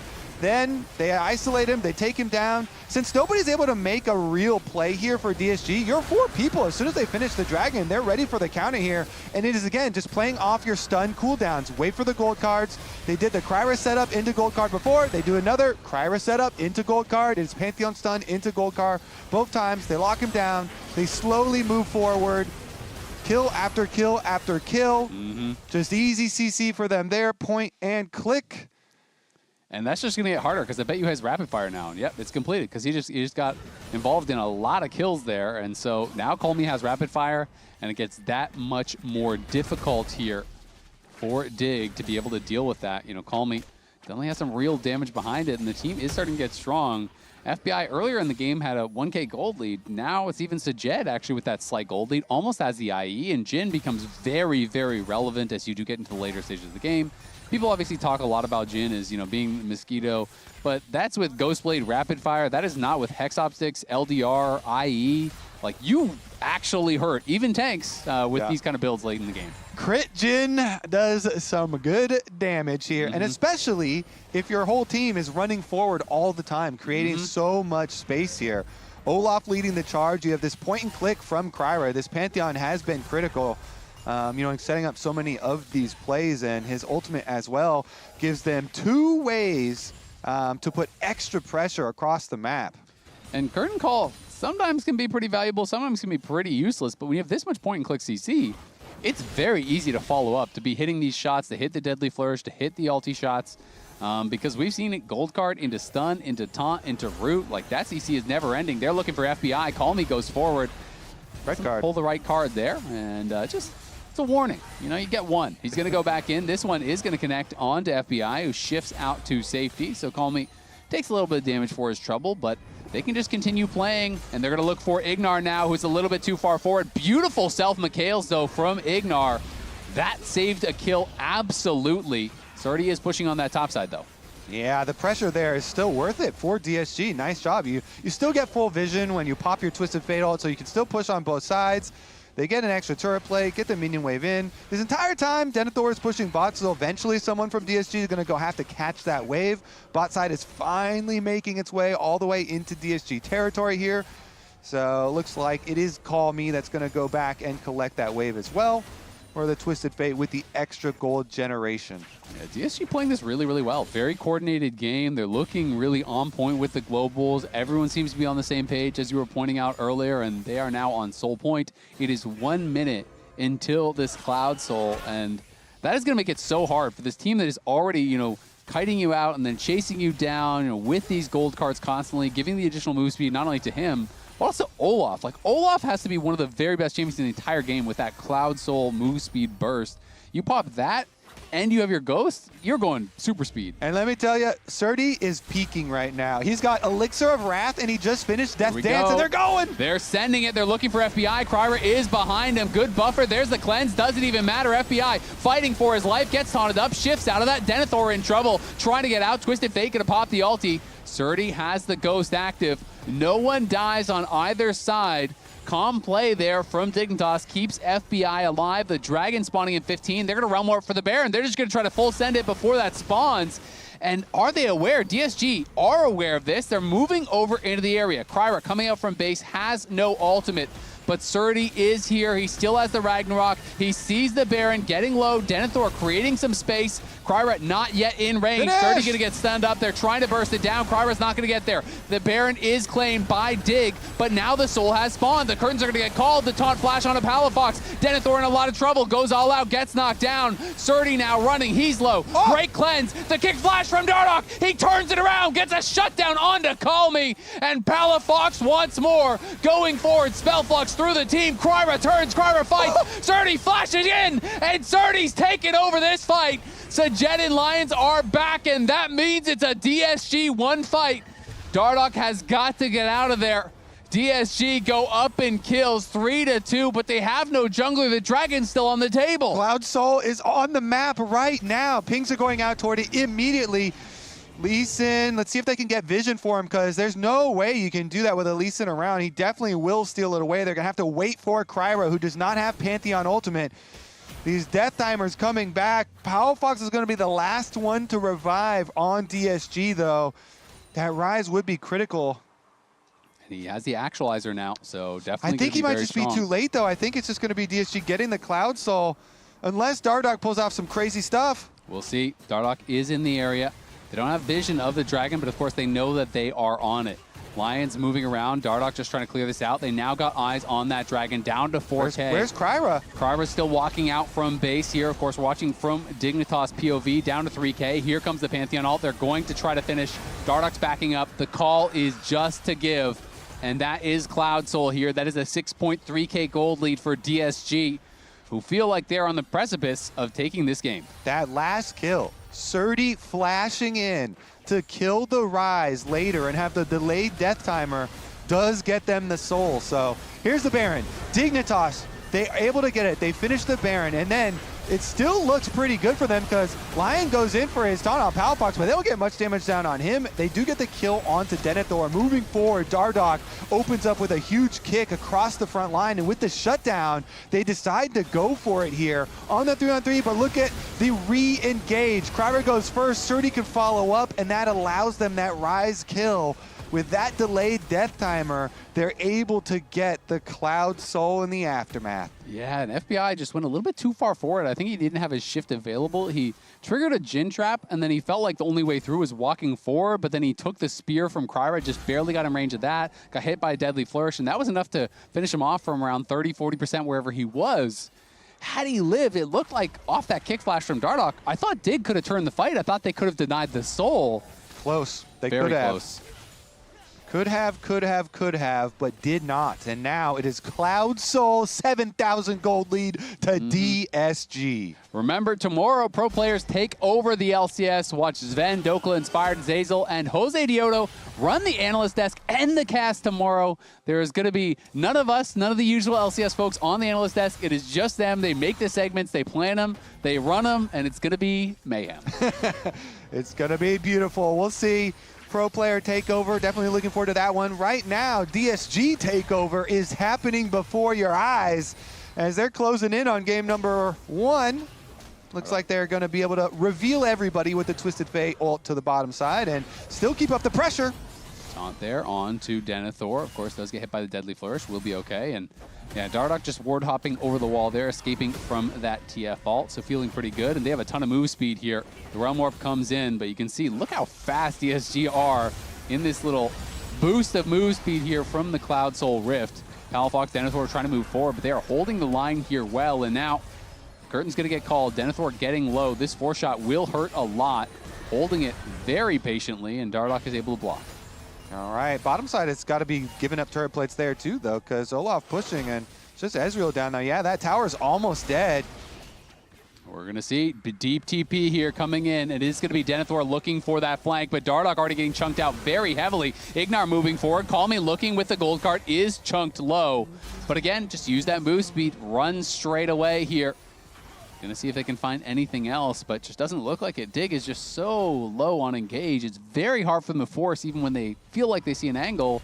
DSG just kind of walks away. Yeah, even when they have the deep teleport, the pincer movement from them, they can't lock anyone down to keep them there. And Dignitas, even though there's a little bit of pressure there on DSG, but they still find their route out, still walk their way out. Invest the heal from Lions is about all they need to get Call Me to safety, and they can get their reset. And Call Me now just completed his death cap, so he is very rich. A lot of big item completions coming through, it feels like here. Serpent's Fang even bought up for Kryra. Pretty nice with all the shielding there between the safeguard and the footwork from Denethor and everything. And Kryra was very deep looking for an angle. Yeah, I wondered if they were going to try and get an angle for Sturdy to teleport, and they were going to have teleport in with, you know, Kryra starting out, and they were going to actually fight that. But honestly, it's better value. Wait. Lions could be in some trouble, getting chunked low. Kryra goes in, Twisted Fate ult's gonna get popped. Denethor coming in to reinforce. Palafox put very, very low. Dardoch stunned up by the gold card. Kryra going back in, trying to take him out. Nice Pathmaker there, stuns up the TF as he arrives, and Call Me may just be going down. Stand United gets popped, but Denethor kills him right through it. FBI over the wall here, running from this Olaf. Olaf flashes over, And into the GA goes Dardoch. Denethor trying to run from Kryra, but I don't think he's got anywhere to go. FBI hitting Surdy, but he just doesn't deal any damage, and Sajed certainly does. Great sidestep there on the Deadly Flourish. Keeps him alive for now, but it costs him the flash. It costs them 3 kills, and it costs them potentially a Baron as well. Yep, Baron over to DSG. Game number 1 is looking in hand for DSG. It's a scramble, and they've got the Cloud Soul move speed to be able to chase everybody down there. That fight did get very chaotic with the split. Them going 2 different sides, but still able to get the collapse there for DSG, chase down the kills, get the Baron.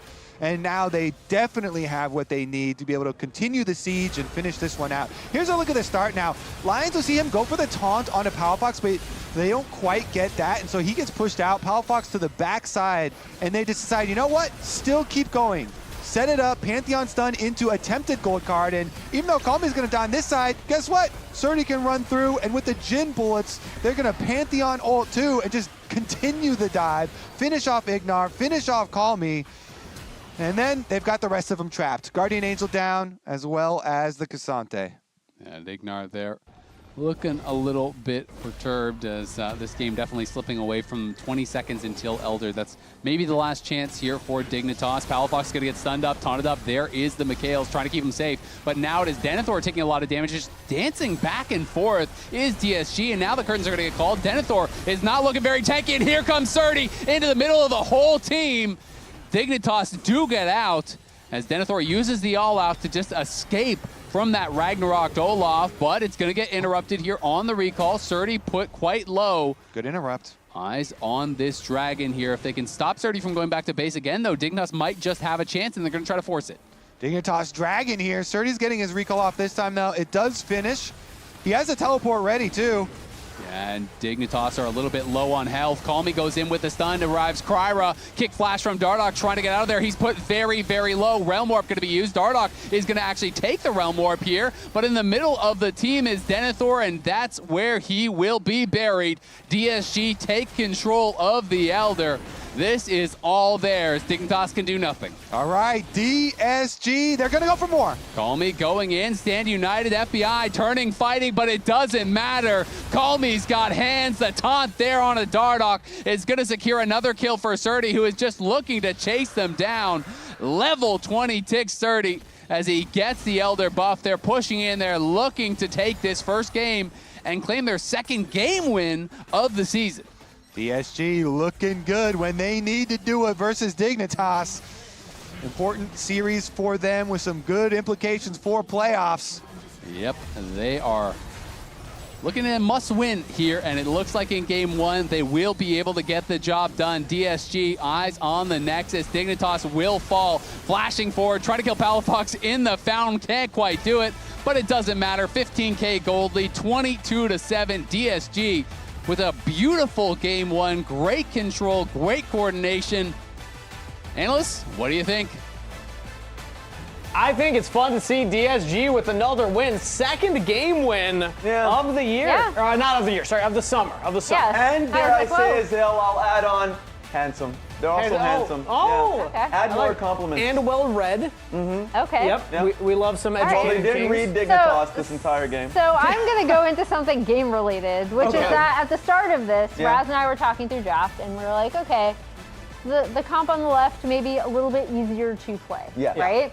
And so the thing that was so important to me was the fact that DSG were able to pull out and play through this pick comp. And I think it really started with Kryra, right? And a lot of his early to mid ultimates that were able to set up a lot of this stuff. Because if you don't have kind of him and Calmy working in tandem, as we see, layering their CC, picking people off early, it then becomes a huge problem when you have to presumably deal with this Ryze Ezreal on the other side. Absolutely, and I think when you struggle as a team to coordinate on what plays to make, having semi-globals like Pantheon Twisted Fate is incredibly helpful. And also, adding on to that, this is a hilarious play, by the way. So like Dardoch is like, where's my team? Whoa, I forgot the train, I missed the train. But like, also on top of that, single target damage made it so much easier for DSG to recognize who is the next target. Like, is it The Shen Taunt, the W from Pantheon, Jin, like anybody that was getting gold carded was immediately the target, and oftentimes it was Dardoch. So I actually thought this composition led a lot to giving clear direction to what the team wanted. Yeah, and the triple globals. I mean, the semi-globals with the TF and the Panda, but the Shen following up as well. We even saw at the very end, like they were winning the game anyway. It was fun to see the Twisted Fate ult in, Shen on top, and just like get the kills before the Elder Dragon even comes up. But the highlight reel of Cryer, that was awesome to see because I feel like Cryer showed us so much promise in his debut series, beating Inspired. Then he went a little quiet for the rest of the year, and it's moments like this, games like this, that I get really excited about him. I think an aspect of the team that really injected some real growth has been, for me, Surdy. And I'm going to break down one specific play that I thought was actually great level of creativity from DSG, because if you look at the play here, really funny, really interesting, it's difficult for DSG to ever walk into Dignitas's vision. Very hard. So Surdy has an idea. Surdy is on a journey. Have you watched Fievel Goes West? I have. Yes, actually. It's been a while. Surdy goes south. He's on a journey himself. Because he goes through all this fog because he recognizes they're going to be sitting around this vision in the line bush, here in the banana bush. So he goes on the long run, largely unseen except for this ward. But the beauty of this is you don't get to see Surdy until now, and now you're Dignitas. What's the plan? Well, the plan, as you just saw, was, oh, we're screwed. Palfox sends the Realm Warp like you saw. FBI says, screw it, I'm jumping in myself. Dardoch thinks maybe he can make the last train. No, he's alone. He's alone. He gets picked. I just like the overall creativity and finding a flank out of nothing. And then on top of it, even just like going to the Elder fight. To me, the Elder fight was so much about, okay, all right, buddy. Okay. We could go to it. Okay, perfect. This one is just simple. It's just the simple single target damage that we talked about. Where the beauty of this, Olaf is back at base. He got chunked to like 10% HP. He's not a part of this. This is straight up a 4v5. And in all of this, Dardoch goes a little bit too far. I'm going to go back one more time just so you can see the whole thing. They think they can start Elder with a man up, but Call Me coming in a fog, shows up, gold cards. I don't think Dardoch should take that cue, but as you can see, the single target DPS down on towards Dardoch, who's alone. If it wasn't going to be Dardoch, it was going to be Cassante. It made it very clear for DSG who was going to be the target. I felt like throughout the entire split, that had been a weakness for them, and I liked in that one instance, and throughout the game, that was a strength. Yeah, I mean, I think the big thing for me was being able to pilot this composition. And then also being able to recognize, because some of their drafts have done this, some of them haven't, that Surdy can be such a huge point of pressure on the map for them. Obviously, in this, he's on Olaf, one of the strongest picks right now, coming out of top lane. But we already pointed it out, Cryer's early ultimate, his coordination with Call Me is really what set up so many of these plays. Boom. It was close, there we go. Surdy, Call Me getting some nods as well, but I think Cryer being the tip of the spear, as it were, for DSG. As one would say, someone playing Pantheon. For Dig, I said Dardoch was going to be the tip of the spear. I think that was a blunt spear that he was playing with this game. We did not see the Dardoch that was getting all those first bloods from earlier series. Chad agrees with me. 76% on the Surdy. I do think the vote from Azael towards Surdy. Call Me is something where he had a huge impact this game. It's that entire top side working Quite literally, together. anyone that was gold carded was going to die. So I think the vote should have been higher from the fan side. I'm just putting that out there. Well, hey, DSG, they're happy to take a win. Dignitas back against the wall. We'll see if they can bounce back. But you at home, make sure that you don't miss any LCS action when you get your favorite foods delivered on Uber Eats for less gold. As we head to break, here's a look at some more Missing Ping. Okay, I got it. I can't say what it is though. You're gonna ban it the second I tell you. Kyle, you wanna look? You wanna see what I'm doing? The second you see the champion, you'll know. You know what I'm gonna do? Yeah. Hit the dummy with your ult or with your Q fade away? Q. Q fade away. Yeah. Put this dummy as far back as possible. This is the maximum you're gonna be able to do in the game, I think. So this kind of yeah, okay, perfect. There. Yep, got it done. I hit it from the edge of the map to the other edge of the map.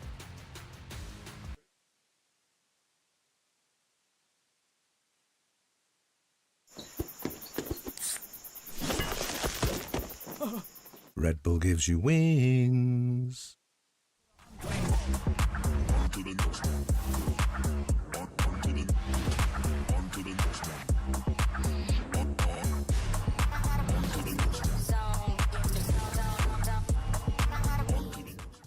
Rich in the ground before Dub can even get there. In time to try to knock out as Impact gets bursted. Don't feed. Get fed. Scan the QR code for deals only on Uber Eats.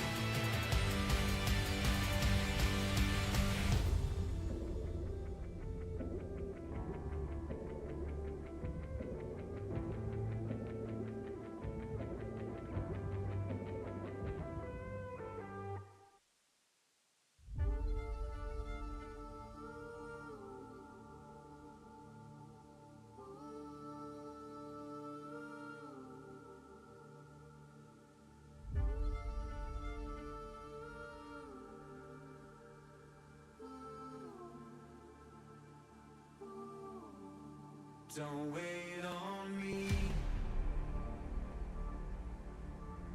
I'm already gone. Don't pray for me, 'cause I'm already done. There's a chemistry.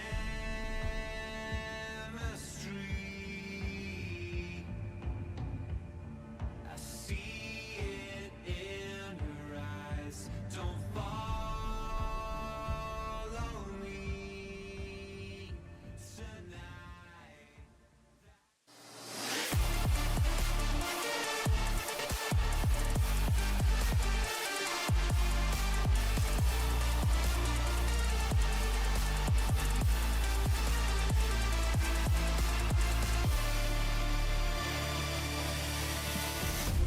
Welcome back to the LCS for Game 2 between DSG and Dignitas. Kobe and Azale joined now by Griffin for the cast. Thank you for coming in. Thank you, guys. Yeah. How you feeling? Obviously, it feels bad. Yeah. You know, We were just hoping lost. you would win so Yeah. you'd be happier. Yeah, but I'll still We're try gonna to, lock in. I'll still try to have good energy for the cast. I think, Yeah. you know, I can ignore that for now, but yeah, definitely Nice. sucks. Yeah. Should be fun. Yeah. How do you feel about this matchup? Did you see Game 1, Dig DSG?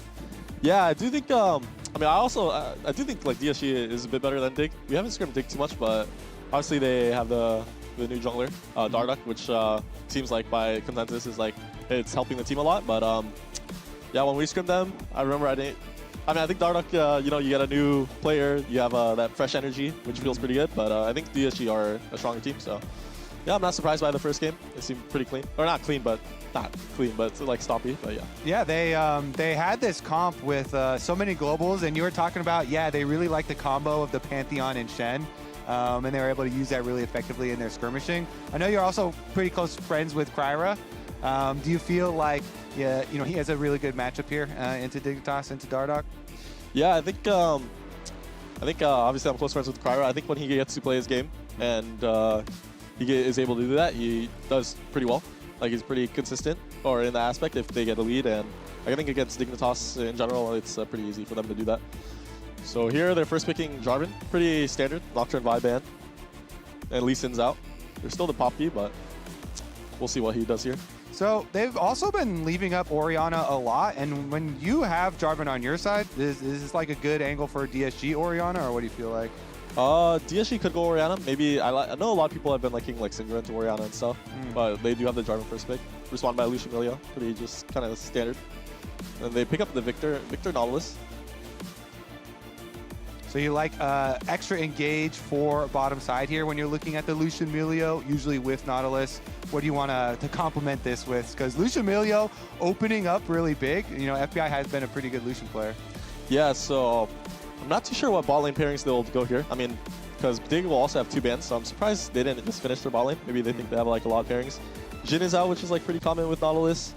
And then against the Lucian Milio, I'm not too sure what they'll look to pick here for AD carry. And then Dignitas picks their Orianna here. Yeah, Orianna into Jarvan and a showing Nautilus could be dangerous for her. We'll see, I guess, if they able to put any pressure, but should be farming versus Victor. Yeah, well, so we'll see what jungler's DSG ban here. Bot. That's kind of interesting, right? Because they're banning Azir, so they think that the Victor could be bot potentially, and then it could just be, yeah, that's true. Actually, for AP. A lot of people do like, I guess, Victor into Lucian because you kind of just outrange him, and then you're able to just short trades.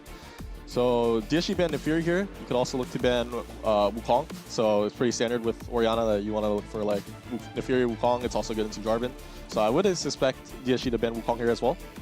And then Dardoch has to play something like Poppy maybe. Doesn't seem too bad. Could also play something like Xin. It's fine too with Lucian, Milio, Ori.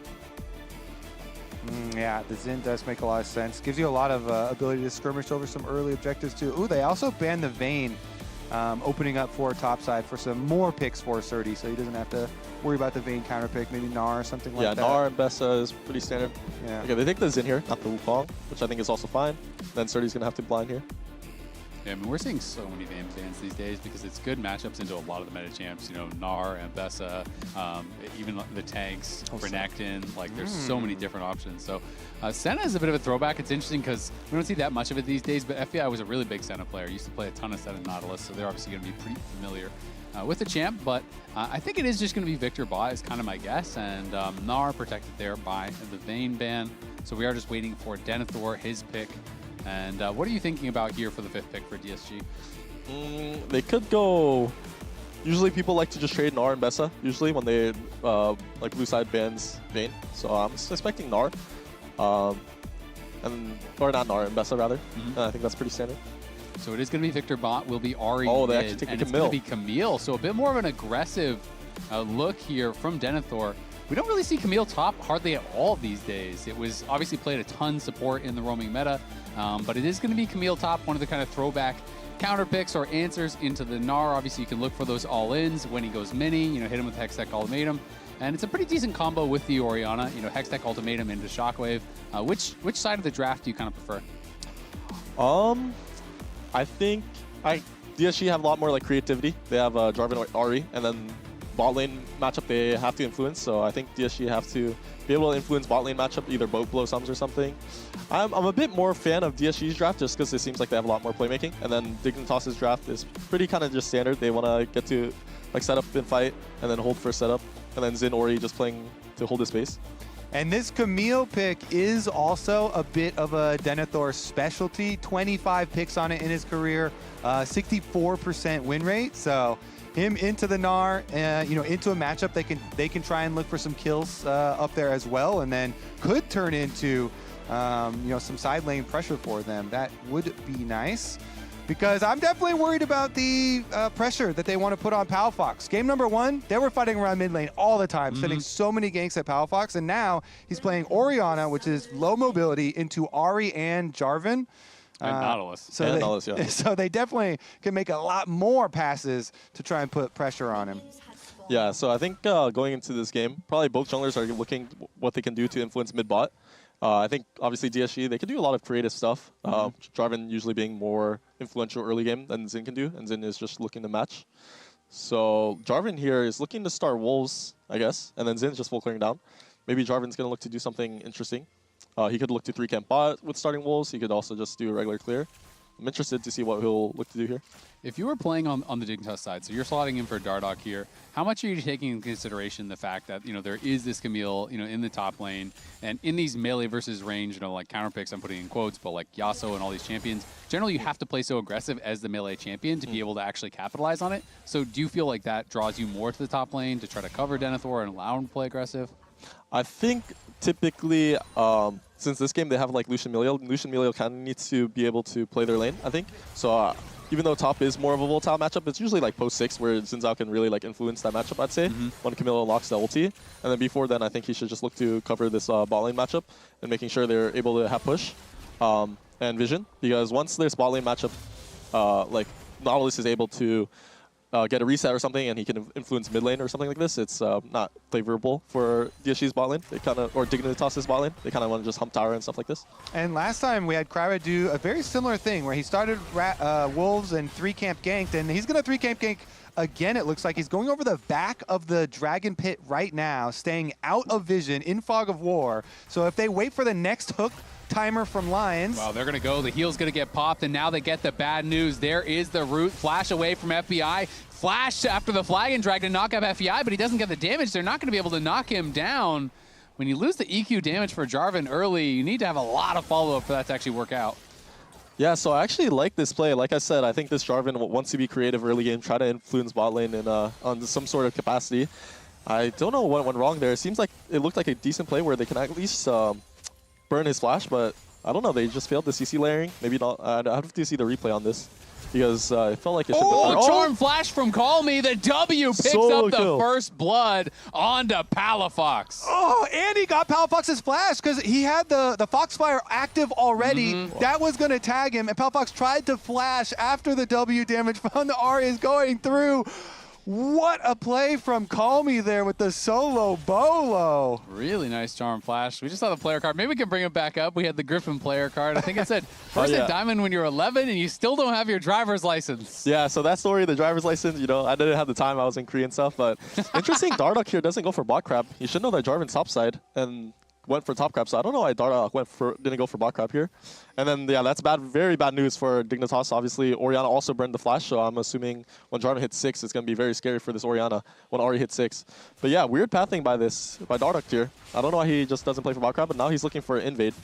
Yeah, I guess he just wants to fight Kryra. I mean, he has the red buff, does push him off, obviously aware that Kryra is around, sees that resetting red buff. Kryra just going to look to take Krugs here and try to play it a bit safe. Try and smite fight him, maybe? He's got vision. Yes, Q smite.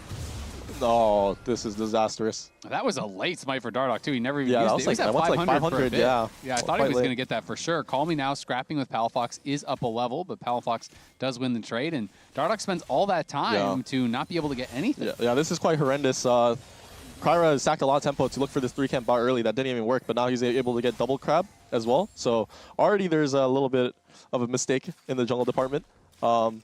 Yeah, Kryra should be able to get punished when he uses tempo like this. Yeah, they had vision the entire way, seeing him come in, and having that ward on red, Kryra able to yoink it back to his own side. Here's another look, though, at Call Me's big solo. So as he's pulling back this Q, he's already looking for it. Minion dies. Level up. Boom. Charm flash, and then W's on. Nice. Hell yeah, Jihun. You need to carry me, bro. I trolled this game. Yeah, so Kryra probably say he trolled because when he ganked bot, he missed the EQ, but even though he trolled, he got 2 crabs, so honestly, Kryra is pretty advantageous right now. Yeah, that was Kryra said that before he was able to secure his own red, and they saw Dardoch come waste a bunch of time, so he probably feels a lot better now. Yeah, he's probably feeling in a good spot. He actually spotted the Xin too, I think, on Raptor, so they know Xin is on Krugs here, and then Kryra's tempo. He had like free tempo to check Raptors because now he's just going to clear. And then I wonder if they'll be able to punish this Lucian without having flash, or this Orion without having flash. If I'm this Jarvan, I'm just going to try to get level 6 and definitely punish these flash timers. So Xin basing here, and then I wonder what this guy's going to do off base because he kind of doesn't have anything to do on the map. He's kind of homeless. Yeah, no camps. I mean, they kind of know that the Raptors are respawning, but it's so dangerous now with both mid laners being, level 6. Kind of like you're talking about. You've got to play off like control wards or something. Currently, he's pathing just a lane up top lane. So we got your keys to success, Griffin. So this is the keys to success for Dignitas. Play through bot lane, clean up the mid game. Remember that your opponents are also 0-4. So how are they doing so far? We give them any checks? Well, that last photo, we lost it. That's kind of embarrassing. But yeah, I mean, I think Dignitas' probably best like lane matchup is like their bot lane is, in my opinion, better than DSG's, so they can play through that. And then they obviously have like a pretty strong bot lane this game where they just want to play through themselves. But already Cryer got the first gank on bot lane, but Dignitas was able to avoid it decently, but I feel like that should have been a good play.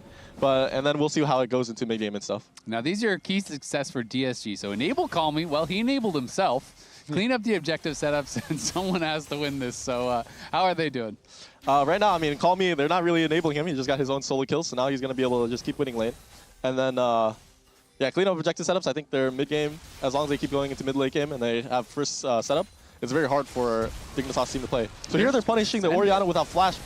Yeah, Charm is going to land there after the Cataclysm, and Palafox has nowhere to go. DSG with a pretty easy kill. They do spend the flash from Cryer, but they get him. Yeah, just straight down mid lane, force the play, easy follow-up. I kind of like how Calmy was going up to the side to clear the ward too, while the jungler is coming down, just to make you feel a little bit extra safe, and Cryer knows he can close the distance with his flash. Yeah, there's not much counterplay to that. I mean, EQ Flash R is just too much range, and then I think obviously it's just a mistake from Palafox getting solo killed and burning his flash on that timer. And now Xin Zhao is also pretty homeless now too. He also lost his Raptors, so he lost his Raptors, double crab. So right now, and he's losing this second crab, so honestly, Xin Zhao is really homeless this game too. So it's looking really good so far for DSG. Yeah, Cryer was able to accomplish the goal that you set for him, punish that Orianna mid lane who had no flash. What's next? Because it gets a lot easier for Cryer now, and Dragon is available. Are you clearing all your camps before you push down there, or trying to set up something a little earlier? Yeah, so right now, DSG expended both their ultis, even though they're still ahead. So it will open up Dignitas to even play for Grubs, which is spawning soon, or play for control on the bot side. But it looks like they're just looking for another mid gank here. Charm is going to connect, and that is going to spell disaster for Palafox. Has to flash again right before a potential fight at Grubs or Dragon. Yeah, so this is actually pretty horrendous because Dignitas had double ulti advantage on jungle mid, so probably they could play for Grubs. But now Palafox getting chunked out makes it so there's no play on the map, and Xin Zhao can't really do anything and is even more homeless. So honestly, it seems good. If I'm Xin Zhao, I'm so unhappy this game. It is what it is. Dardoch, though. Maybe he can steal one. He's going to look for one. I think he will be able to push him out. DSG positioning like they want to get out of there. Teleport's going to be coming in here from Palafox. So Dig does get 2 grubs, and it is just a 1 for 2. Yeah, but then they are also losing this mid wave, and they burn TP top. So if I'm DSG, I'm still really happy with this result because it should have been like honestly 3 for 0 grubs. But with Palafox getting chunked and having the TP top, he also loses 1 mid wave, and they still were able to get 1 grub. Which honestly, as long as you get 1 grub and the enemy team doesn't get 3 grubs, it's pretty perfectly fine, to be honest. They don't get the void mites and stuff. So yeah. Yeah, I mean, I'm a super hater. No flash on Ori. Ari does have ult back, so Ari could look. Lions was hanging around there as well. The 3-man play does not amount to much. I'm a big grub hater. I don't know about you, Griffin, but I feel like those things are worth so much less now than they have been in like previous seasons and stuff. And so, like you're saying, if the cost as a whole is a mid wave for my Orianna for teleporting that high top, as we have a little trade. That to me already even seems like not a good trade with the minion wave down. Yeah, I think Grubs is the most valuable when you are able to get 3, but when you're only able to get 1 or 2, it definitely doesn't feel as valuable. And now Orianna no flash, so honestly, this guy's game is going to be really hard when Jarvan has flash backup, and I don't know how he'll be able to play. He just always has to catch mid low, because he has to always be under threat of Jarvan gank, and then Ari's going to be able to just roam the map and do whatever, to be honest. So Jarvan is top now, and Camille could be in a little bit of trouble. In isolation, this matchup not working out so far for Denethor. Of course, he has played it a lot, 16-9 all time, but is down 16 CS, and Cryer might even interrupt the recall, but doesn't quite have vision until just now, and now Denethor could definitely be in trouble. Call Me is moving up as well. They're going to look to potentially set up a dive here, but Denethor just will evacuate. Yeah, so they're actually going to bleed a little bit on top here, but then Xin Zhao starting up the Dragon. Not the worst for both teams, but Cryer was able to get this top crab here. Yeah, Dardoch on the Dragon. Dardoch is getting pushed out with Jarvan crossing now.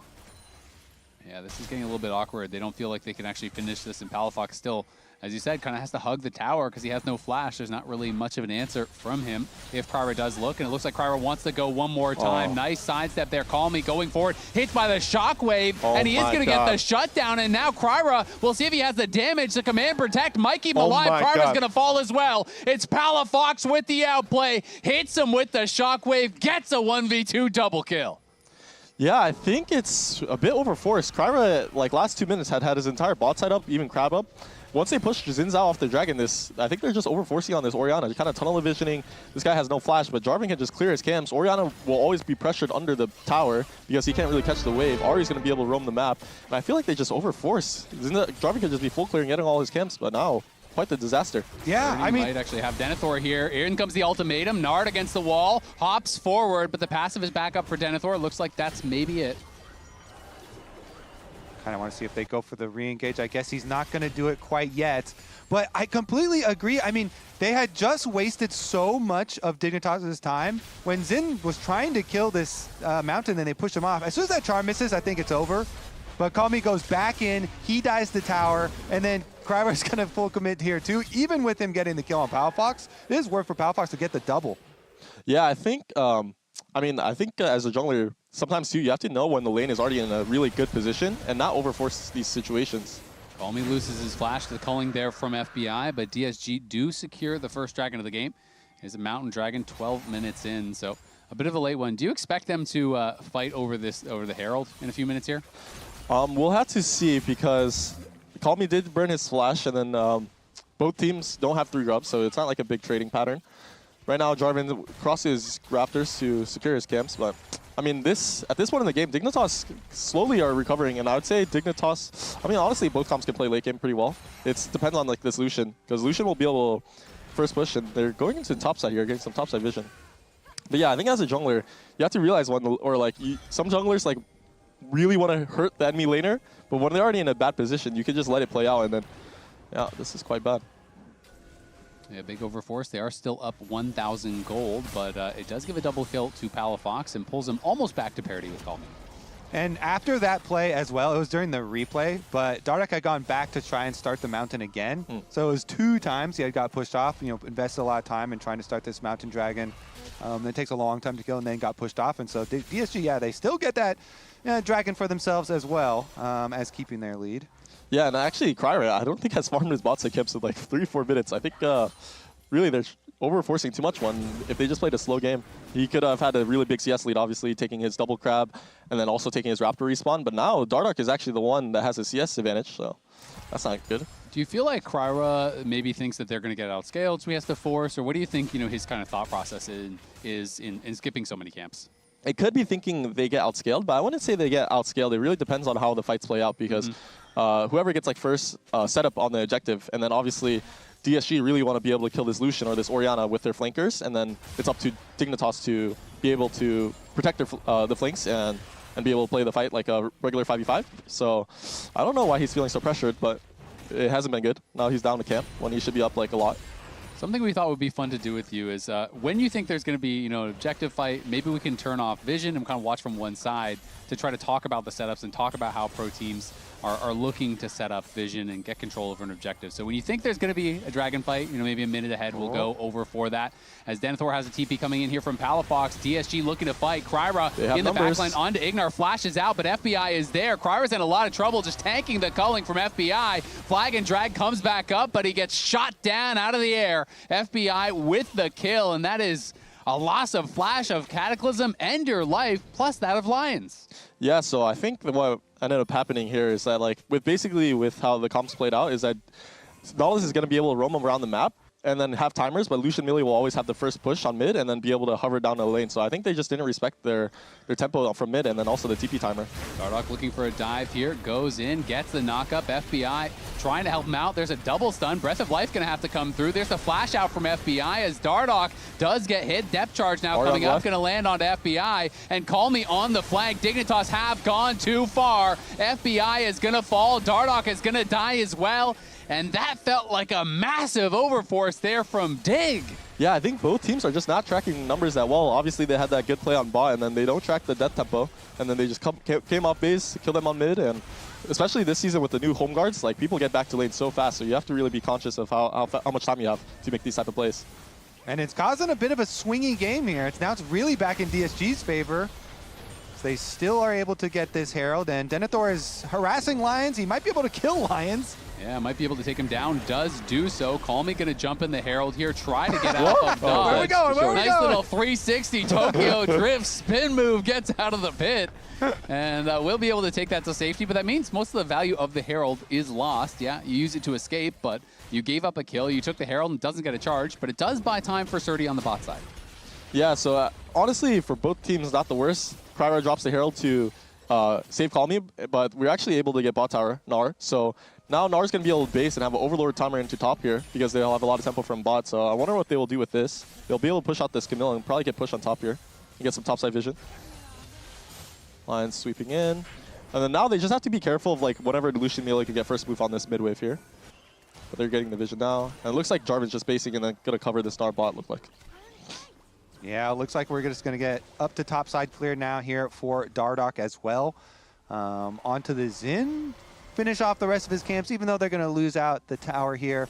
They already got the first tower gold bonus, and not going to be move the needle that much. Yeah. Now already has top pushed out, and Dragon spawning in 5 seconds. Camille's catching top with TP. I wonder if both teams are going to try to fight this Dragon.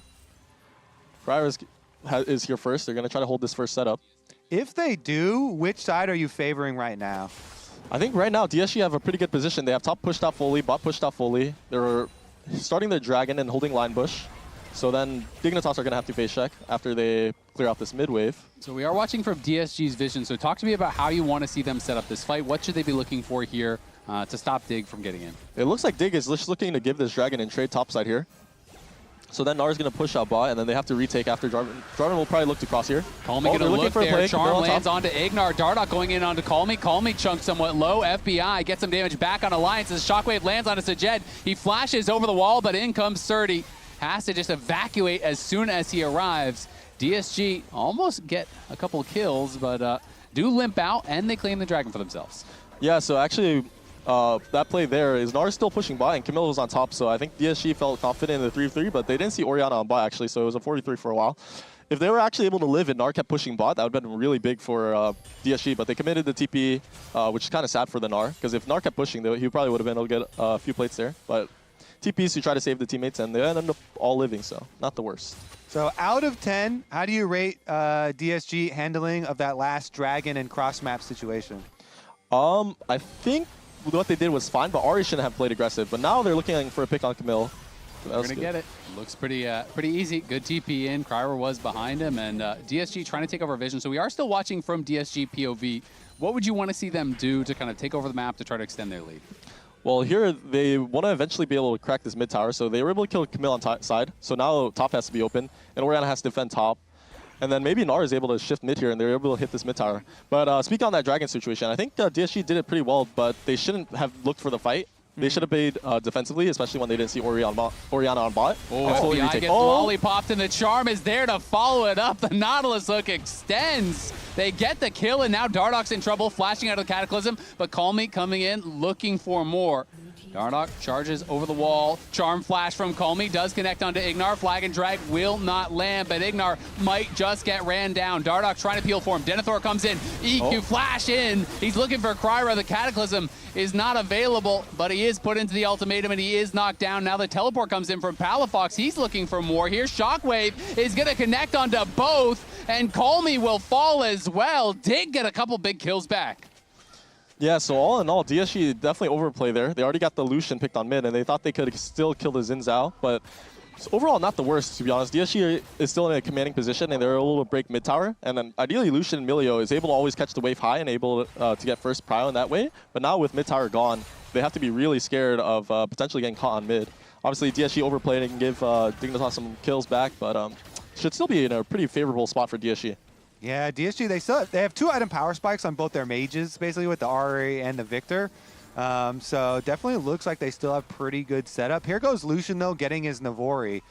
once they do get their 2 items for all their characters here on... okay, we'll take a look at the replay first. Walk us through it. Yeah, I mean, I think the situation was already so good. They killed mid, pushed in top. They're going to have full map control, and then Call Me over-aggressive a bit, and then Cryer tries to help him. It's actually, I heard from, like, you know, Call Me is, like, really good in lane, but, like, sometimes in the mid game, he does play a bit over-aggressive here when they're already in a really good situation, and ends up getting punished here. He has hit some really good charm flashes, you know, like the solo kill in lane and stuff. He was feeling himself, I respect it. So every successful play kind of gives him credit for, you know, going for another one, I guess. You hit the charm flash, so after that, you just blame the team. You know, Yeah, I did my job. What are you guys talking about? So actually, Dragon in minute half here, and then they already have top pushed in. So Ari will probably hover down after they push this top wave. They know Orianna has no TP and Camille's on bot, so I don't know how they're going to... I think both teams want to play for this Dragon. It is third Dragon. It's 30. It does have lethal no tempo flash on this fully guy. stacked, and Denethor looking like he is just dead. Very easy solo kill there. Dignitas trying to come back in. FBI and Dardoch here is supporting the play, but Sajed is coming down. Palafox is there. Surdy's winning the 1v1. They need to help FBI. FBI almost dies there, does get picked back up by his team, but the rest of Dignitas have got to run because DSG is arriving. Shockwave on a Sajed. He was split and he is shut down by the culling there from FBI. Dardoch now pushing forward. Crescent guard pop. Surdy and Kryra low. Flag and drag out. Call Me now coming in on the side, looking with the ulti. The charm is not going to connect, but it doesn't matter because Ignar is down. Dardoch is down. Surdy is about to mega out, and DSG wiped Dignitas off the map. Yeah, so quite a banger of a game. Actually, I wonder what happened here. Lucian is trying to go on the Gnar, and then Milio was in Narnia. I don't know what happened here. And then essentially Call Me gets the flank and is able to clean up everyone. Yeah, I mean, look at, this is even after. I wanted to start at the beginning because Surdy, he just got his Sterix as well. So Surdy was able to get his kill, and then he makes so much space. But that Orianna Shockwave just deleting Victor, then they decided to go forward. Yeah, and I think it's pretty hard to go forward into this team. They need to still be aware of Ahri flank, and I think this is actually something we're trying to get better at too, is knowing what zone you want to play in, because it's pretty hard to fight going forward with certain team comps, and yeah. Why did they just leave that Lucian alone to get completely mogged by me? What the fuck happened? Yeah. Yeah, I'd love to rewatch and see what happened here. Oh my god, that is wow. damage. Well, 10% HP from just one combo. Yeah, and that was through the Orianna shield as well, so that is pretty scary stuff. DSG claiming vision over here, are going to move to Soul Point as well. Yeah, they get the Dragon, and then honestly, now, I don't know, Dignitas has to find like some miracle to get back into this game. Because by 5 minutes, DSG are probably going to be 3 items, and they're still going to be on 2. Yeah, I mean, Denethor now down 2K in that 1v1. Surdy has just been really comfortable, it feels like, all game long in that 1v1. Really not receiving any pressure, you know, throughout the earlier mid-game, you know, from Dardoch or from anyone. And Surdy kind of just slowly built up a lead for himself and is now about 60 CS ahead in that top lane, has a couple kills, has gotten tons of plate gold. And we've all been there. When enemy top laner is getting ahead like this, you also get a bunch of extra levels. And being level 16, he had a very easy time with the Lucian. Like, Surdy is a monster right now. Yeah, fishing on this Gnar, no flash. Maybe could be a good... Oh, he does. Oh, he reaches. Flashes forward, does get the Hextech ultimatum. Surdy about to go mini. Shockwave used as well. Surdy pops the Sterix, the culling coming through. Everyone arriving here. The shutdown goes over to Denethor, but at the same time, yeah, DSG just going to take the Baron. There's no way to contest. Actually, Dardoch is trying to make his way up there, and they do have double TP, so maybe they're going to play for the fight here. But maybe the Baron's already gone. It's 3K, and they're too late. DSG are just going to be able to leave. Yep, DSG will just walk this one out. Denethor arrives. Will he look with the hookshot? Spots Call Me. Does he go over the wall because he has no vision? Pretty scary to do. So Dardoch just looking for an invade. They'll take a camp or two away, but at the end of the day, that is a pretty big loss. Yeah, I think, I mean, I like what Dignitas is trying to do. They're trying to punish the Gnar with no flash, and they had an overload timer because they had pushed out top. But the problem is, and honestly, I see their philosophy too, because DSG doesn't really do Baron that quickly, so maybe they could kill Gnar really quickly and double TP for the Baron, but they were just a bit too slow, and now DSG feels like they have a grasp in this game. Yeah, with the Baron buff here, should be able to get back out to push top and mid, but Death Brush being set up here from Dignitas. You feel like they have a good chance of this one working out? What are the percentages we're looking at here, Griffin? Oh. I mean, you just have to be desperate at this stage of the game and try to go for these type of like plays. So I kind of respect it. This is definitely hard. Yeah, good patience there from DSG and Lions. They kind of wait for the rest of the members to reset. Yeah. Just let Victor check pushes with E and then flag or put a flag, and it's going to be really easy for DSG to retake here and get topside control. Yeah, and when you're in this position with Baron buff, 4-1 split push for you, actually they're sending the Victor up to topside too just to make it even more safe. But they have a lot of vision checking tools here for the jungle too, so I think it looks pretty safe. Yeah, I like how DSG are doing this. They just send their 3 top, jungle mid, and then or jungle in between, and Ari on mid, which is going to be able to catch these waves really easily with his ulti. Yep, Ari has a lot of safety, has flash, has Zhonya's, has ult. It's almost impossible to chase down as DSG do push in this wave, do take one of those outer tier 2s, and in 2 minutes, it is Soul on the table here for DSG. So in about 30 seconds, we'll swap over to the Dignitas side, and I want you to talk us through how you want to see Dignitas try to challenge this, because we expect them to show up to try to contest the Soul, and obviously it's going to be a very difficult job. Yeah, so DSG are going to have Baron for another 1 minute, so ideally here, they're just going to be able to keep bot side control until Soul. Dig probably has to go through bot lane or something, but we'll have to see when Soul is closer and how DSG set this up. But ideally now, their knowledge is coming fresh off base, and they can keep like very deep vision in the jungle here, and just hold this setup until Soul spawns, and then Dig has to face check, and Victor's just going to throw out E's, or he's going to throw out EQ, and then they're going to get very chunked. Okay, yeah, Denethor does have his teleport available. Lines is going a bit early, but it's fine. So this is from Dignitas' POV. We're going to watch from their vision until this next dragon here. So 1:20 until the Soul spawns. We can see they see very, very little. So how should they go about trying to even approach this dragon, or do you think they should? I mean, it is Soul, so you kind of feel obligated to fight. But DSG are doing this well. They're pushing deep vision. I think Dignitas probably have to look to go through bot. It's probably just going to be the easiest, but we'll have to see. Maybe they will try to play for the mid push as well. Right now, they're trying to get some mid vision. I'm surprised DSG are not here, just like chunking them when they're face checking like this. And they're actually able to get the crab, so I'm so confused what DSG is doing, to be honest. Must have been on a reset, but DSG do show up now, and it is going to be the scuttle claimed there by Dignitas, so they have a little pocket of vision around that Soul, and Surdy is about to go mini, so maybe an angle here for Dignitas. Yeah, it looks like DSG actually took the resets on that timer, so then Dignitas was able to get some control. But slowly DSG is going to be able to push them out. And then Dignitas are trying to re-enter here. You can see Denethor playing down through that bot lane, but very scary for him to walk up. Spots Surdy down in that bot lane tri-brush, and DSG gonna get jumped on. Calmy loses the Ari ult very early on here. If they can wait that out, could be big. But if you go too early, he could just re-engage here. Kind of trolling.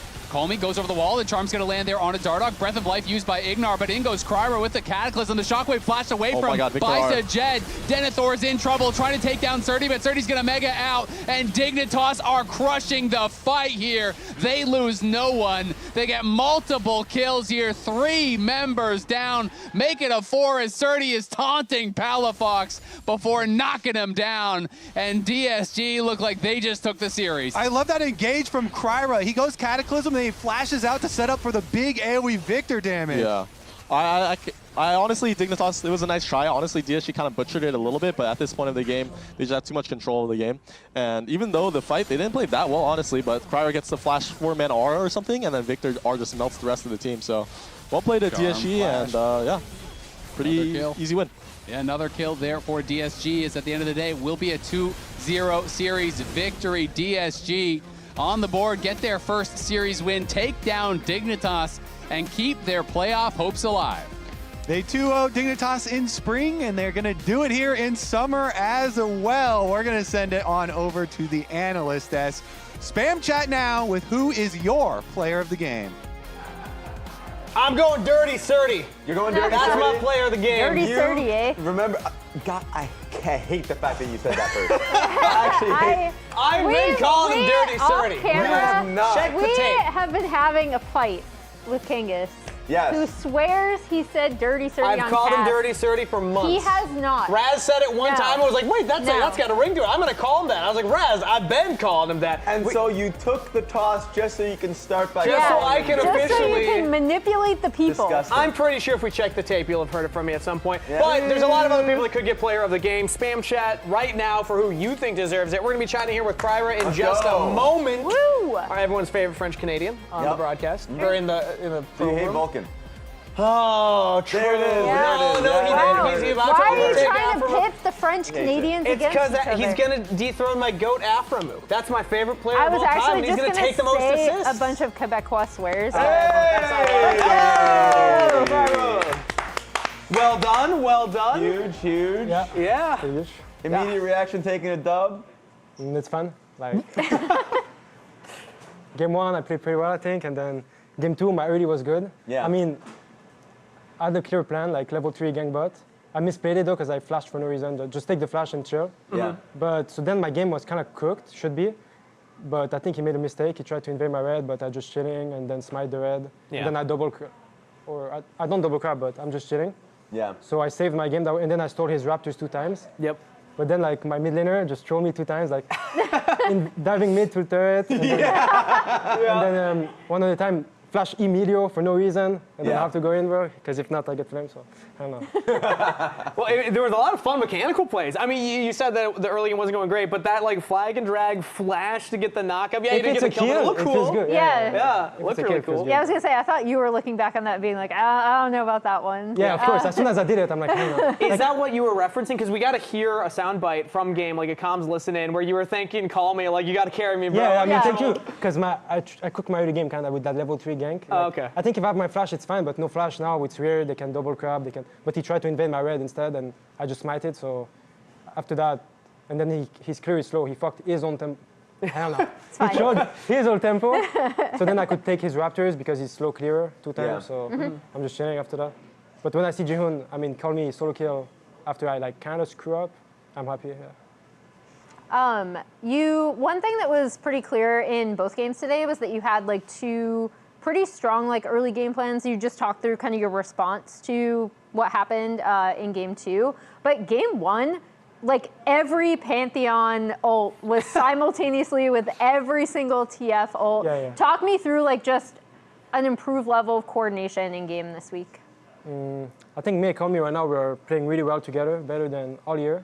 And okay, I guess results don't show, but like in Scrim, we're doing like really well, I think, together. As a 2, I think we're really good mid jungle, and that's why like it's a shame, like, cause like we lose on stage like bad, but like when you look at these some of these losses, like we're actually up gold a lot up, so that's what we worked on. Like in the past, we would throw that first game and stuff like that. Yeah. So like the record that we have, like it's not like that's what it's not like indicative what we are. Yeah. I mean, exactly. I swear. I mean, everyone says this, but. Everyone would say this about themselves, but like, I swear, like, yeah.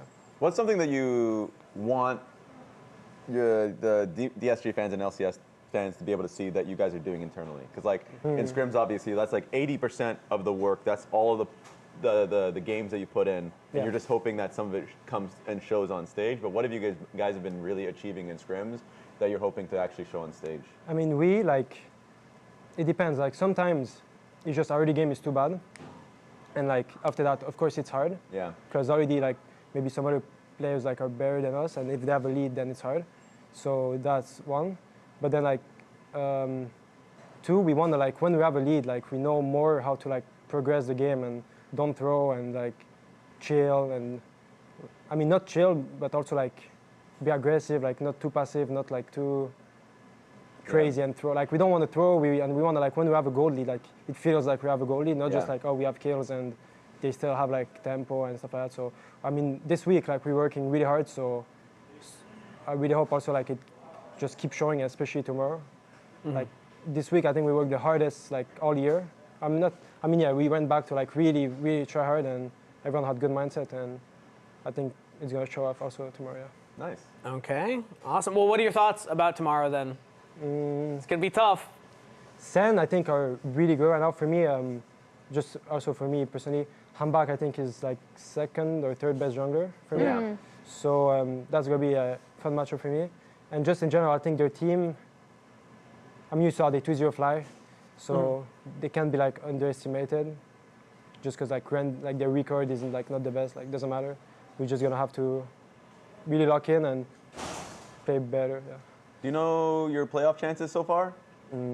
I think if we win tomorrow, I guess. I don't know. Yeah. I'm going to do a quick check. Okay, A quick check here just to see, because the numbers look really good for you guys. Now, don't show it now, production, because it's the grim angle, all right? You know what? You know what? Show the grim angle. Show the grim angle. Okay. Put it on the screen. Grim angle. This is the grim angle. If you guys end up losing, of course, and FlyQuest ends up winning, then you guys wouldn't be able to make it playoffs. But I think there's a possibility here. Yes, now it gets into the real dirty aspect. If Dig beats FlyQuest, but you guys end up losing, that doesn't mean your chances are really. It's actually kind of going crazy, right? So we want to hate watch FlyQuest tomorrow? Yes, we're hate watching FlyQuest essentially. Well, what you want to do is win. Raz, what happens if we win? If we end up winning, you guys have a. Let's take Dignitas out of the equation. eliminate. You guys have the highest chances and probability of making it to playoffs if you beat Sentinels. It doesn't matter how you do it. 2-1, hell, if you go 2-0, then it raises to 56% chance. But like that's the concept, that's what's being discussed. I'm just saying worst case scenario is not that bad actually. Worst case scenario is not that bad, but it is insane because what you are talking about, Cryer, is so much about what's happening internally, what's happening in scrims. And I think that conversation, as much as the audience at home at times doesn't feel like they care, that's what matters the most. Because like when you get into the scrappy final weeks, last few games, like you might get surprised. Shotfire Rebellion surprised everybody with their last series when they made it to playoffs based off of like a really good series, and so like that's something to look forward to, I think. Shopify beat Sentinels too, so hey, there you go. You can beat Sentinels as well. Of course. Our player of the game is Surdy, so shout out to Surdy, your top laner. Had a great game 2 there. Yeah, there we go. We kind of carried him like. Camille was always moving, and you were like, okay, just chill. I don't know what Camille's doing. Just don't give them a fight. Surdy just. I think one time he recorded with like 3.5k goal, which is insane. Like, I don't know what they're doing, enemy team. Like, they're just overgrouping. I think they're like scared or something. They want like something to happen, but like we don't give them the angle, and then they look lost. So it was just fear. Who would you give player of the game to if you had that vote? I think Call Me. Yeah. Call Me more. I would agree. Nice, you agree with me and Rez. Was both of their votes. Call Me this entire series is crazy. Yeah. Final question for you, Kryra. Yeah. If you beat Sentinels tomorrow, how are you gonna do it? Visualize it. Yeah, sure. You paint us the picture. We have to win, I think, mid jungle, like 2v2 and stuff like that, and we need like to not like lose early game lane phase and stuff like that, and then just fight better. Like just come to fight like equal, and then we can win. Or just slightly behind. Yeah. Love a 3-step plan. Boom. Nice. 3 steps. Get all those done. You got an easy win tomorrow. Thank you so much, Kryra, for coming on. That was fantastic. Best of luck going into tomorrow. Yeah, thank you. All right, with that said, let's take a look at all of today's player of the games. Kryra, you can get going. We'll see you on tomorrow's broadcast. Yeah, because you got to play up against these two players, Hambach and Rahel, both winning player of the games, and then Kryra and Surdy. Yeah, and I mean, this Sentinels win was pretty surprising too. Not that they won, but how they did it, right? Because I did predict the Sentinels win, but I was thinking that this series was going to be really close. FlyQuest or they're sitting 1-4 right now, which is really shocking considering how well they did last split, which means that tomorrow's series against Dignitas is really, really massive. Yeah, make or break essentially for them. It's DSG versus Sentinels to start. We just heard Kryra's 3-step process of how they can take Sentinels down, but Dig Fly, that was Sven's match of the week. It's what a lot of us are going to be keeping our eyes on. In fairness, in defense of Sven, we did force him to pick a match of the week. We did force him to pick one from that day too. Yeah, if he had actually picked a match of the week, it would have been the first one today. I just had to make sure. Raz, what are you doing out there? If Dignitas loses tomorrow, they're just out. Yeah. So they have to. I know it's obvious, but I have to make sure. I believe they have to win out even because they're still. Yeah, they don't have a series win. You'd need at least 2 to make it in. They got to start their run now. Yeah. All right, tomorrow. Daria, come on. Let's sharpen that spear and let's get it done. Yeah. Think they can do it? No. I think FlyQuest is way too good, but we'll see. I mean, we got a lot of pros, and they're going to be putting their opinions out there. Yeah, that's not up to us to even break down. Dokla, APA. Yeah, we're adding names. We're adding faces to the graphic. They threw an APA in there. Yeah. Who knows? Zazel's in there. Double-lift and Bjergsen. No, we're not going to get double-lift and Bjergsen. But we have a lot of pros coming tomorrow. It's going to be a fun time. That's it for us today, though. Raz, bye. Emily, bye. Myself, bye. Everyone watching, bye. We'll be back tomorrow at 4 p.m. Eastern Time, 1 p.m. Pacific Time for the Pro Player Takeover Day. Bye. I'm going to go take a nap. Yeah, that's it for us this weekend. Bye. Thanks for watching. LCS here at the Riot Games Arena as we are ready to kick off week number 5. I wanna look like you should go. when Shitra use Q, then you can look like go. Shitra dead. 루시안 노플. 야 노플이야. 나이스. Sentinels, it's full Sentinels. They make the play happen between the tier 2, the tier 3. They go all in. I want to poke now. I want to poke. No. I'm looking. Throw. It's good fight. Miles so big. Look at these guys. Nice. We can win. Yeah. Kill this guy. Mid. Come in. He's dead. Okay. I play this game so bad. Me too. At the end of the day, will be a 2-0 series victory. DSG on the board, get their first series win, take down Dignitas.